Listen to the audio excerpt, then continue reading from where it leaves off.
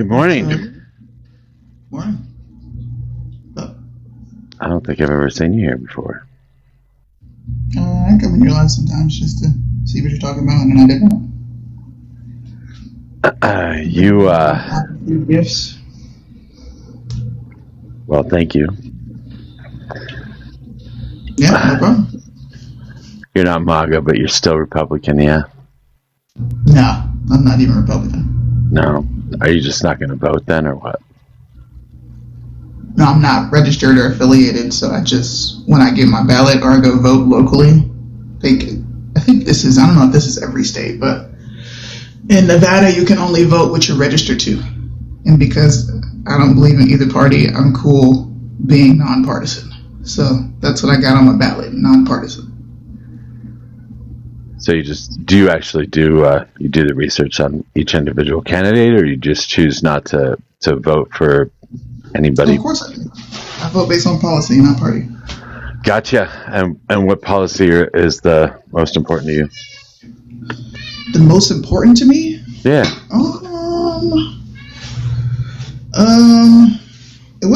It's war, foreign policy, and of course we're not getting what we voted for. The second would probably be education. I got 3 kids, and I've got hella younger cousins. The education system is crap. We need to fix it. What else? We can argue borders, but there's really no reason to, because it's kind of a preference.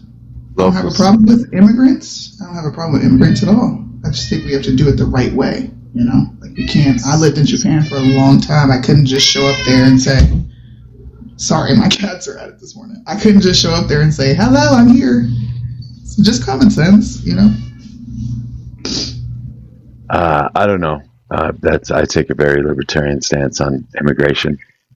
Okay. I don't care about open borders, but I'd be certainly okay with like an American Union, something akin to the European Union, if we could go from the southern tip of South America to the Arctic Circle without being stopped, or maybe only being stopped once or twice. I got you. All have the same currency in the Western Hemisphere. That'd be all right by me too. You said everybody would have the same currency? I would think so. I would think that the dollar, being the strongest, should probably be the currency throughout the Americas. Okay. How do you incentivize the other countries to take it on? Why wouldn't they? In your worldview? Why wouldn't they? I mean, because they're sovereign nations. Maybe they wouldn't want to. Maybe they have vested interest in propping up their own currency. Maybe they don't want to do deals with America. So there's a bunch of reasons why not. I'm just curious how you would incentivize them. I don't know. Just the strength of the dollar and the fact that it's accepted worldwide, and they don't have to worry about their own financial systems. Then it makes it a lot easier for trade with the U.S. as well. Okay. I would think just like the European Union getting rid of their individual currencies and using the euro. But I'd suspect that most of them would do it. Maybe a couple might need some incentives. I don't know what kind of incentives we could give. But so you're going to vote. Most of the stuff you're going to vote on is local issue stuff. So foreign policy, have you had a candidate that you It was Trump, but it's not Trump anymore.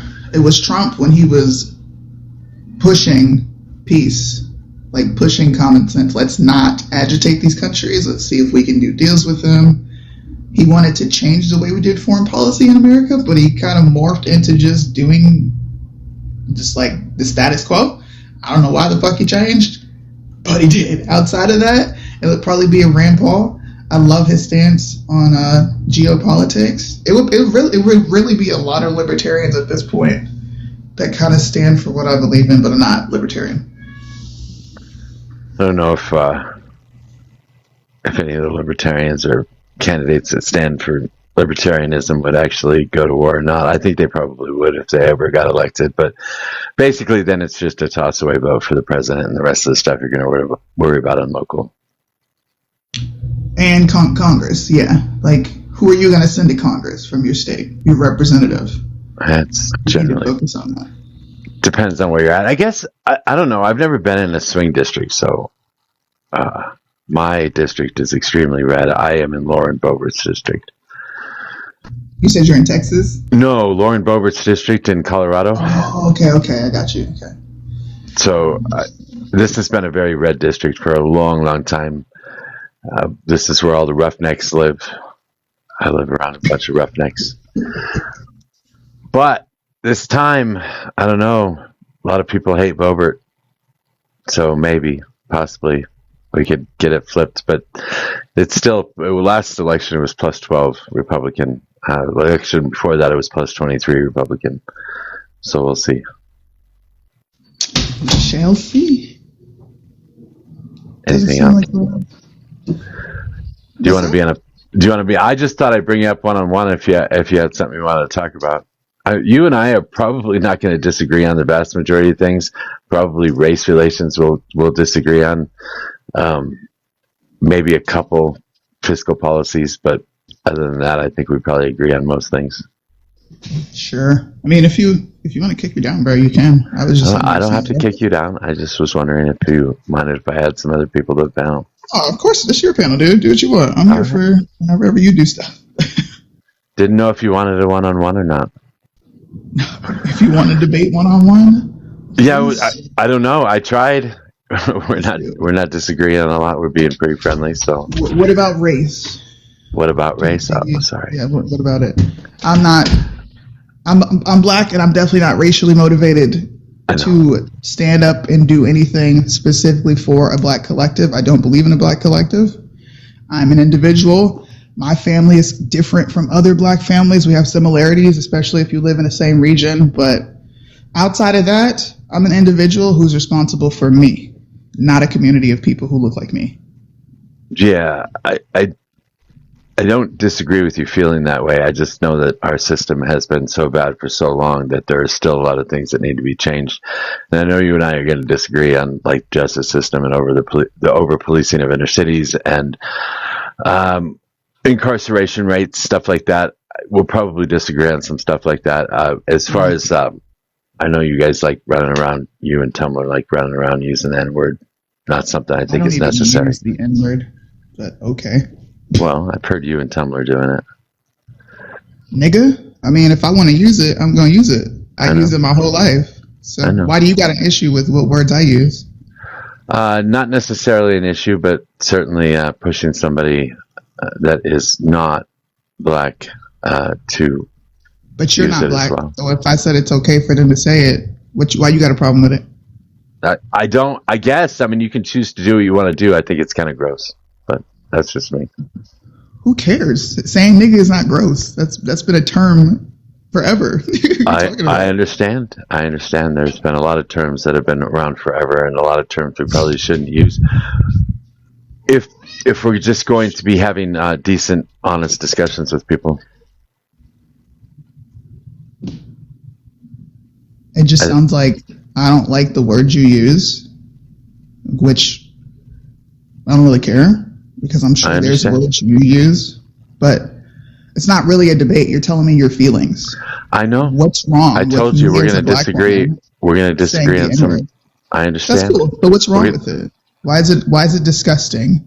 You're going to do what you want to do. I don't want to throw you in jail for doing it. I just don't appreciate it. Why? Like, who are you? I don't appreciate you, Sunni, saying nigga. Who are you? I'm me, and I have the right to say that, right? I can tell you that I don't appreciate it. I'm not going to, I'm not going to stop you from saying it. I'm just telling you I don't appreciate it. I don't appreciate anybody using that term. Okay. It bothers me in music. It bothers me in political discussions. It's just something that's gross. Something akin to maybe using the R slur. I know you guys like to use that too, and I think it's gross. So is this about words that you don't like? No. I told you, you and I are going to disagree on racial issues in a lot of different ways. I've listened to you speak. I've listened to Tumblr speak, and I understand where you guys stand on these things. I just simply disagree with you. Where do I stand?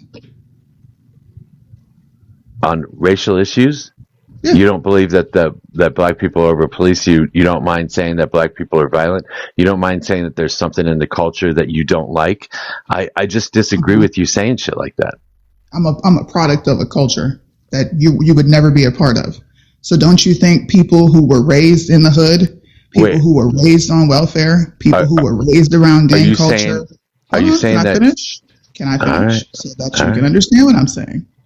You're telling a product of the culture that you don't like, that they reject the culture, that they watch friends die in, brothers locked up. My brother spent 7 years in jail because he wanted to walk around and do dumb shit. I'm supposed to embrace the culture that ruined the city that I lived in. Look up Erie, Pennsylvania. It's destroyed because of a certain type of culture. But you want me to just sit back and be a good black and not say nothing because you might not appreciate it. What? Good I'm black. supposed to ignore the degradation happening in where I grew up to appease a white man? I don't give a damn if you like it or not. You ain't got to live there. You don't got to experience it. You don't wake up every day and experience it. Have you had to bury your friends because of a culture? I'll wait. I don't know what you mean by because of a culture. That makes no It's a sense to me. mindset. It's a set of principles. It's a set of values. What are the principles that make you bury your friend? You don't value life because you don't have a purpose, because there's nothing going on around you. Erie, Pennsylvania used to produce top tier athletes. You had Cathedral Prep, you had McDowell, you had East, you had Strong Vincent. These are all high schools that produced athletes, man. Those I schools would. are shut down because we can't afford it, because jobs left, corporations left, there ain't nothing there. So what do the kids do? They adopt the degenerate culture that people, my mother, my father, these are black people raised in the civil rights era, fought against. I would argue that Republicans, conservatives in general, don't value life. I would argue that when you come up on this panel and you tell me that you only care about you and yours, that you don't value life because you don't value anybody else besides the people that you know or the people that surround you. I would say that you don't value life, regardless of skin color. I would say that if that's the culture you're speaking of, you are dead set straight in the middle of it. What? I'm not a criminal. I didn't I say don't you go were a criminal, around. but you don't value life. It's You don't almost give a like you shit didn't about listen to anybody me. else in this country but yourself. That's not even true. What are you That's talking exactly what about, you sir? said when you came on the No, panel. no, I didn't. You did. You I weren't really talking about didn't. soldiers. You were talking about war in some sort of financial sense. When you You said asked me what I when you said supported. why you voted, you told me you Wow. voted for you and yours and your kids and your home. You don't care about anybody else. You don't care about the society as a Fine. whole. You can smear my name, whatever makes you feel better. I'm just I'm not smearing your name. You said You just this when told you me that came I up here. don't care about life. I've got You three said this when children. you I've came got up an here. I never said, Mojo, you're lying. I never said out of my mouth that I This is don't care about recorded life. and it's recorded and streaming So on please run it back and play the part it's where I streaming said on I don't YouTube care right about now. life. Don't I'm play the telling you part you where don't care you about life because submit you don't and care about anybody else's life outside of your own little circle. are my children not humans? Are they not Again, alive? outside of your own little Can circle, you you don't answer give a my shit what question, happens to please? anybody else.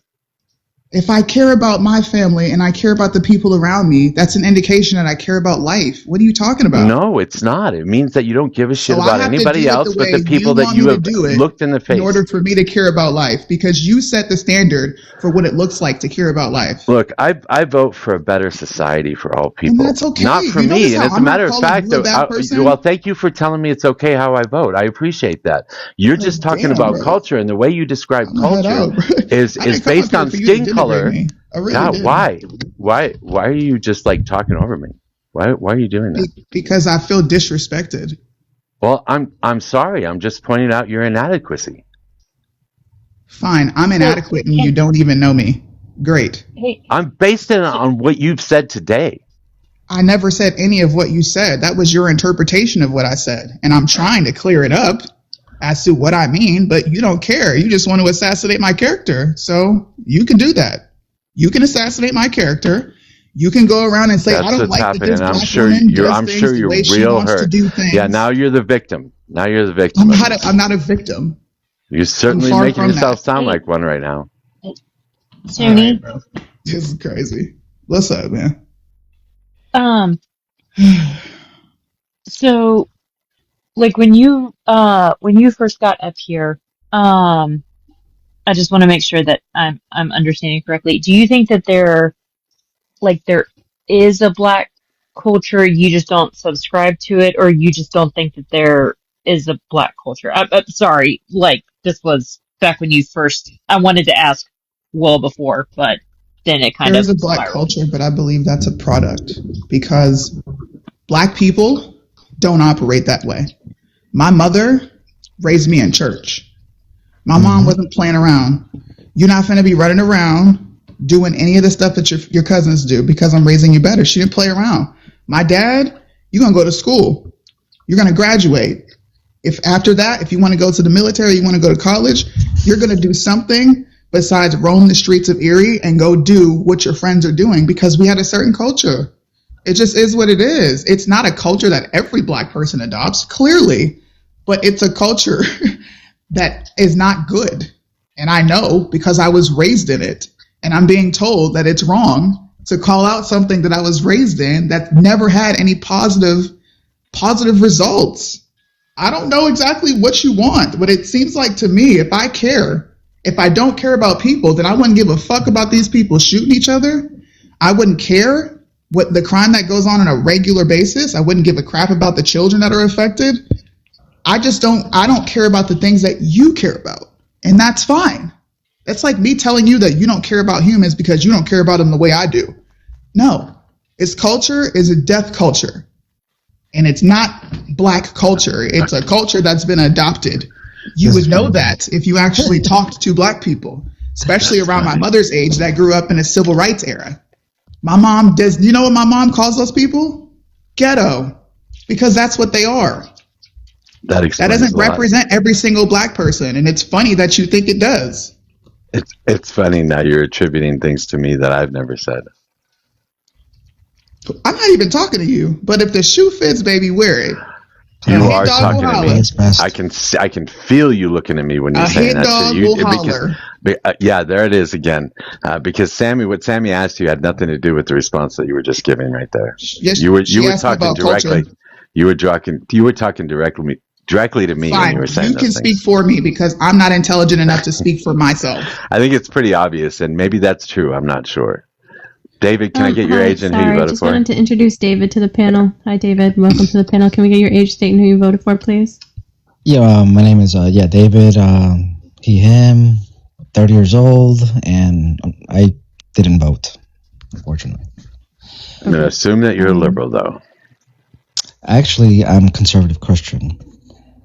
Okay. I just didn't want to vote for a Zionist. And I just wanted to say welcome, Suni, to the panel. I don't think I've seen you up here before, so it's good to have you in. Thanks, appreciate it. Of course.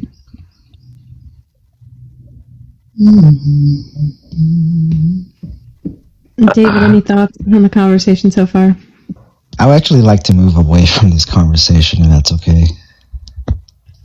Okay, so am I done here? I don't think you are not. You're not a hostage. You can go or stay if you want. I didn't say I was. I'm talking about the conversation. If I didn't leave abruptly, Jesus Christ.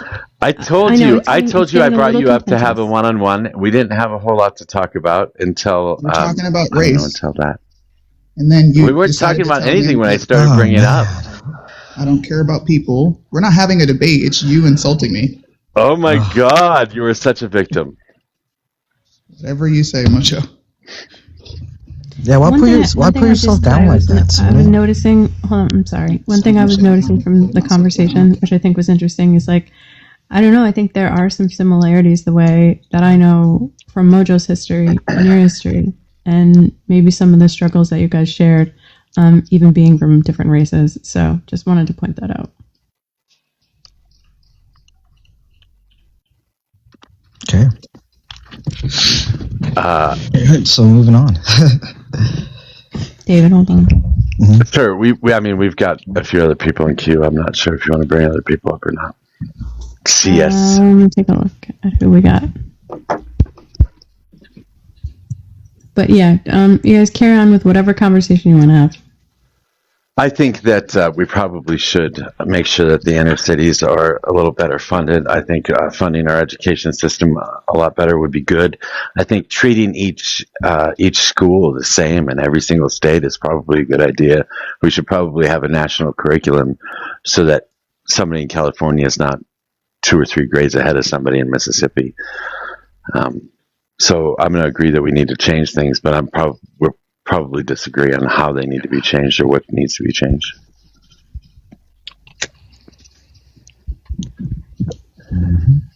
Mojo, can you check if Lift and Shift is on your side? I don't know if he's in queue, but he's private on mine. Yeah, but he's going to come up and center himself because he's the smartest man in the room at all times. This is true. But I will grab him when I come back in. Okay, sounds good.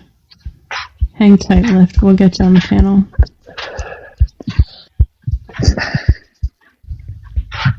Well, I have a question for you, Suni. How do you feel about drugs in general? Would you be okay with legalizing all drugs? No. Can I ask why? Because I saw what heroin did to my family as well as C-Rack. I don't want to see it tear another family apart. If drugs are commercialized, do you think you'd see heroin? Do you think that any commercial entity would be producing it? Do you think they might come up with something better, maybe less addictive, less harmful, but give you a similar effect? Maybe. I don't know. I wouldn't support anything like that. That's crazy. Fine. I just think it would be a solution to a lot of problems that we have right now, especially with cartels and gangs and crime in general. I would love to argue that point. Yeah, go ahead. Yeah, so in California right now, they're pretty much giving out needles, hella drugs. I mean, just anything but rehabilitation for those people. So, in that point, like what we're seeing in California with the huge crisis of homelessness, how do you address that? I agree. Rehabilitation is important. Mental health is something that we need to worry about in this country, and I think our healthcare system should be free to all citizens as well. Sure, but let's just get back to what the drug argument, where you're saying every drug should be legalized and commercialized. I think all drugs should be legal. Mm-hmm. Doesn't matter what I'm saying in California they're doing that, but without the rehabilitation. But they're not. And they're creating. Yeah, they're not doing that. Correct. But they are commercializing. No, they're not. They're not legalizing all drugs. They're absolutely not all of them. Not all of them. You're right. You're right. I didn't mean to say that. I meant more drugs than most states. No, you're talking about 2 basically, and that would be shrooms and Mary Jane.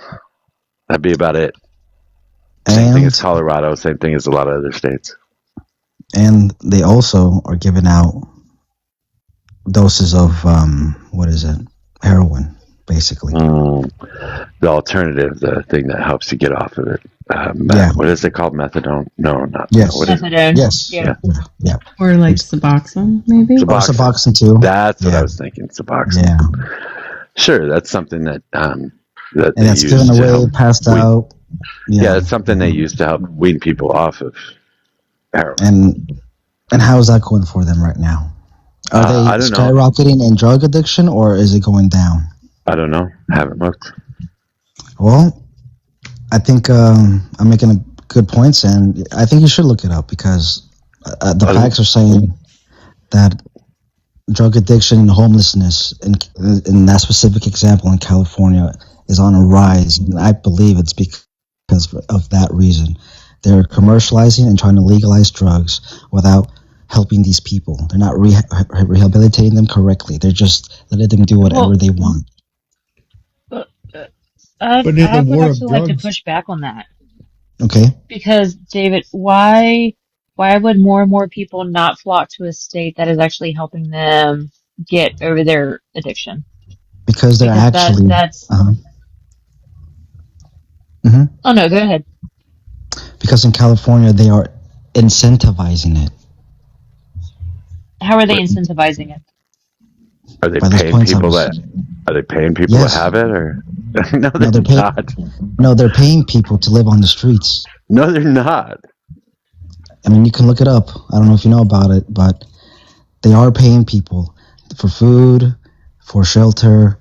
It's the government not is paying paying literally. people. Paying What them. is- They're literally giving them like cards so they can live this lifestyle. I mean, how do you think they're doing it? You mean they're on like a system? By the masses. How do you think Like, they're are doing they it by on a mass? system?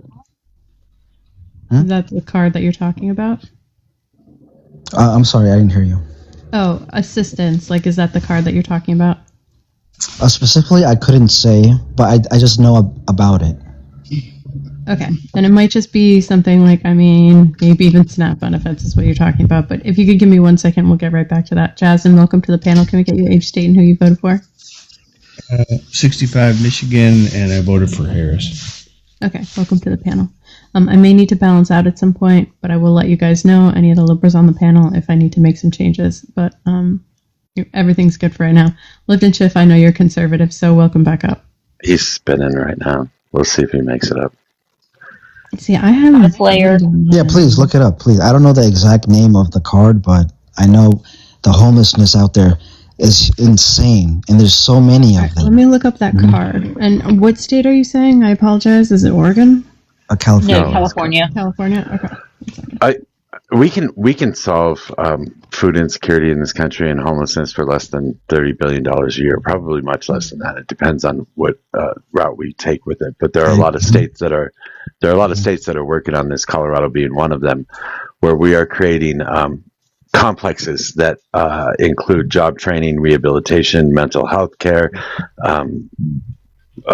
job services. So looking for jobs, helping you build resumes, stuff like that, as well as shelter, and helping people get back on their feet and get a job and get out into the real world again and get off any kind of drugs that they're on, and then helping them with home placement after they complete the process. This is something that's all done in the exact same building too. So on different floors you get different services. I can continue. I guess there's a lot of other services that are provided too, but this is something we could do on a nationwide basis and help people in that entire process, and something that is being funded by the taxpayers. I think that's something we should focus on. I think if you legalize drugs, I think it makes it even easier, because then you have a lot more alternatives out there like Suboxone, which is not good, I wouldn't say, but it would also help people to wean themselves off of those heavy drugs and the withdrawal symptoms that come with them. But how do we get the people to not get on Suboxone like before that? How do we stop that? How do we prevent that? I don't know, but I've heard that the withdrawal symptoms from heroin are pretty fucking bad. No, I've seen that. I have plenty of friends who have been through that lifestyle. But I'm saying, how can we prevent that? I'm just asking the question. Before we get to the... If you commercialize drugs, if you make it so that a corporation can come up with new ideas and new patents and new ways of getting the same type of high, you create a situation where they're going to create technology. They're going to use technology to create better drugs that are less addictive and less harmful to the human body, and things that you can pick up and put down on a regular basis. They have no reason not to. I would say that. It sounds like, because we live in a private healthcare system, correct? Yeah. So if we do commercialize drugs, this is just a hypothetical, and we do commercialize drugs, and the rise of drug addiction. I mean, the drug addiction is on the rise now, and these pharmaceutical companies are charging us for these drugs.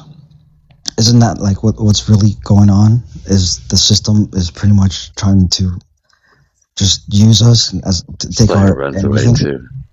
Fucking Slayer and Sunni. That's funny. But do you know what I'm saying? Yeah, I just I don't see the issues that you're seeing. I say that the real life example would be in California. That's my example. again. That's not all what I'm talking about. Oh, When you try and man. oh yeah, sorry, Deef. Sorry, No. sorry, Deef. Sorry, Deef. Sorry. No, that was my bad, because I brought Don't him go- up to 9 Yeah, don't go away, Deef. Don't go away.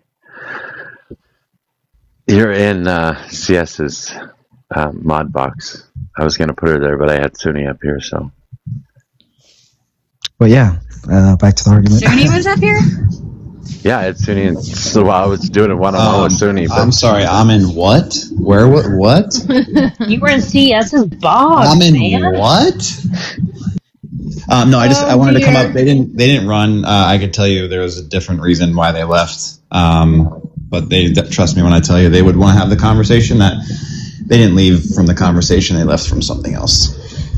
What was the something else? I'm curious. I could private message you. Okay. I actually Message me too. I want to know. I wasn't thinking that they ran away. I was thinking they left, and that made me kind of sad. I actually wanted to have more conversations with both of them, but they tend not to come up very often. And I tried to do a one-on-one with Suni, but she didn't really want to talk about a whole lot. So, I'm dead. Mojo, guess what? what? Secrets don't make friends, Dee. Mojo, guess who was up till 4 o'clock in the morning at Massey's house having margaritas? You? Mm-mm. I don't know. No, Logic Maybe. and Liberty. I just got to hear her say it on Goose's panel. Oh, Jesus. She was at Massey's house? Yeah, the votes today for them, I guess. David, I did want to mention, so I looked up and listen, I'm just using AI because I don't. Yeah, of course, yeah. Easy. Yeah.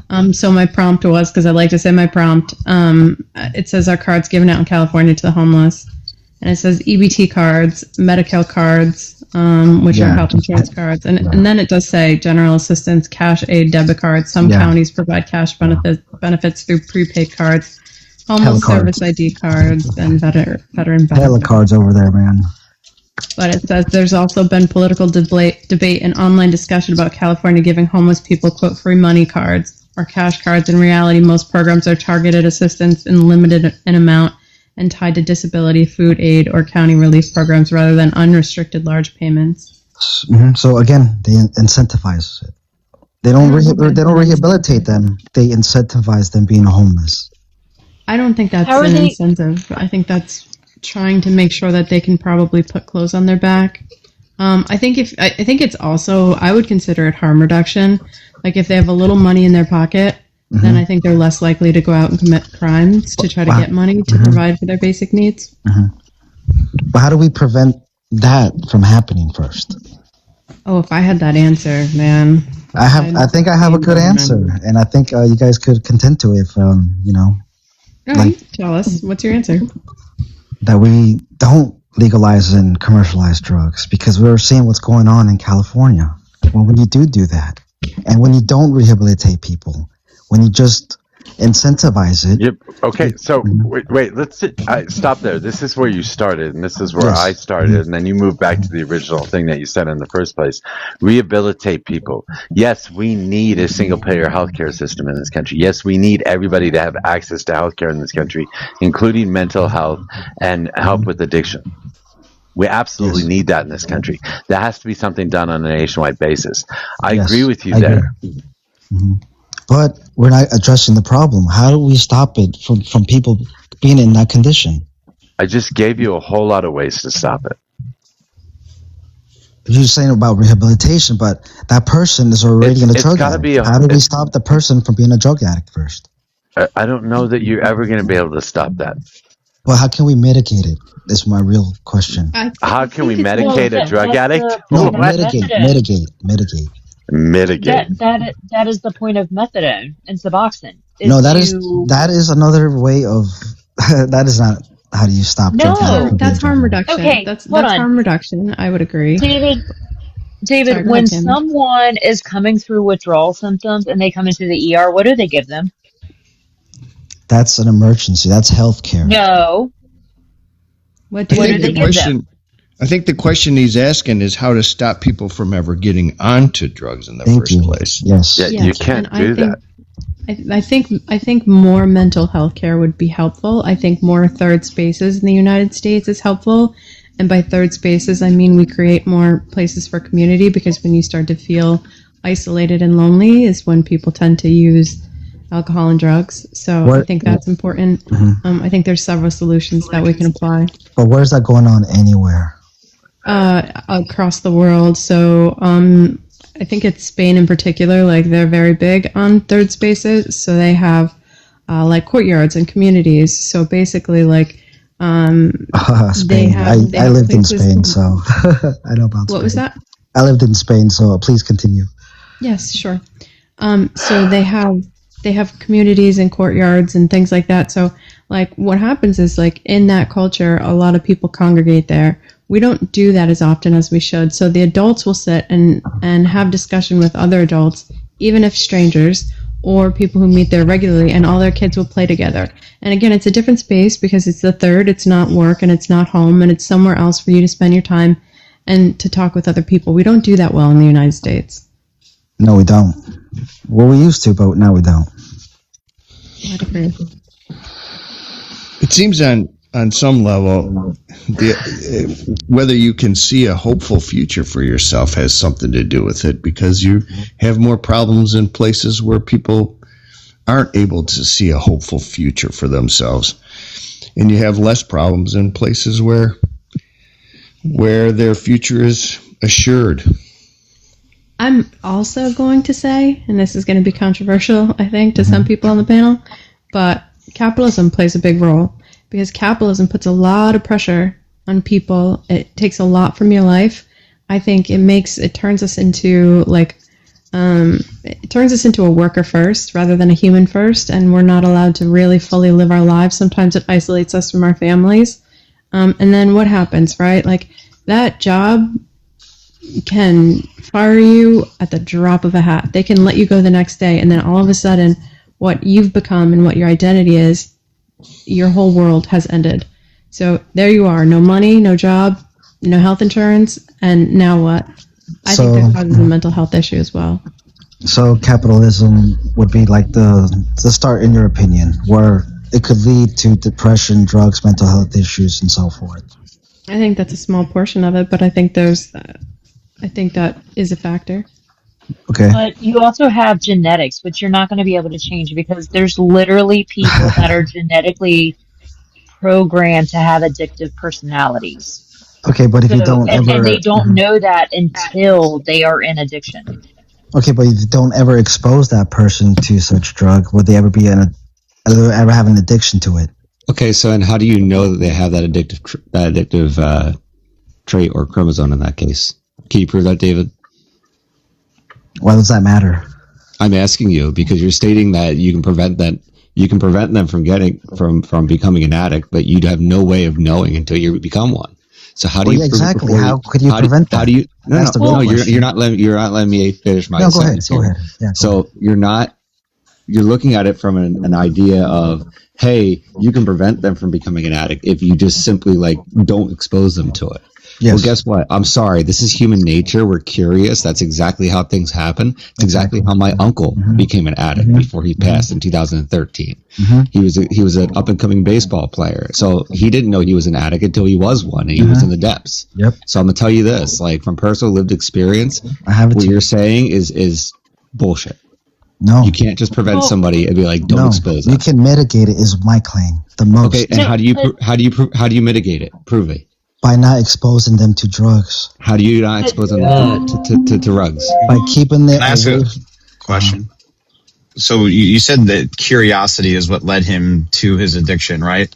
So isn't it notorious across the board from pretty much every realm of schmug use that when you get to heavy things like that stuff, that the risk of unaliving goes up substantially? So how do we eliminate the curiosity of wanting to try something which would eventually lead to an addiction to begin with? Propaganda. Well, because again, I don't know if propaganda and culture. Go ahead, CS. Sorry. Oh, that wasn't me. You can go ahead. Oh, Sammy. Sorry. Somebody was trying to talk. I didn't want to overtalk. No, you're fine.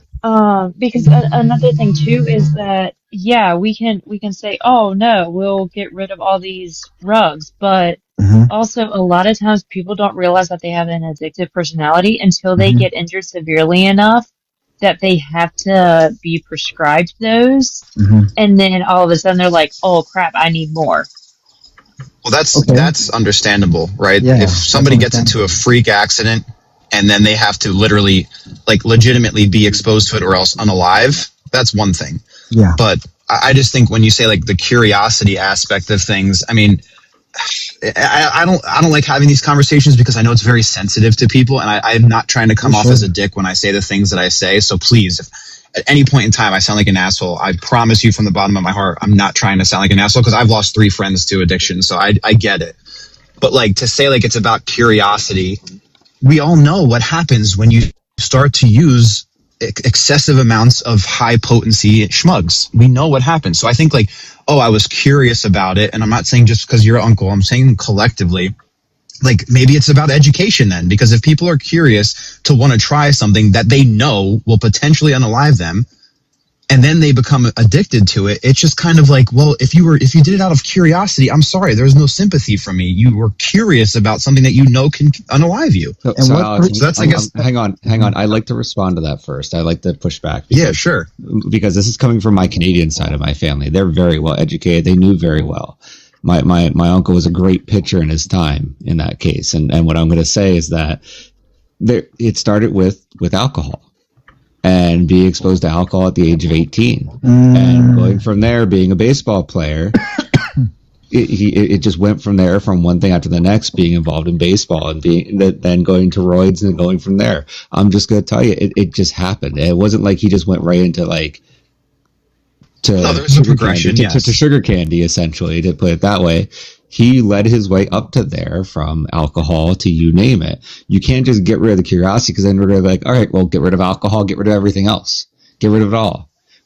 Yeah, but again, I mean, I get there's a ladder to it, right? And again, one of my best friends growing up, he left behind 2 kids and a mom.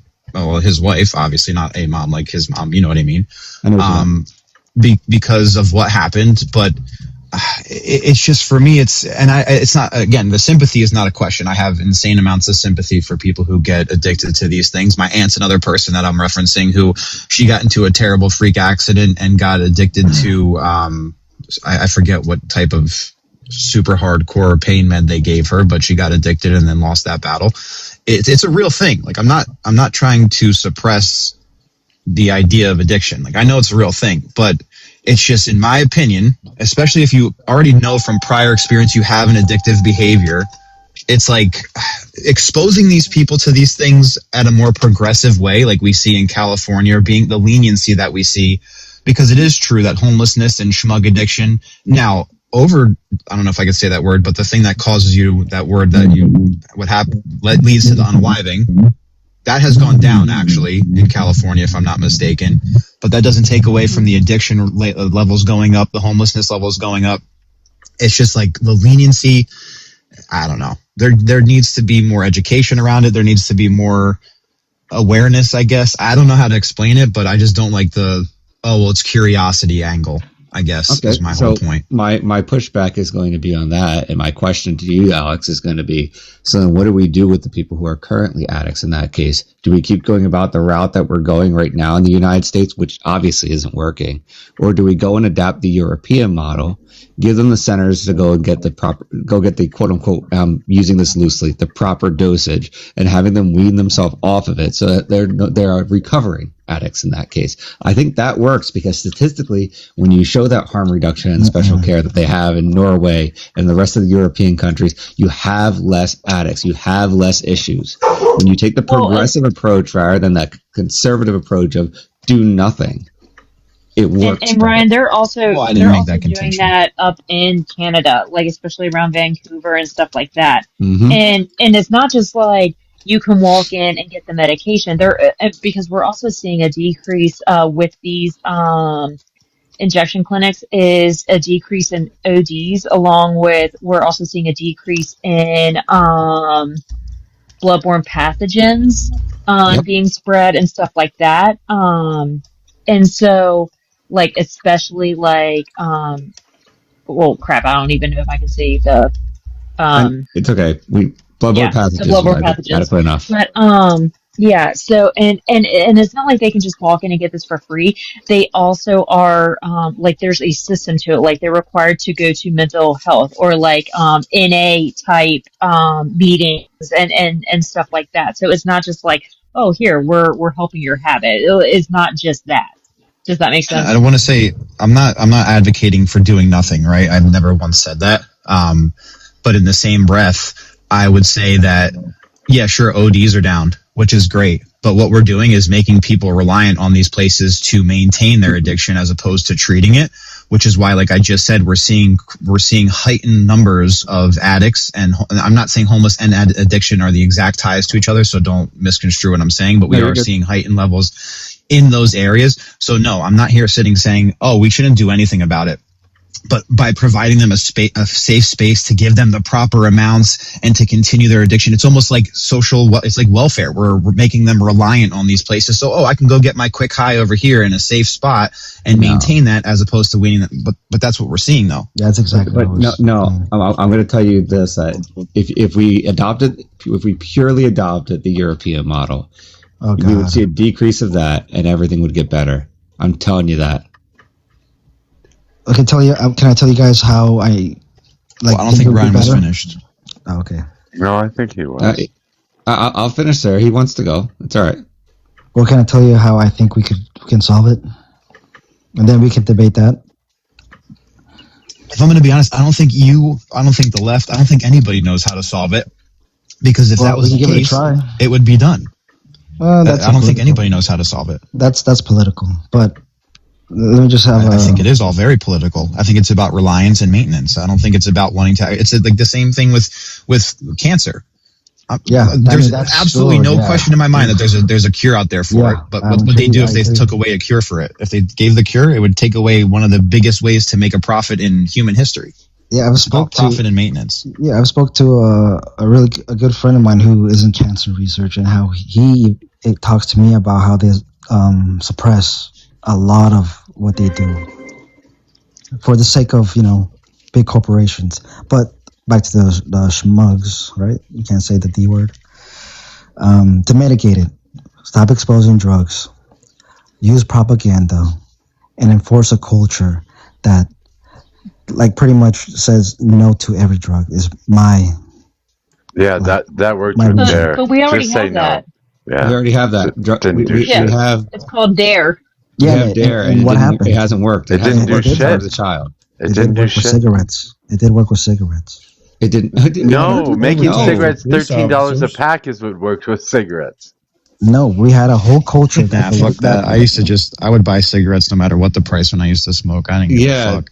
The culture. Your argument now is invalid. Well, can I say it? Well, hang on, because I'm going to finish my statement first. I'm going to say that I smoked up until I was 21, and I didn't care. Sure, that's anecdotal, but again, there was a huge culture in America where everybody smoked. You can smoke anywhere. Clubs, restaurants, bars, even airplanes. That was the culture. But through propaganda, they stopped that. And with the numbers from where it was to what it is now is insane. It is crazy what the numbers are. And if you want to look them up, go ahead. The price per pack is what's sent through the roof. The cutbacks to smoking happened when the tobacco companies were sued, and they had to start putting the warning signs on the cigarette packages. Exactly. That's another thing we can do. But David, the main reason why they got rid of all the places that you could smoke and stuff like that is because they figured out through research the prevalence of secondhand smoke and what it could do to people that didn't even smoke. So that's the main reason why. David, I think you're inadvertently proving their point for them, if I'm being honest. No, I could argue back on that. Because you're saying that secondhand smoke and research and all that, but you can make the same claim for people who are on heroin right now on the streets in California about their health, about their lifestyles, about what's going on over there in their communities. You can make the same argument. So go ahead. I would like to hear a retort on that. I mean, you defeated your own argument. I would say here an argument, not just a statement. So there's secondhand age use, like when someone shoots up, it's going to affect other people too, Yes. in the same way a secondhand smoke did? No, I'm not making that claim. I think he's making the argument that there's side effects from people using to other people around them, not just to themselves. I think that's his argument. Is that right, Yeah, David? but you can make the same argument that for someone that has a gambling addiction. Addiction is addiction. It's a disease. Okay, and how does that person start gambling? Okay, so really quick, They go to a casino. You're right? making the argument about the legality, right? What I'm trying to say that you're advocating and you're actually promoting their side is that they made it legal. Cigarettes were legal, correct? But then when they try there's a lot of noise going on. Well, I think the gambling is a good one, but so look at gambling. We have people that do that all the time, play the lottery, go to casinos and have fun with it and stuff like that. Mm-hmm. So if we were just moving it to gambling as a proxy for addiction, is it okay that we have gambling? Should we get rid of all gambling because there are some gamblers that have trouble and others that don't? I mean, are we going to remove that entirely? And that's kind of the argument. You can make the same argument by switching it to gambling from D rugs and stuff. Well, should we get rid of gambling? Should we get rid of that because some people have trouble with gambling? If you're asking me personally, on a Christian conservative way, yes. But the logic where we can go at is with gambling. Yes, we can differentiate different things. Like drugs is one thing, gambling is another thing. They have different severities on the human condition, correct? Well, they can be pretty devastating on either side. I would say that it's a fair exchange to just talk about gambling with the same way. But if you're of the position that if some people have trouble with gambling, then it must be illegal for everybody to do that. And that would be the same thing for D. Can we start with just classifying that they are different and they do have different effects on the human condition first? We can agree that they're somewhat different, but we can also agree that they can be catastrophic for a person that has trouble with it. And we'll get to that. Yeah, we'll get to that, but we first need to agree that they're classified differently, and that they changed. You know what I'm saying? I just. Here's the thing: you don't know who's going to become an addict or not. How do we medicate the addiction happens when one of two or three things: you're predisposed to it through family history, or childhood trauma. Distorts our thinking, and majority of these addictions are thinking problems. The drug, the gambling, that's just a symptom of the disease. And there are treatment centers, that's why we have them all over the place, to treat drug and alcohol addiction, to treat gambling. In the state I live in, Northeast Ohio, we have tremendous luck with our systems that help people.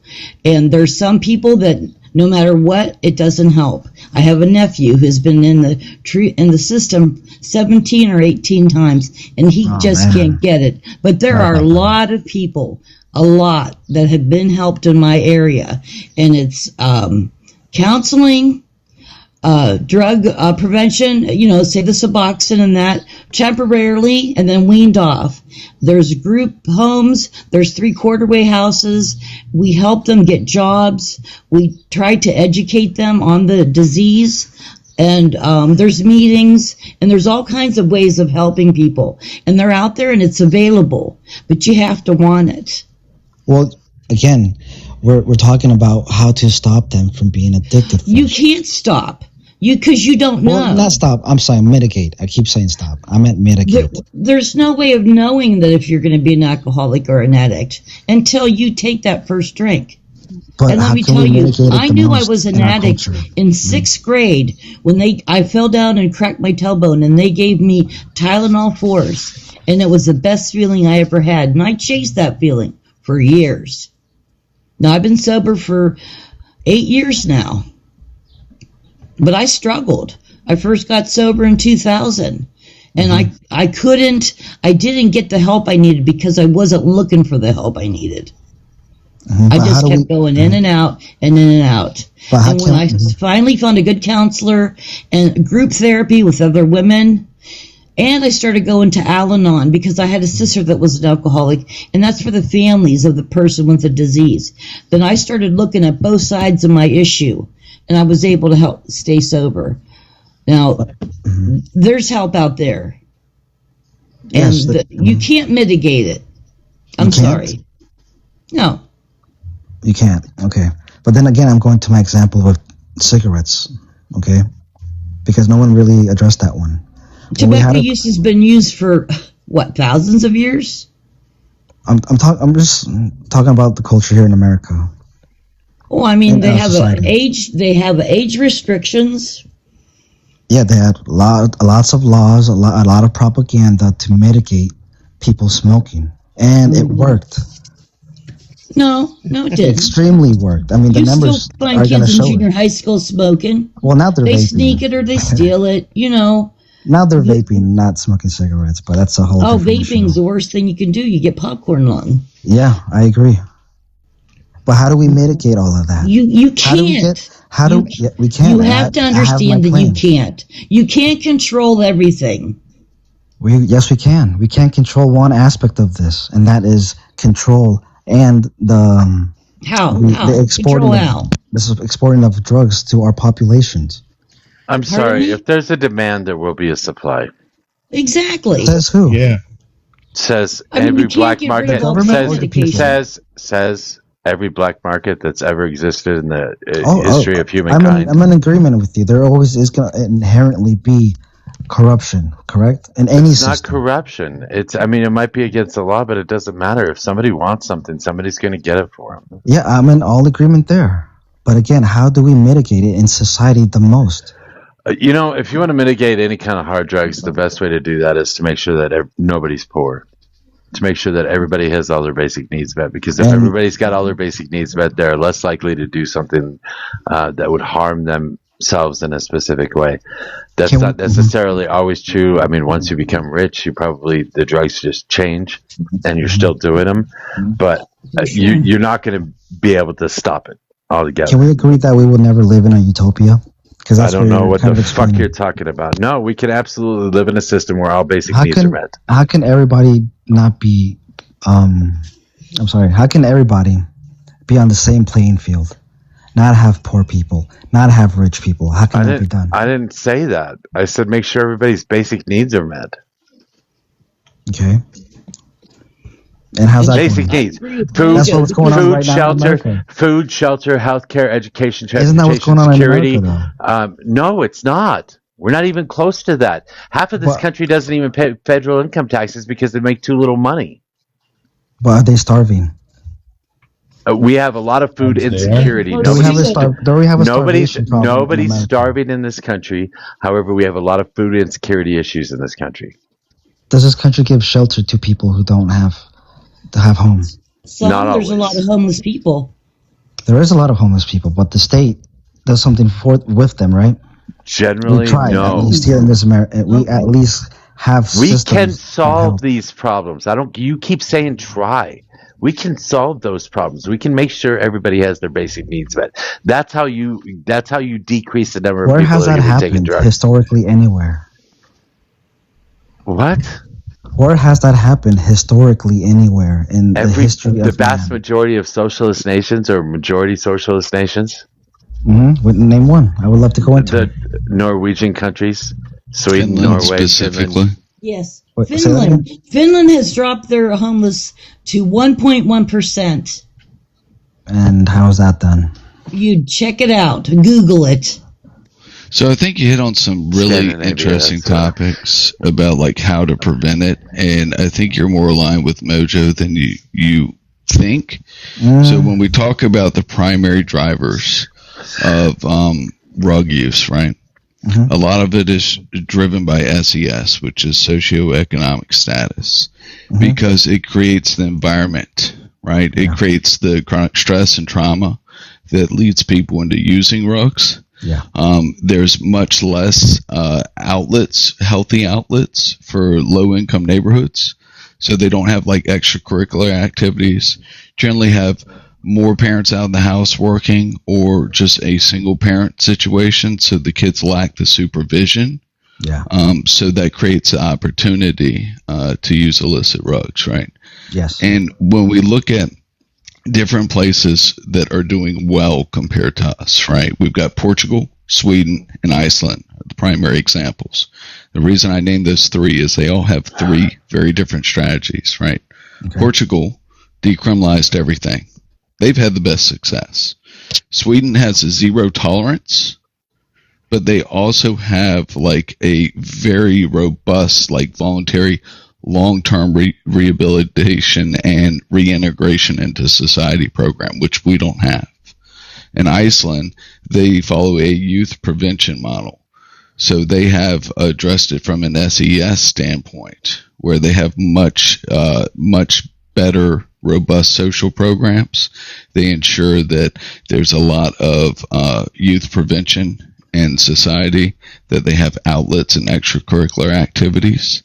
And all of these countries also, if we look at them just from a socioeconomic breakdown, right? They're beating us all. Sorry, I'm almost done. They're beating us in income inequality. They're beating us in poverty rate. They're beating us in food insecurity. They're beating us in social mobility. And that's it. I think it's funny to think that we find ourselves in a system that is the largest economy that humankind has ever seen, and somehow you think that we can't do things like this. It's ridiculous. Yeah, we have Mojo? 14% food insecure households, and 5% are in severe hardship. All of our economic peers are at 8, and then like 2% for severe. Sorry, Common.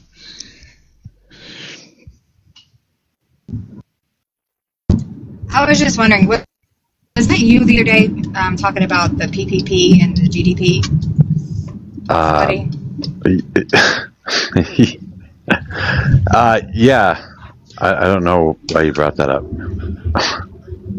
Oh, because I just learned that China's PPP is much better than ours. Okay. GDP equal good? Huh?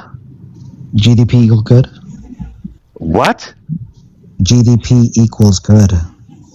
I don't. What are you asking? Is what I was talking about. They're talking about GDP, PPP. I just heard China's GDP is greater than ours or something. No, it's less than ours, but their GDP, PP is higher. PPP, which is just purchasing power parity. It's just a way of explaining how much your dollar gets you, basically. Mm-hmm. Well, yeah, let's go to Portugal, right? That was your example, one of them? Yeah, one of them. Yeah, okay, so you're saying they decriminalized drugs there. Yeah, they decriminalized it and they reduced drug-related deaths by like 80-90%. Yeah, it's like 70, 80%, something like that, yeah. But is drug selling, drug trafficking, all of those things that were the main issues of drugs coming into the country, isn't that the real reason? If drugs are legal, there's no trafficking. You get that, right? But that's what happened. If drugs are legal, there's no trafficking. You know that, right? No one's using the drugs because there's no drugs being trafficked there, is what I'm saying. If drugs are legal, there's no trafficking. There's no reason to traffic. Drugs are legal. That's like saying hello. That's like saying somebody's gonna start trafficking milk. What the fuck? If they're put on the books, drugs are legal, but there's no drugs in the country, how can people get on drugs? There would be drugs. There would if they're legal or decriminalized or legal in some way, shape, or form. Then businesses will open up that will offer them. But they're not. What they're doing is open up huge rehabilitations for the people that already got fucked. But I mean, they had the hugest overdose deaths in the whole world. That's why they're stopping all the drugs. Why they're stopping trafficking. That's because of illegal fentanyl. It's not because of marijuana or anything like that. Nah. Marijuana's kind of harmless in my opinion. But I still would not legalize it. What about the other two ones? Can you go through them? So Iceland and Sweden. Sweden has a zero tolerance policy, but they have very strict laws. But they heavily subsidize voluntary and long-term, very high-quality rehabilitation and social reintegration, right? And then Iceland takes the youth-focused prevention model. So I like those models. They ensure but see, in order to take either one of those, you have to get comfortable with more like SOC-DEM policies addressing the root issue of all the problems we currently yap about on TikTok streets, and that's socioeconomic status. We have very, very high disparity in income and equality in income in America compared to all the economic peers. But it's important to point out, like, there are economic peers, like there are like half brother, redheaded stepchild. Like we have the biggest economy, right? Yeah. So we should be against those, as opposed to having more than one option. I only have one. So you get this level of commitment to the cause because you're against the end goal of the other side. And so I wish we had more options. I wish we didn't have a two-party system. That would solve a lot. And I wish everybody just stopped identifying as anything other than independence, because I think independence, Green Party, whatever it is, I think being an independent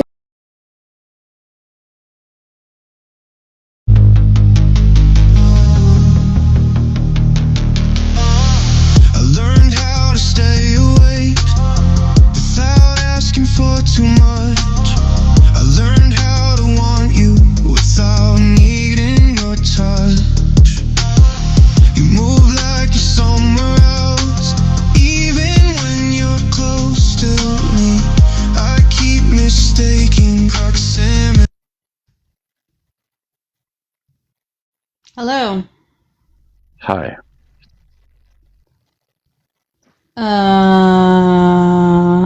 Just don't ever play. Just don't ever play. God, what's the one? I always forget the name of it. Give. Just don't play Give. We need to play number 10. Number 10 is the one. I can't play that. We can't play any of it right now. I'm just messing. Okay. I'm just saying that's my new favorite. He needs to release it so that we can. I know. So I missed a little bit of that conversation. Were you guys still on Shrugs? Yeah, and it was driving me crazy. Yeah. So, I don't know. Yeah, I hear you. Guys, if you could please tap the screen, share the live, do the daily heart me.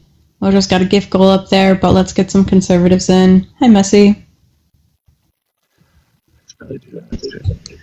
Good morning, loves. Good morning. How many hours? Your screen time is going to be crazy this week when you get your report. I don't know if it does it on Apple, but I get a report on my screen time every Sunday. Why do you say that? You've been up for like 3 days straight. I went to sleep last night and slept the best I have in forever. For how many hours? You're sleeping on panels. We fell asleep at about 12:30, and I got up at 7. Okay, I think it was because I fell asleep at like maybe 12, and I saw you on panel, and then I woke up at like. I wasn't on panel at 12. 7:30. I think you were. Mm-hmm. Last time I got on panel was when I was in the bathroom. Or no, when I came up and y'all apologized to me. Oh.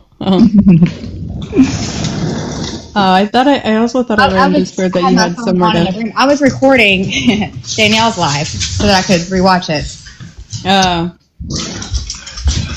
Then I think I saw you this morning on a different panel, so I was like, holy shit, yes. she's still up. I was on my way home from Illinois, and I was on Goose's, and they were being so mean to me. Really? Well, I expect that. You're associated with Mojo, and they hate Mojo right now.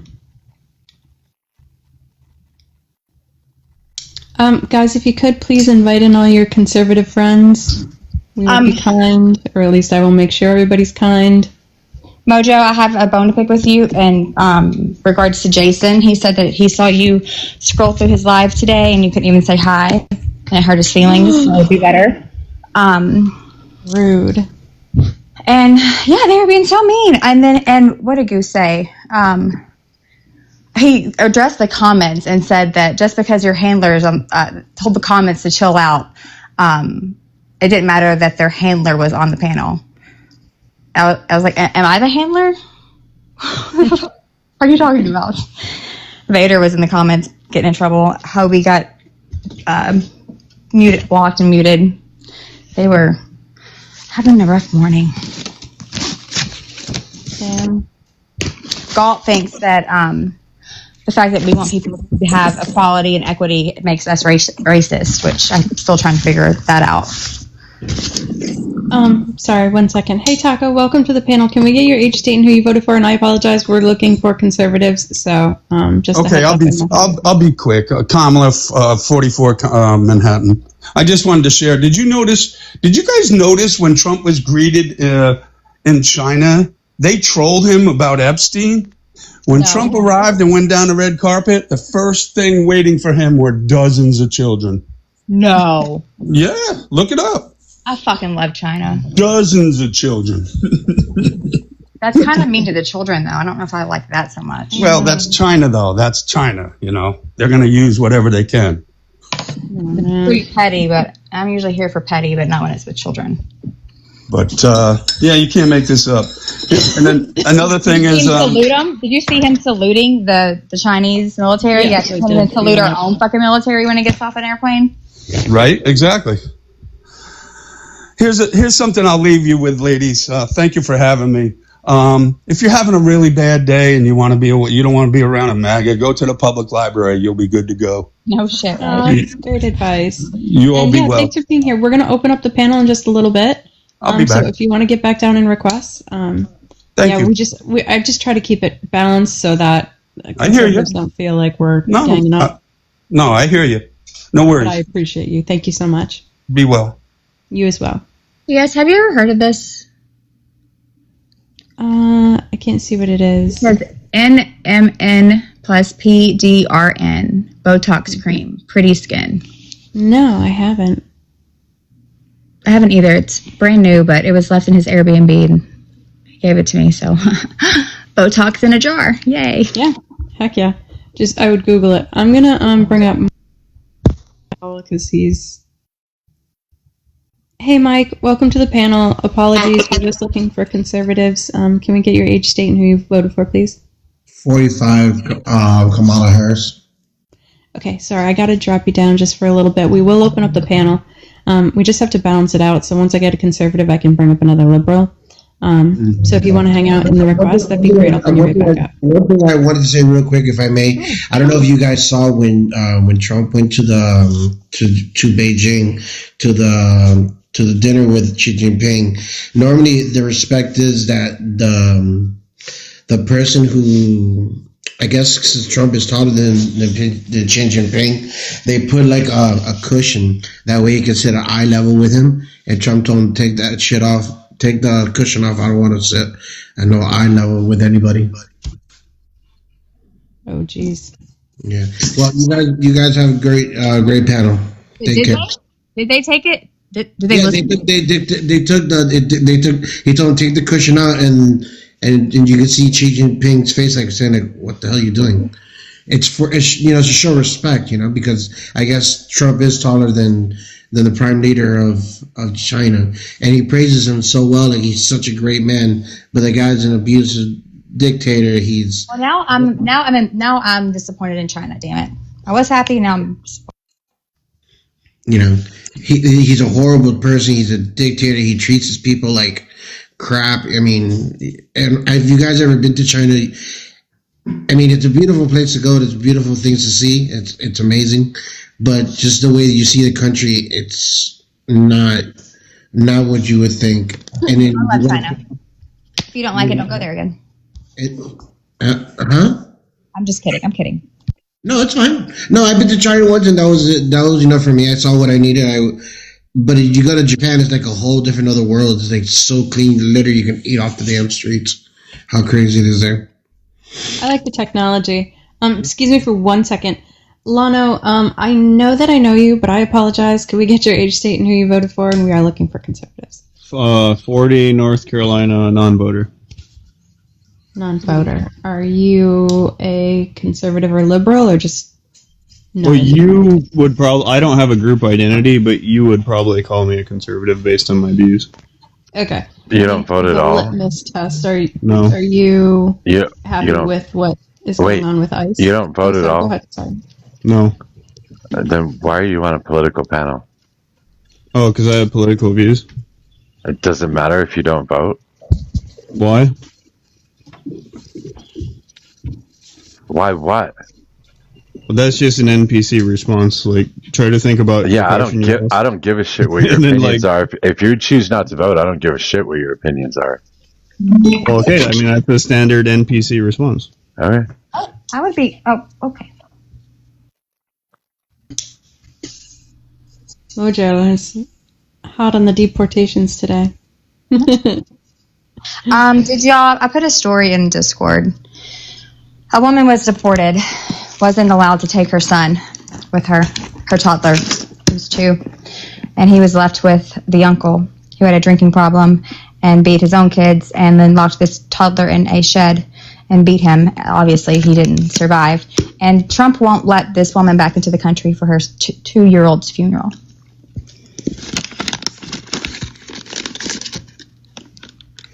Pretty fucking sick.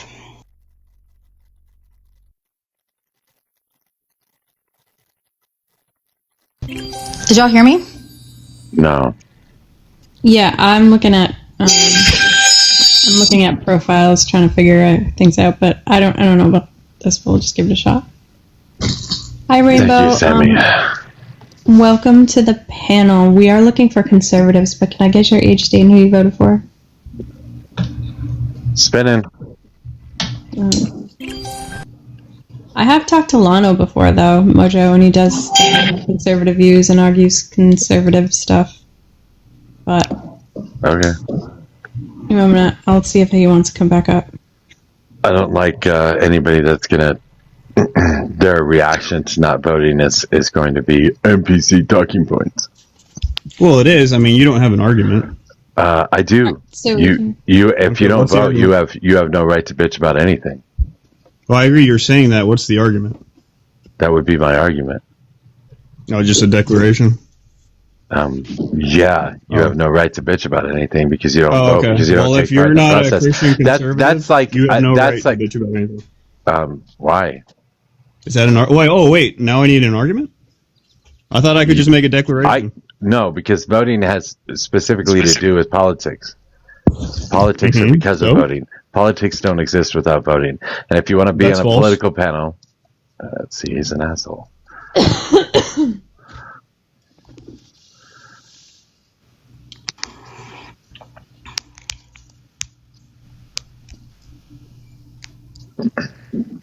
That's fun. Fucking idiot. Idiots! So curious what Suni and Slayer went to go do. Deep never messaged me. Blair is running a panel, and it says, what did it say? Something like, why do creators host political panels and don't speak American? Or don't act like, I don't know. What? Who's hosting that panel? Slayer, right now, yeah. That's why they left, because he had to do that. How do you not? It didn't make sense. I didn't understand what he's trying to do.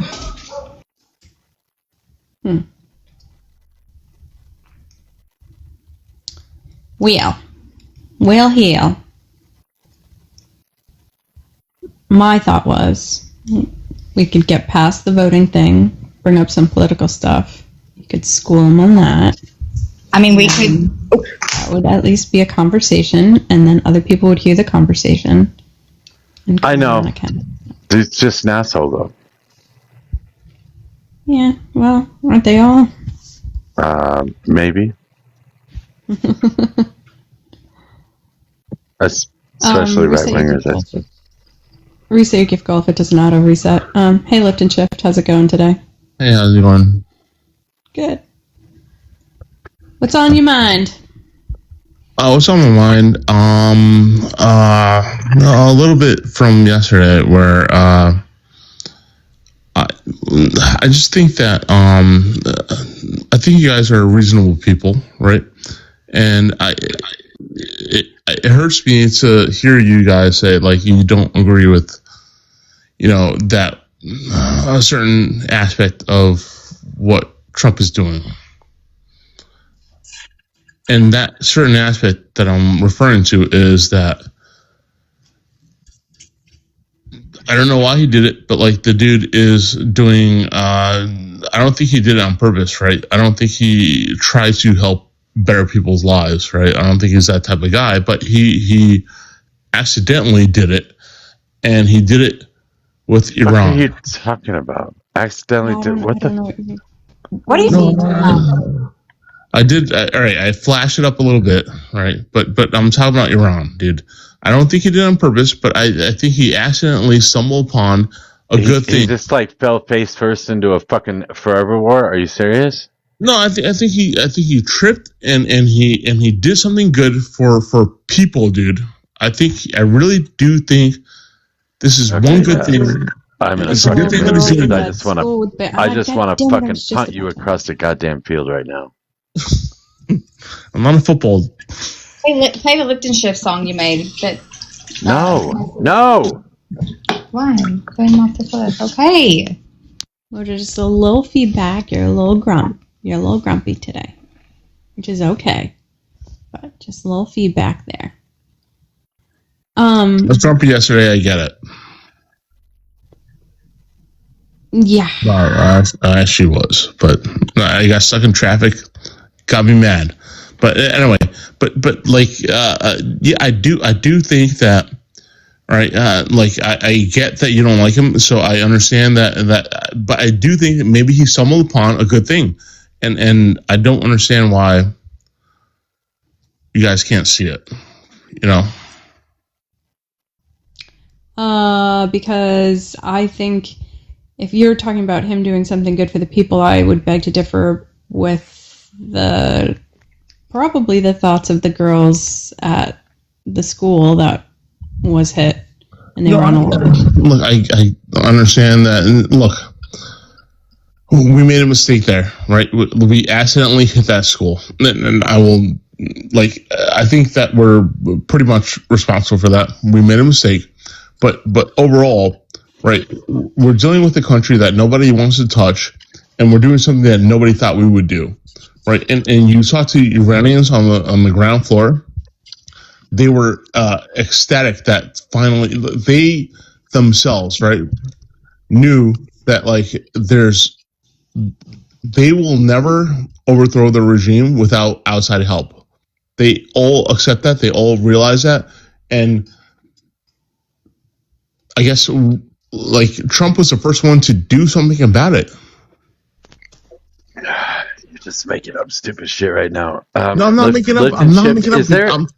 Is there anything that you have the capability of discussing intelligently? Like anything? Dude, when I say this, right? First of all, I'm backing it up with facts, right? No. When I say this, yeah, I am. I'm not just spewing shit out of my ass. You right? are. That's exactly. No. I'm bringing this up with facts, and I'm bringing it up with data from NPR. Right, I'm bringing it up with people. Whenever you say NPR, I know you're lying. I'm not lying, dude. Dude, I never come up here and lie. I never do that.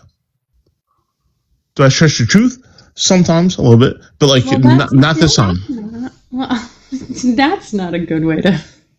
I'm just, I wouldn't admit that, even if I did. Lano, welcome back up. Do you have any thoughts on the discussion here? You guys are talking about Iran, right? Yes. No, we're talking about Timbuktu. I think it's a total disaster. Mojo, give it a second. I think it's a total disaster. I think he's. I mean, our empire was already in decline, but this is just like the nail in the coffin now. Yeah, what's your problem with our war in Iran? What's your issue with us helping out Iranians? What's your big deal with that? Oh, I don't think we're helping Iranians. Did you talk to Iranians? No. Where'd you get that opinion? Oh, I just look at the evidence and what it shows. Oh, you live in a Western society and you automatically assume that it was a bad thing, right? That's not what I just said. Okay. Well, I filled out the sentences. Do you remember what I just said, or no? No, all right. Say it again. Yeah, I look at the evidence and what it shows. Okay, did you... Part of evidence, right, is going to the source, right? Talking to the people on the ground, right? Isn't that... Well, that's one form of evidence, sure. Oh, well, I would say that's a pretty good form of evidence, isn't it? Why? Because they fucking live there and they are experiencing it. I think that's a pretty good source. Okay. Your source is outside people who have... Hang on, before we move on, let's stick to what you just said. So you go talk to someone. What if they say that life sucks when you get bombed? Dude, if you actually knew, they talk to people, and not everyone who... Well, what if someone did say that? Well, would that be proof or no? Sorry, what? Yeah, what if someone did say that? They said, yeah, it sucks. I got, my daughter got bombed in her school, and it sucks, and I'm not happy about it. Dude, some of them did say that, but the fact that you don't even fucking know, not proof, though, right? It kind of puts your opinion a little bit lower on the scale. No, just answer my question and then move on. Like, is that evidence or not? Dude, if you're on the ground and you're interviewing the people who experienced it, then yes, that obviously is okay. Great. So what if there's a contradiction? What if person A says one thing, person B says one thing? Like, how do we? Dude, I'm not fucking a debate, bro. You're not gonna do this. Guys. All right, listen. Normal conversation. Lift and shift. You're getting really heated. Don't worry about it. Calm down and please stop interrupting each other. Yeah, so there's two accounts, right? You're saying we need to go talk to people. Okay, let's say we talk to two people. They have wildly different accounts. How do we determine what's true? Dude, I don't know if you understand what news is, right? I think you have a view of debate bro life, and that's not how the world works, right? You have actual people who live there, and you have actual people who get information out of there, right? And you have do you understand the question that I just asked, or no? You have news sources like NPR and other news sources, right? What does this have to do with the question? Go there and get that information. You don't understand that. Do you remember the question or no? Did you forget already? No, you are.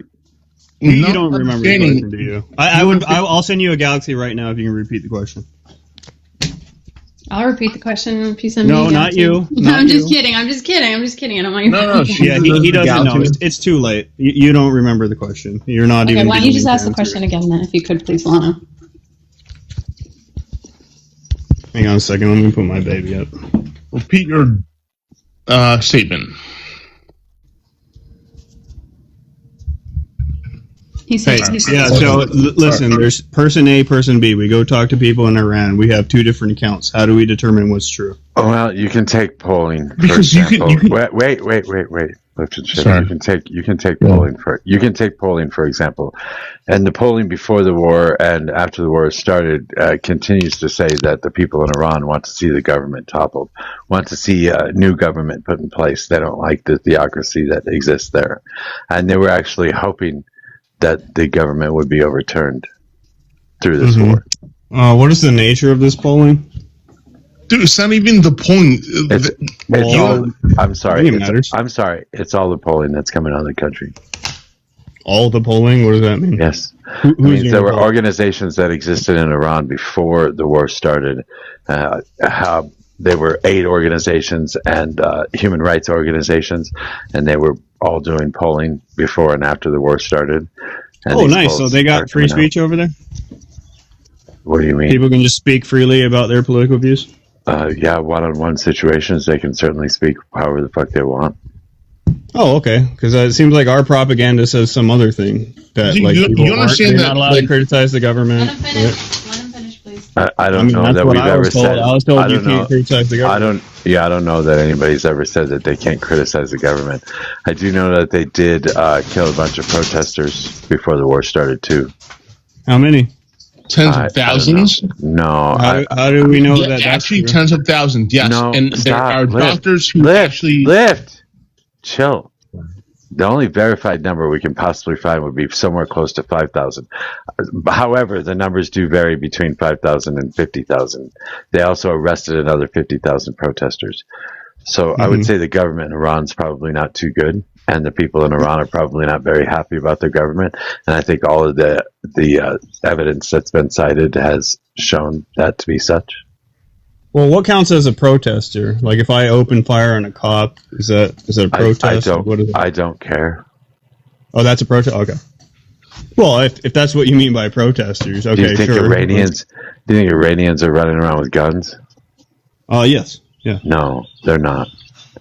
No. Okay. They don't have a Second Amendment there. I mean, we do have evidence of people opening fire on cops. Like many cops did die, hundreds. Cops? They don't have a Second Amendment there. What does that matter? Quiet, Piggy. They don't have the right to own guns. So what? So what? Mm-hmm. I don't know. It's like saying, I don't know. hey, it's a little hard to own weed's guns illegal when in my there are state, no guns in the therefore country nobody in for my you to state own. smokes weed. Like, no. It's a little hard to own guns when there's no guns in the country for anybody to own. Well, let me give you an easy defeater. Weed's illegal in my state. Defeater. Therefore, nobody has weed, I guess, right? Since it's illegal. Yeah, except these are done. These are guns. These are not something you could hide in a Yes, fucking I understand little Ziploc. that, but it's easy to buy guns. Hey, Piggy.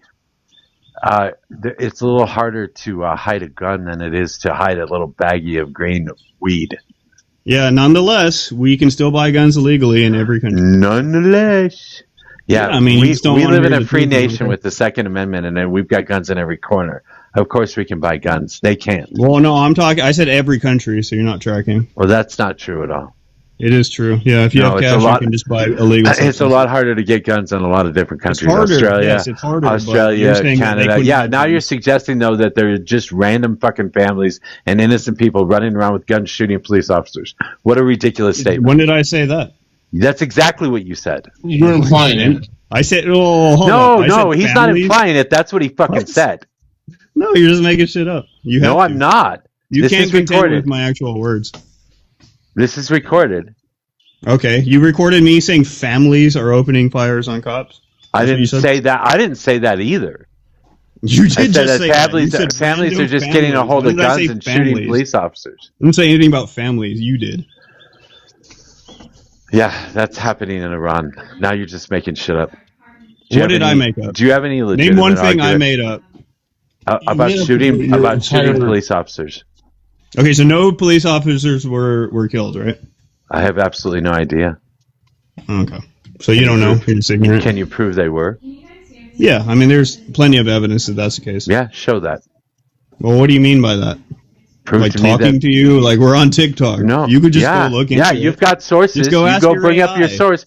Go bring up your source. Don't take my word for no, it. I'm not going to take your word for it. You're going to have to prove it Good. because you I'm made glad. a claim. You made a claim. Now go prove it. Well, that's not true. If I tell you I'm wearing You made a Mojo claim. made a good point. You made a, Bring up you your made a source. claim. You made a claim. Now go prove it.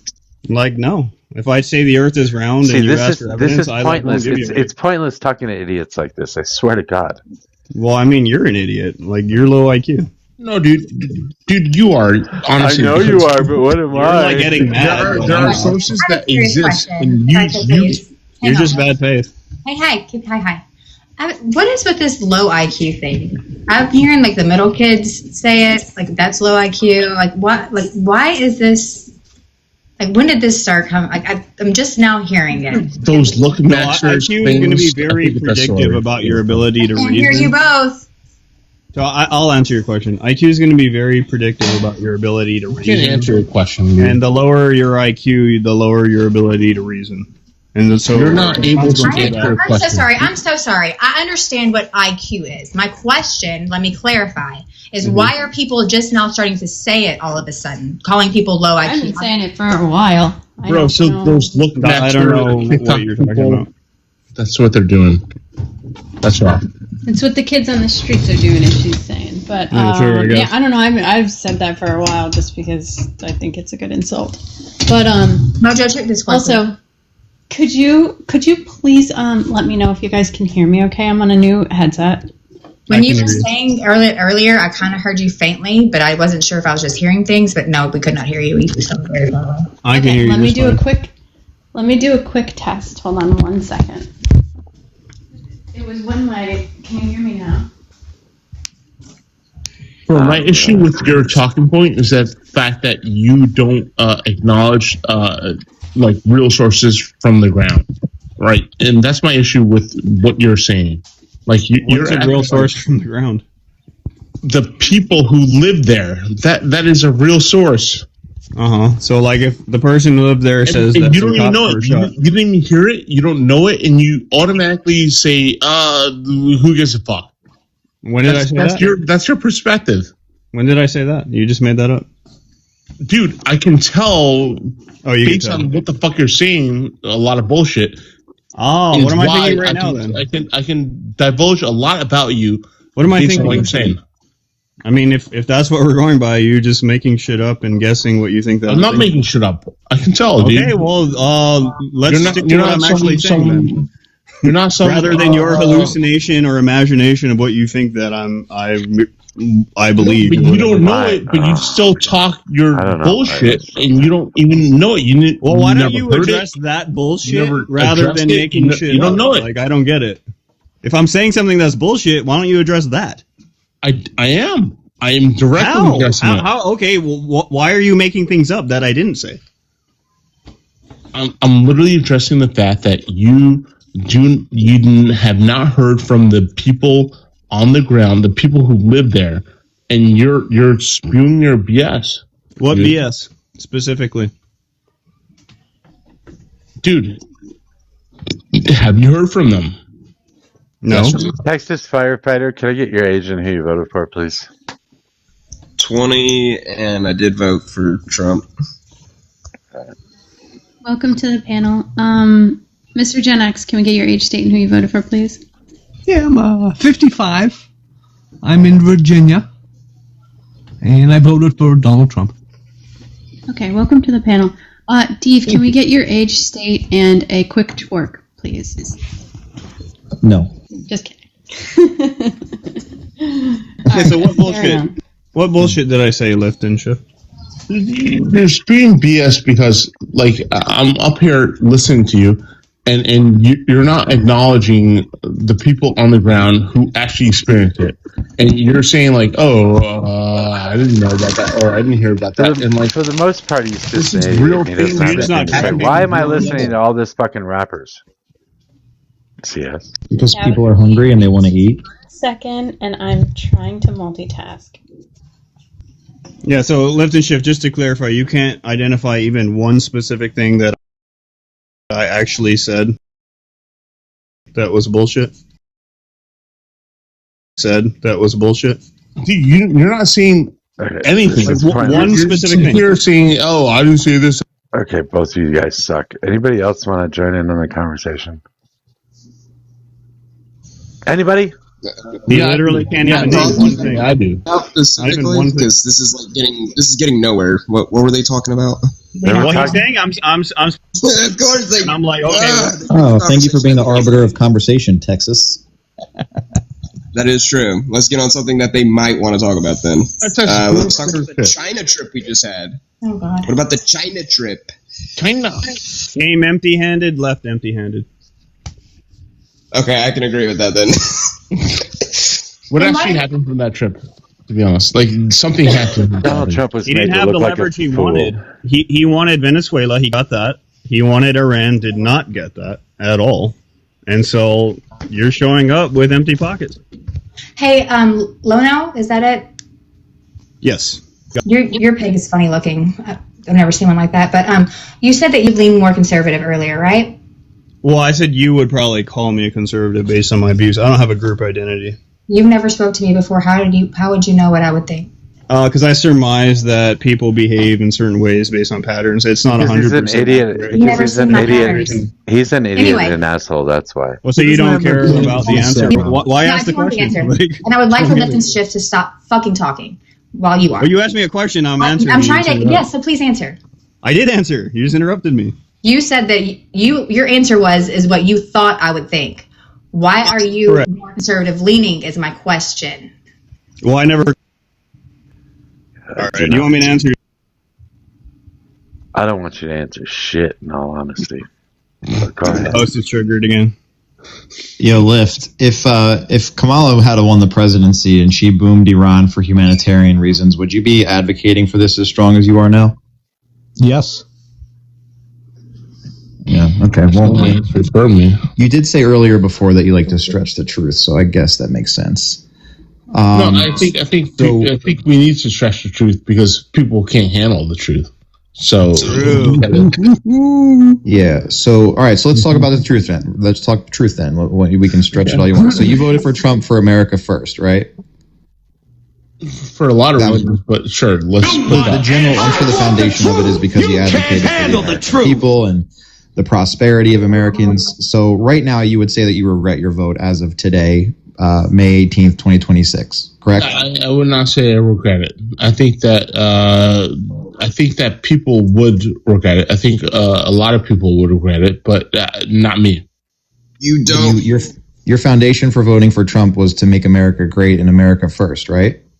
Is he doing that? But I can weather the storm, and I don't think that people who voted for him could weather the storm. I can, so you're a trust the plan guy, right? But right now, with where we're at today, again, just to reiterate my stance, because worrying about what could happen and definitely won't happen down the road is irrelevant at this point. But as of today, May 18th, 2026, if you voted for Trump to make America great and the prosperity of the average American, you would say that you would regret your vote as of today, right? Well, I don't think much about the average American, to be honest. No, I think the average American, I mean, really, like, who are we talking about, right? Are we talking about West Virginians? Are we talking about This is everybody. This is quite literally everybody. Even Texas is like this now. It's not cheap anymore like y'all think. It's really not. Yeah, things are a little bit more expensive. Actually, a lot. Oh, that's an understatement, buddy. It was an understatement. Yeah, you're right. Yeah, you're right. Shit is a lot more expensive. There we go. Now we're living in reality. I'm glad that you can put it in reality for us. So, You voted for. is it great? You said you voted for Trump, yes? Yes, sir. What's wrong with you? I regret my vote. I will admit I regret my vote. He won't admit it though. So you regret your vote? Yes, sir. I do. Why do you do? Look. Because there's nothing good about this administration, bro. You look every time they say something, they go back on their word. They literally said, "We're not going to trade with China." Here they are trying to trade with China. We're not going to start a conflict or a war. We're in one right now. So, like, what is good about this administration? They have said they're going to do and they haven't done. How's your border there in Texas? Bro, I don't know the quote, but the story gets. Oh Lord, Mr. Jen, I promise you don't want to go down the route of deportations, so don't reference that. Because I live in the state, buddy, and it's not great. I will say that the border is not secure like y'all think it is. But oh Lord, he's doing such a good job at securing the border. No, he's not. Was it better 2 years ago or this year? Give me a comparison. Okay, you can say it got better, but it's not great. Okay, how he's trying to make it. Can I ask you guys a question that are Trump supporters and that are against immigration? Oh, ask away, ma'am. Go ahead. So, ask away, ma'am. I heard a story today that a woman was detained and deported. She was not able to take her 2-year-old with her. He had to stay here. And with his uncle, who ended up unaliving him, torturous wise. And Trump won't let her come back for his funeral. Do you agree with that? I think it's a localized issue. Mr. Jin, you said no. No, I one story out of 350 million people, one incident on May 17, 18, 2026 compared to other incidences last year, the year before, in 2008, in 1994. I'm 55. I've heard these stories a lot. Honestly, I've become desensitized. There's a million other things that I have to worry about, not one person's anecdotal story. Of course, I understand that. So that I'm being honest. So I hope understand that completely. And I'm not Thank you. talking about the other Thank you. 300,000 people the last 15 years. I'm just asking, do you agree with I agree with his perspective where it doesn't really fucking matter. So we don't care about children, is what I'm hearing. Nope, That's one story. One story, one child, sir. No. Don't It's still make the it same more thing, than right? it is. If it's not a 0%, then it does matter. Because again, if it happens, that's a bad thing, correct? So if it's not at 0%, there's a problem there that needs to be fixed. But what if it's at .0000001%? Don't give me the but ifs, bro. That's like the most fallacy problem that you could go down, okay? The what ifs. It's not a good argument. It really isn't. Because you can sit there It's and say, hard to have these individual. It's hard to have these individualized scenarios because you can make the advocation for the people who were unalived by illegal immigrants. So, like, I don't know, having those one-off, I don't really think is. Thank you, Def. Thank you, Def, for the perspective. People are going to pass away. It's a natural part of war. It happens. Okay, like you try to. Are we talking about immigration or war? When did we jump to that? Yeah, when did we jump to war? What's up with that, huh? Well, that was the origination of the conversation was Iran, wasn't it? No, it was. I changed the subject because that was going on. It was border issues. No, I believe that it was initially whether or not the the woman shift justified Iran. That doesn't Connie, bother you at all, tell then? him where it started from. No, it all Connie. bothers me. I'm not saying it doesn't. I never said that. I'm just saying that if you're going to make that point of contention, that MAGA could turn right back around on you and make the same one. Oh, well, what about Lake and Riley, who was unalived by an illegal immigrant? I mean, they're just. That's also. I know. It is. Look, I'm just telling you how it'll be a revolving door, continuous conversation of individual scenarios and go nowhere. Is my but point. I think they're all fucking shitty. One side runs out of scenarios before the other.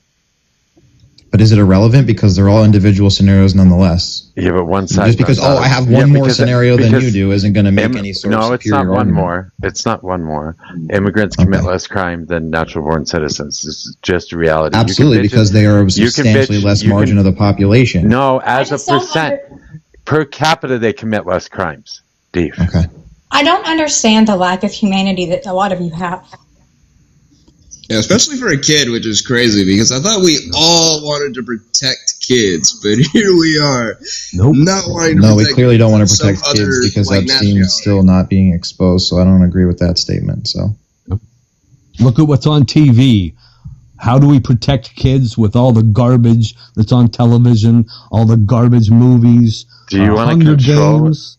Great movie Hunger Games for kids to look at. What are you suggesting that we control our TV? Are you suggesting that we have to feed propaganda to our kids? Is that what you want? Sounds like it. It's already happening for the last 50 years. It's crazy. Y'all are insane. Oh Lord! Now I see why you said "what if" to the part where about the kids not getting to go. Bro, let kids watch fucking little egregious movies. Like, it's not that. It's not going to harm their lives. Okay, when you have kids, you let them watch whatever you want, okay? Beavis and Butthead. And see how they turn out. See how they turn out. Yeah, they turn out pretty fucking normal. That's how they turn out. Why? No, stop. We're not moving from. We're not going to do this. Please stick to a political topic. I don't know. Gen X, do you really think that we need to program, I don't know, control what is shown on TV? What? Do you think we need to control what is shown on TV? Do you want to get rid of the First Amendment? They already do that. Do you want to get rid of the First Amendment? I have a question, sir. Have you seen the first 8 Jackass movies with Johnny Knoxville beating the hell out of himself? I've certainly seen a few of them, and I understand that you don't.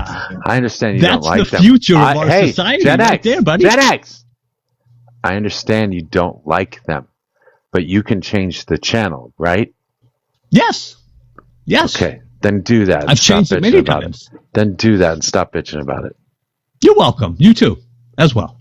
He wasn't bitching about it.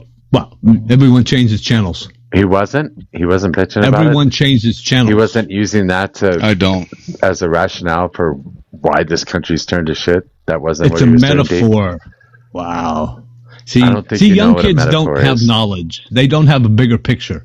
We do have a big picture there, pal. You said to get smarter than y'all. We got smarter than y'all. Y'all just don't like it. Okay. Yeah, that's sort of right there. I agree with you there. Agree with them. You have the smartest person on the panel, right? Shut up. Shut up. I'm smarter than you. No, you're smarter. I'm smarter. You're smarter. Oh, God, this is so stupid. Children. Jesus Christ. I haven't changed my channel. I haven't been able to find my clicker for like 2 months. What are we talking about, guys? Remote, and it's driving me nuts. Can we settle on a topic, and can that topic be what we're doing currently as a country with Iran? Can we talk about the Iranian that strait? Can we talk about that? I respect your ass, but that's a high ass for this group. This is our current society right here. What we're talking about. Ooh. Right? Yeah, we have a bunch of... Yeah. We have and a bunch part of... of that is the Iranian strait, right? Everybody wants to be president. Oh, I can do better. We have a bunch of old people that know nothing and say nothing important. That's our problem. Exactly. So I'm trying to bring up substance here, okay? Things that actually matter. And so one of those things that matter is the Iranian strait. No country should have the power to impact the global economy the way that they can, right? By sending little stupid ass little boats. Did they do it before this? To bomb people.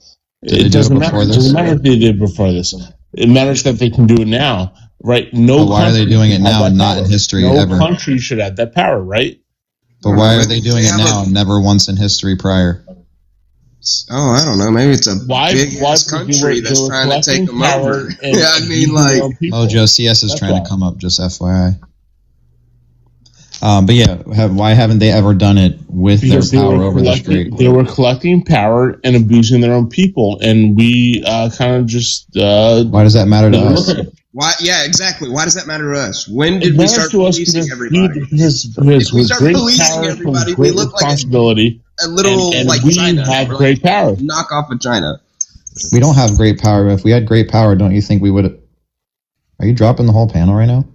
Well, I'm dropping them. They're driving me crazy, yelling over each other, saying stupid shit. Oh. I'm grumpy. Doing mass deportation. This has been so obnoxious this morning. I don't know what the fuck's going on. The whole thing, obnoxious. I'm gonna bring up some other people, see what happens. Yeah, you can do whatever. I'm not checking profiles right now.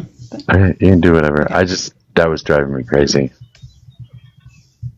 Oh, gee, welcome to the panel. We are looking for conservatives, so I apologize. I wasn't trying to join. Oh, it was an accident? Well, hi and bye. All right. I'm bringing up Grumble. We're looking for conservatives. Bringing up Grumble. Well, I think Grumble and Deef actually could disagree on a few things. So some people consider me conservative. Maybe emotionally, but I don't know about politically. I'm not emotionally conservative at all. But what is emotionally conservative? What does that mean? I assume that would mean like reserved. Yeah, exactly. Reserved, okay.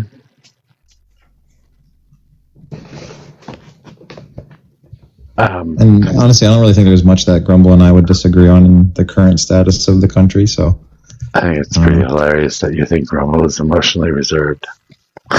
I was just because it wasn't conservative politically. I was just thinking of the next best thing, like when there's a lot of emotions that get tied to politics. So that was just my. You were riffing. You're doing fine. Don't let him. Thanks, Grumble. You know what? Thanks, Grumble. Jesus, you're doing fine because Grumble is well known as the most emotionally stable person on TikTok.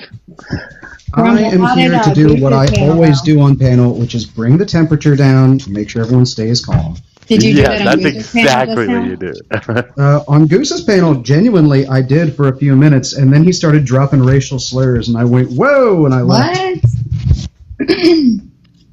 Is that Goose 1.0 or whatever? Not like Wig Goose.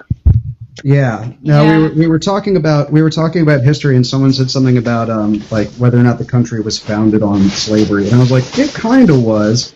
And there was a back and forth for like 10 seconds, and he was like, well, I don't want to talk about slavery because if you do, all the he used the J slur in this instance are going to show up, and I was like, ooh, I think I'm good. I'm out of here. Was Paw still there?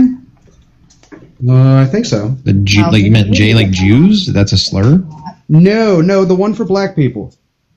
I'm being so ignorant right now. I don't know what that is. No, I'm in the same boat. I don't know either. 3 syllables, 7 letters, ends in boo. Oh my God! Are you fucking serious? Holy shit! I've been on this earth for 35 years. I genuinely don't think I've ever used or really heard that word, if I'm being honest. Honestly, good for you, man. I'm not being sarcastic at all. It's a pretty outdated one. That's that classic racism. That's the one that's like he means that shit. Goose himself said this? Yep. Okay, I had every right in fucking God's green earth to fucking go after that dude that day. What the fuck? Mojo feels so justified right now. I do. I feel fucking justified. That guy is fucking useless on TikTok. Yeah, Takes he's up space. too, for just going through the room. And he's on his backup right now is the only reason that I can even get in there. Because he says shit like that. What the fuck? CS. What are you doing? Are you moving? Do I have Are you much background? Yeah, it sounds like you're rearranging your refrigerator. I mean, I've always had an issue with Goose. I don't know. I always thought he was cool. Can you hear me now? But I can hear you barely. Okay, it's so weird. My Bluetooth won't connect to my mic whatsoever. None of my Bluetooths. It's driving me nuts. So that's why you hear the noise. Now Do you have headphones? Just maybe mute your mic, you know? Do you have headphones on? I'm trying. I do have headphones on. Do your or do headphones not. have There a is no built-in? try. Do your headphones have a built-in microphone? Of course they do. Okay, that might be the problem. Why? Because it's a little hard to use your headphones that have a microphone attached to it and use a second microphone at the same time. Oh, I see. Okay, that makes sense. So if you're using All right, I'll just deal with it and I'll mute. if you're using earbuds, I would suggest taking the one with the microphone out of your ear, put it back in its case so it's disconnected, and then hook your microphone up, and then put your earbud back in. Because generally that will allow the external mic or the new mic that you plugged in to keep control of the microphone slot. Okay, can you say that one more time? What I'm supposed to do? If you take, so one of your earbuds The has one a with the microphone. mic. Yeah, the one with the mic Yeah. should. Well, hold on. Are they wireless? I didn't even ask. They're wireless. Okay. So take one with the mic and put it back in its case or whatever your charging thing is or whatever, so it disconnects. Leave the other one in your ear, and then hook up your microphone after that, your external mic. And then once that gets hooked up, then you should be able to put the other one back in your ear, and it'll still hold onto the second mic. I'm sorry, guys. I'm taking up way too much time doing this, but how do I hook up an external mic? What? You said you bought another mic. No, I'm just using my earbuds as the mic and the listening device. I've done this on several. I thought it was because I accidentally put my other ones through the washer that the mic just didn't work. But now I've tried 3 different ones. Oh, so you're saying that's the good mic enough. even on your earbuds don't work at all? Yeah, no, It's only nothing picking connects it to up the from mic. phone. Correct. I don't know. Maybe I need to like reinstall TikTok or something, but it's so fucking annoying. I'm going to try one other pair. Okay. I don't think it's your headphones then. It's a setting in your phone. That's why I had to drop, because I went through all the settings and I like set all the permissions, I set all the controls. I don't know what it is, but I'll keep looking. Thank you guys, and I'm going to try one more headset if you guys don't mind, but I'll be right back. Yeah, whatever. Have y'all talked about this yet? What's this? Nope. Let me tell you. I'll just show you. 5:40 this morning. Or it was reported on, but last night Trump. Can you put me in the? Well, you're not here. Put me in the biggie. But Trump said that there wouldn't be anything left of Iran if they don't stop, because I guess they just did another attack on the UAE and Saudi Arabia, a drone attack. This is bullshit. Who cares? He's not going to do anything. Let's be super serious. No, this is a big deal. Iran has been responding really, really hard to Donald Trump's tweets so far. It's going great. I mean, I don't think it's a good thing. I think that it could be really, really bad. Or more worser. It's going to go a lot worser. Okay. In all respect, he said the same thing a month ago. He said the same thing 2 weeks ago. He continued. I understand that, Deep, but that's not stopping Iran from droning our allies and assets still. They don't give a fuck. They're not going to back down. Sorry guys, can you let me test this one last time? All right, so you can hear me now, right? Because I'm by my phone. Grumble? Yep. Okay, give me a second. I'm going to run away from my phone. Can you still hear me now? Can you hear me now? Barely. Yep, it doesn't. Yeah, see, it doesn't fucking work. I don't know. Whatever, I give up. Thank you. All right, I'm done. I will carry on the way that it is and stay by my phone like a fucking hostage. Okay, if you don't want to talk about this, Trump is moving to dismiss the $10 million billion IRS lawsuit he put up. And that's good, I guess. Yeah, the president not stealing $10 million worth of taxpayer funds. It's probably a good idea. Considering that he already put $10 million or $1 billion into the Board of Peace that he will be in charge of until the day he's not with us any longer. Yeah. Well, we have a way of not having anybody on panel. This is so much fun. Well, you're in such a great mood. Yeah, because everybody's obnoxious today. That's Mojo, not you've me. dropped like I'm sorry, but you've dropped like 7 conservatives. No, I haven't. Yeah, you have. I can list them for you. Yeah, go ahead, do that. Okay. Lano, Lyft, the guy in Lano was not a conservative. He was an asshole. Fire and, truck guy. and he was arguing. He was a fire truck was not a conservative either. Yes, he was. He voted for Trump. No, he was not. He voted for Trump, and he fucking hates Trump. Now. He was arguing liberal the entire time, as well as Lana was arguing liberal the entire time too. Oh, so then he was just a misogynist. Got it. I'm a Trump supporter, dude. Yeah, so we and you're just would have found obnoxious. something, but then M at the bottom. So yes, I could keep going, but Mojo, I'm just trying to let you know. You don't have to be angry with me. I'm just trying to. I'm just shine saying, a little bit of a mirror because I wasn't dropping conservatives. I was dropping mostly liberals, and sure, Lift and Shift was just being obnoxious because he was yelling over everybody. No, I was not. You were too. Yeah, I was. Yeah, I was. Yeah, probably right.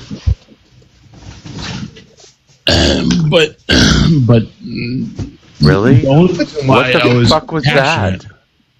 The only reason Mojo, why did you drop me, Mojo? What the hell, dude? Shut up, Deep. Don't fucking do that. Don't fucking do that. The only reason why I was passionate about this is because I feel that I feel like I'm trying to like explain things to you guys that I feel that you guys would agree with, and for some reason you just refuse to agree with me because you make bad arguments. maybe I don't do the best job at making arguments, but like, dude, I looked at so many sources, right, for my NPR. Let me guess, it's NPR, right? Oh no, it's I looked at always so many NPR. arguments. I looked at the people on the ground, the people who live this life, and they are saying that this is a good thing, and then I come up here, and then you're saying like, oh, it's a bad thing, like, we shouldn't do this. And it's like, dude, like, I mean, come on, like, you don't know as much as me, right? Because I'm third smartest person. So like, that's stupid shit too. What are you doing? Are you fucking swimming right now? What is that, George? Do you know you're on the panel? Yeah. What are you doing? I do. I'm in Menards. Don't denigrate my statement, dude. Like, literally, like, if you talk to the people who are impacted by it, these Iranians really agree with. They love Trump. They love him. You're misunderstanding, I think, my point of contention with what you're saying. It's not that I'm upset that he's doing this, right? The issue and the realization I was trying to bring to light was that you voted for Trump to make America great, and what he's done is antithetical to what he's campaigned on and made everybody else great in the process. So sure, it's awesome to lie to the populace, dude. Hang on, Bob. Okay, you gotta let him. You gotta let people finish. I'm trying to talk as fast as I can to just get this out real quick. My point is that you want to do these humanitarian things, focus on the other countries in the world. Great, that's fantastic. But what you voted for was to make America great first, and all he's doing is putting constraints and issues with the middle class, making things less affordable, making houses less affordable, making the economy suck ass, while in the same breath making everybody else better. So you want to make America great, do that, and then focus on everybody else would be my point, if anything, even though I don't give a fuck and I don't want to give any aid to anybody else. I'm not saying I'm a nationalist, but at the same time, I want to make sure we're good first. So that's not what we're doing. And what I'm trying to get across to you is you're giving all these great talking points of how awesome we're doing for all these other countries while we're shitting the bed every day, getting worse. Thief. Small-term pain for long-term gain, okay? That's all it is. Yep. It's been a year and a half. When is long term going to hit? Long term, what we'll get is a fucking non-existent Iranian government. You know, hopefully. You think we're going to get a new Iranian government out of this? Hopefully, I mean. If we had let the protests, if we had let the protests carry on until the Iranians could have led their own popular revolution, then maybe. But through military action, we've literally already done this. It'll work. If we end it right now, you know what's going to happen? And I heard this on NPR. They're going to. NPR. Please let him. I want him to say what he's about to say. This is important. Yes, you don't have a blacked out. You don't have a blacked out the internet, right? Nobody has access to the internet. That's why they have now risen and overthrown their government, right? They blacked out the internet. If we stop now, they will never have internet again. That is dude. I mean, we're going to leave them out. Give me an argument. Dry. Give me an argument with saying America first and then proceed to talk about other countries second. And then give me a justification in that regard. Justify us being America prosperous first. Is for the dumb ass people who don't understand it, right? Who don't understand politics. You tell them America first. You know what? You can get away with doing good shit in the world. And the good shit that I'm talking about is doing things like we're doing in Iran. Things like that. Right? I'm so sorry, but I think in this scenario, you're the dumbass people who are trying to bend over backwards to pretzel themselves into justifications that aren't going to come to fruition in any length of time, or the people who are realists and seeing things firsthand are the people who are not the dumbasses. I wish. I would argue that as a... Sorry, go ahead, Mojo. No, I'm sorry. I was talking to the comments. I apologize. I'm sorry. WD, that was painful. I just want you to know. Can you finish what you were saying? No, that's it. Is that you're calling people who are saying that they fell for the "Make America Great" thing and "Make America First" again as dumbasses, and you're the one who's the superior knowledge because you think, oh, well, we're going to see this long-term prosperity angle that is not going to come to fruition in any capacity. It's all net negatives for the U.S., but yet those people are the dumbasses. It's just wild to me. It's net negative, but sure, maybe it might be net negative, but you know what? We're making the world a better place by doing these things, right? You can't even, oh my God, you literally just said making the world great, making the world better. And not in one of your sentences or justifications have you been able to say making America, making the United States citizen better. It has continuously been everyone else at the foundation of your conversations. It's insane. No, you're up here saying that we should have the decrepit organization in control of people who want a democratic society, and you're up here saying like, oh, you know what? I'm up here saying that focus on giving people the ability to go to the grocery store and afford bread, and then worry about funding billions and billions of dollars worth of wars. People have accepted the fact that, like, you know, you have someone in a hospital, they accept that there's a price they have to pay. And that, you know, maybe that... No, they're not. Why is Trump's ratings the lowest in U.S. history? But you know what? Can somebody let me know when Lipton Shift passes out and leaves, because I can't take this anymore. Thanks, bye. Why is Trump's ratings the lowest in any president in recent history? On the economy, on his overall approval rating? Things that are unpopular, dude. That's what you just said. They're not unpopular because people understand them. That they have to do these things first. So how can they be unpopular if people are okay with the fact that these things are happening? How can they be unpopular? I went out to the middle of nowhere and I met up with people and they agree with everything Trump's doing. Like and I agree with them. Were they in this country? Huh? Were they in this country? Yeah, they were. Where's the middle of nowhere that people agree with this? So, like, you know how you have New York State? Give me a country, or give me a state. You go north, probably 3 hours north, and then you get into the middle of nowhere, right? And I talked to these people, dude. I know it sounds crazy, but like I did this, dude. I talked to these people. Can I ask something? All agree. Well, they all agree with Trump. They love Trump. You had some shit to say in the comments. You want to go off? Yeah, well, I mean, Steve is over here speaking in absolute certainties and talking about, the cost of, this conflict that we have. And the last I checked, I mean, like, we currently are, doing a blockade. And if we think about it, right, our troops are going to be somewhere. Those ships are going to be patrolling around. So, I mean, that money's already spent. Do I agree that there might be a little extra for patrol and doing things? Yes. But we're accomplishing the mission at hand right now, which is crippling the Iran economy at $500 million a day, which is better said at $500 million a day. And over time, yes, we will succeed in this mission, and it will be better for the world. That's it. So why do we have to go grovel to the president? Why did we have to just go grovel? Hold on. Oh, sorry, Grumble. Go ahead. I thought hold on, Grumble. He actually specifically addressed Steve. I just want to know, like, again, we have all these, like, 4D chess plays, but yet we just had to go fly to China to grovel at President Xi's feet to help with Iran because we clearly can't execute this on our own. Diplomacy, this is what I don't understand is when we're engaging in diplomacy, particularly with an adversary, which I think dialogue is always a good thing.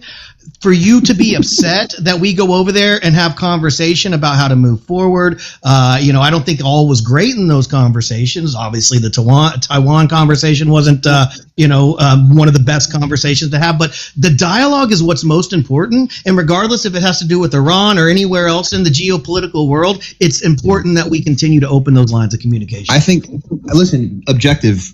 I think what you just said is important and absolutely correct. Dialogue is essential. So about a year ago when Trump was advocating for intense legislation to ensure that Chinese government or Chinese people couldn't purchase land in the U.S. and we had to get rid of the 500,000 Chinese students that were here But now he's going to President Xi saying, oh, it would be so disrespectful to say that we can't have 500,000 students here and tell them that we don't want them. And you know what? It's probably a good thing that China is buying land in the U.S. at the quantities they are. So I absolutely agree that dialogue is essential and transparency is key. I just don't understand why Trump can't remain consistent on it.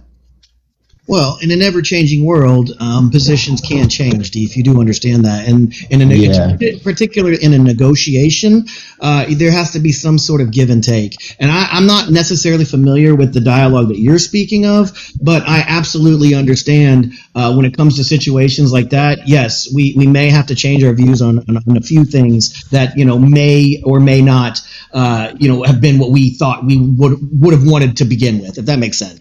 Should we go down the list of the things that we've changed views on in the last year and a half, Frugal? Because I feel like we would have a long time that we'd have to discuss. No new wars, but now we're advocating for regime change again. The economy needs to be prosperous, but it's gone to hell in a handbasket. I mean, almost every single point that Trump ran on has been a complete 180 shift since he became president.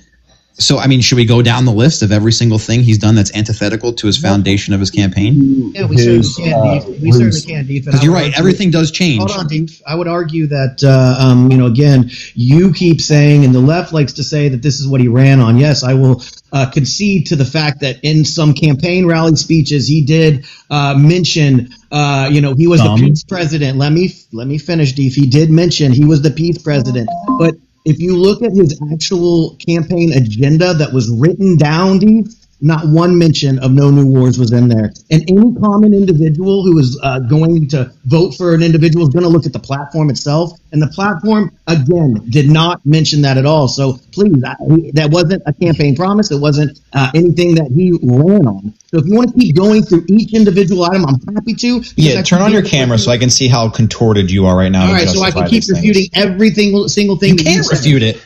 You can't. You're making up some weird type of code. You can cope on it. That absolutely you can cope on it. Those are objective facts, bud. No, they're objective copes.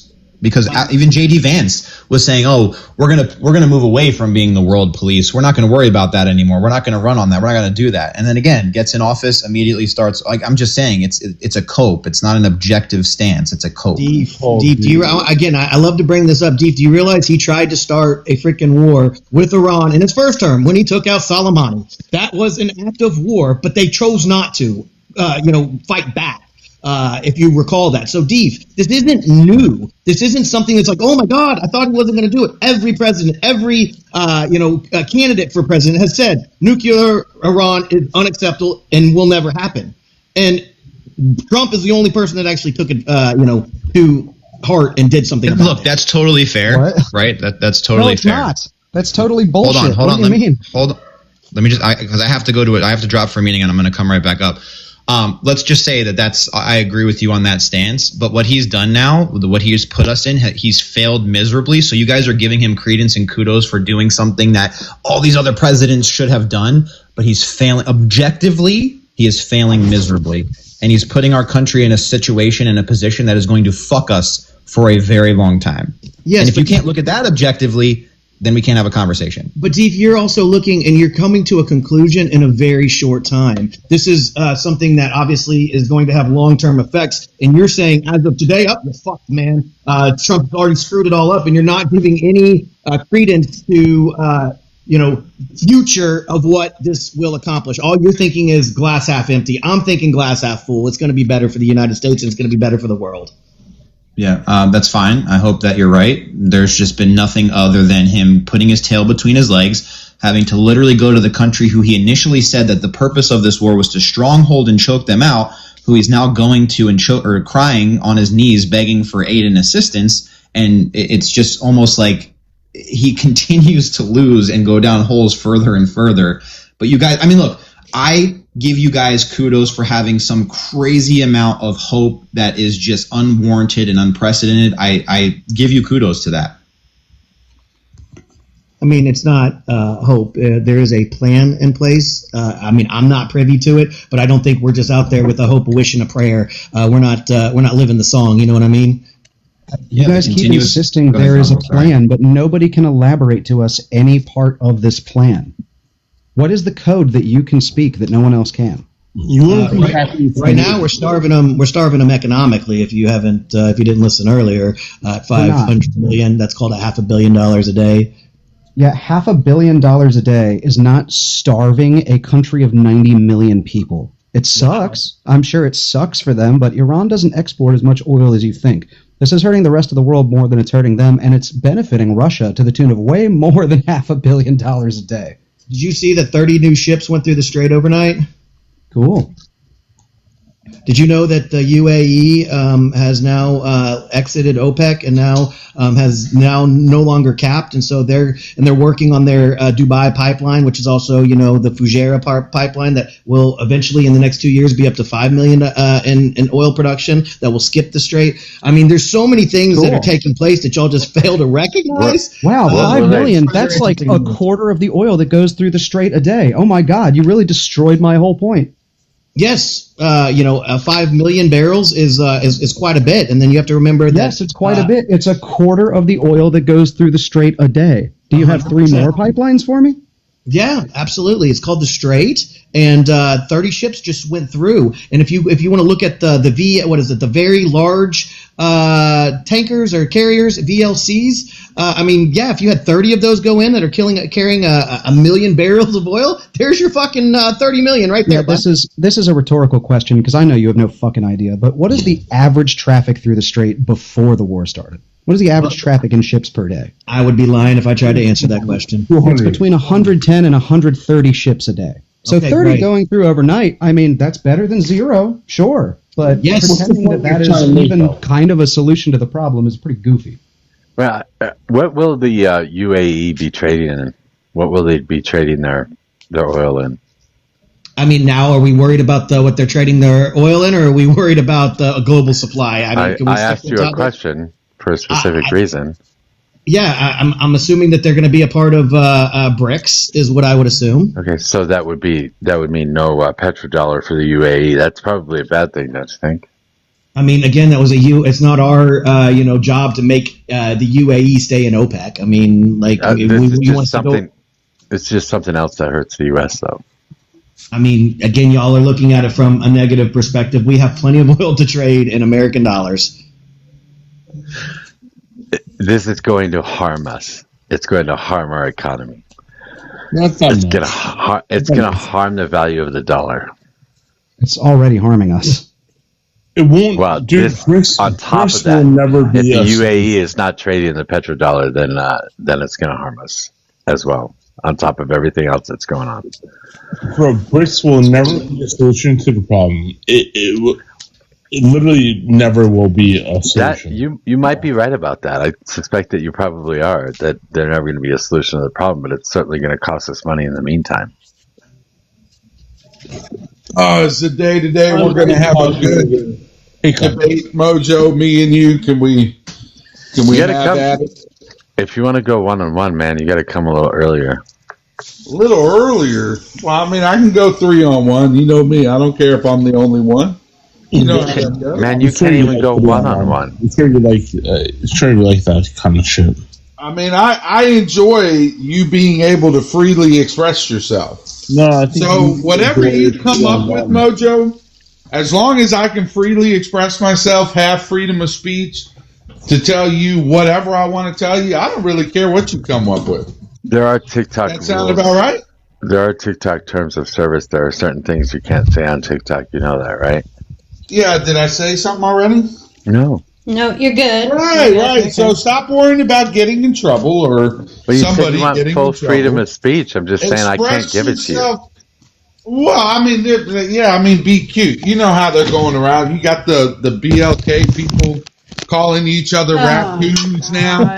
So anyway, all right, knock it off, my guy. Okay. We can find words to replace words. Why should I care about you? I don't know who you are. Why should I care about you?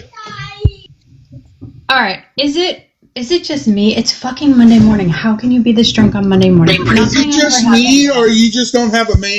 The juxtaposition of who's your man? Your fucking dad. Who's Shut your the fuck man? up. Your fucking I'm making dad. Some coffee, man.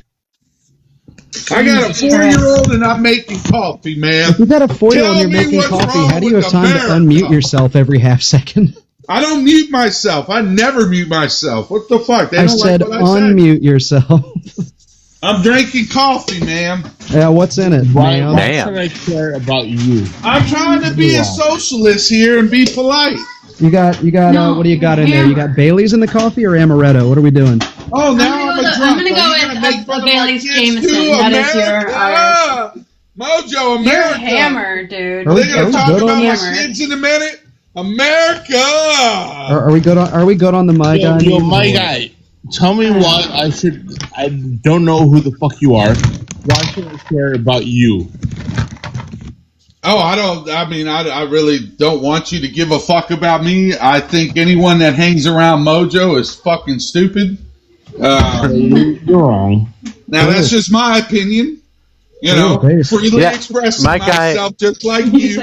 My guy, you come up in this panel every single day. You're one of the people. Don't tell me I can't socialize. You're one of the people that hangs around me. No, I don't follow you though. It just comes up. Why is your algorithm always showing up on my feed? Because you keep coming up every fucking day. But I don't follow you, so why do you But show keep, up? because you keep the shit coming up that you every day. engage with. Do you That's how think I algorithms follow work. you You're here and every day. Oh my drunk god, as I shit. pressed the follow button and like. Oh, tap the screen, Wait, guys. my guy. Do you understand how the algorithms Do you work? understand Let's just it's tap baseline. time? Tap. Can we shut You this guys- fucking clown up? Like, how long are we doing this? And you bullshit. Listen, Mojo's been in a bad mood, and he's actually smiling for once today. So I'm tap. Oh my This fucking guy, god! this Can guy we is. He drop does the this dipshit? every What are day. we Every doing? day he comes up and he crashes out, and it usually The takes shit him is 5 hilarious. minutes. I'm liking it. It was funny. At I least. know. I think it's Every day, hilarious. every day, it's the same. He really thing does that every day, for real? He does every fucking day.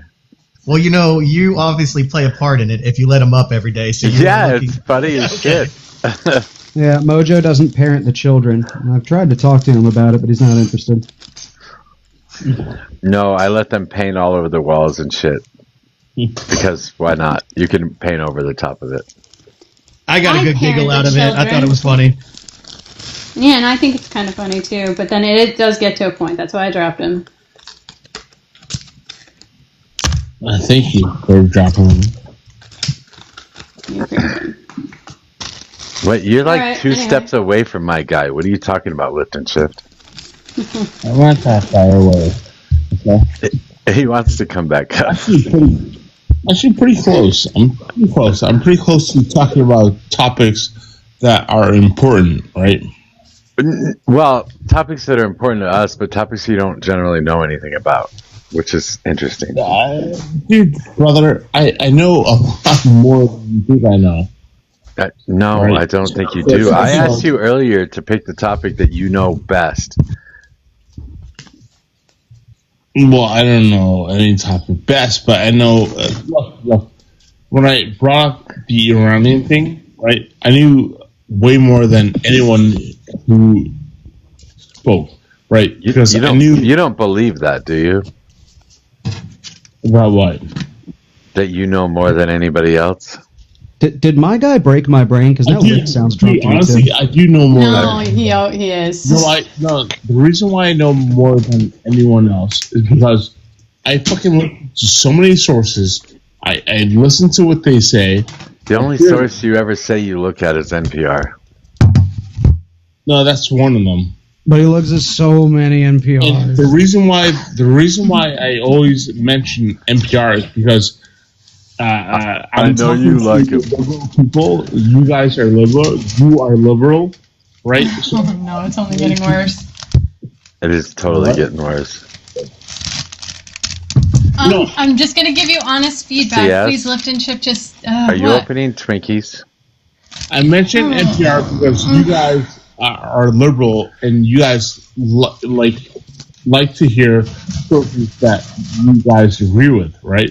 So I mentioned NPR because NPR is, I guess, a certain source where you guys would listen to me,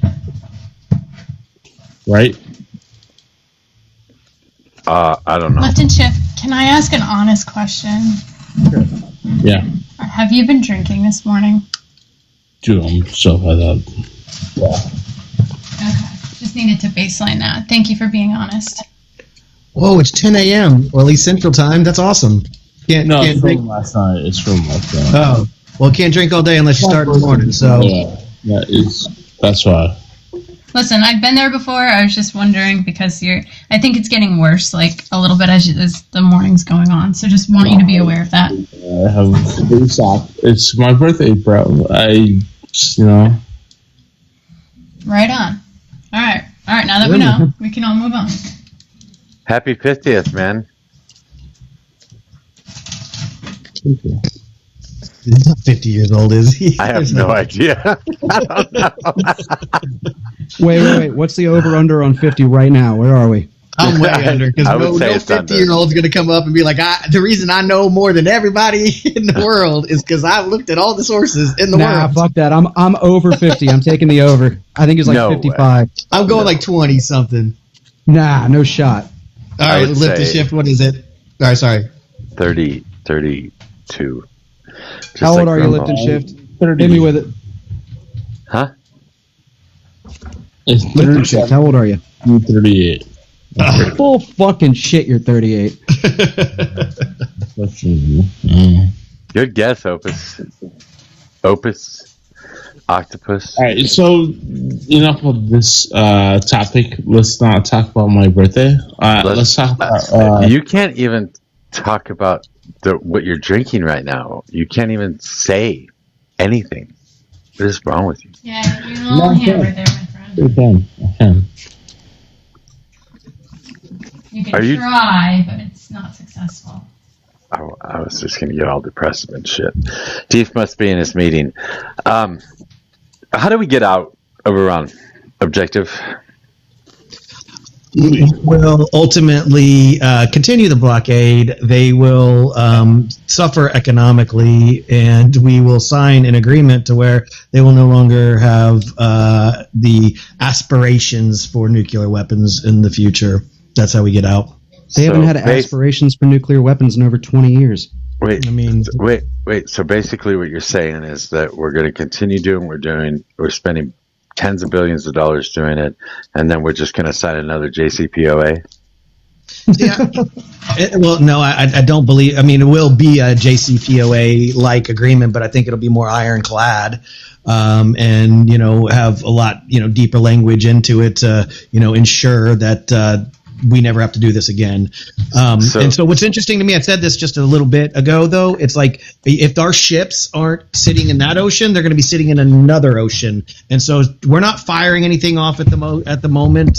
Yes, do we doing some patrols? Yeah. Is that costing us more fuel? Yeah. But in the grand scheme of things, I mean, we're not really firing off weapons at the moment, so we're really not costing us a shitload, are we? So if you want more ironclad language, I'm assuming what you want is stuff like, I don't know, like limits on how many centrifuges they can have, limits on enrichment levels, limits on how much heavy water they can use, random inspections from the IAEA, like stuff like that.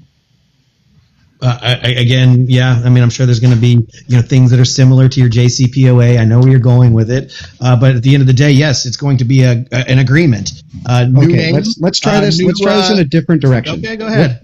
What do you want that wasn't in the JCPOA?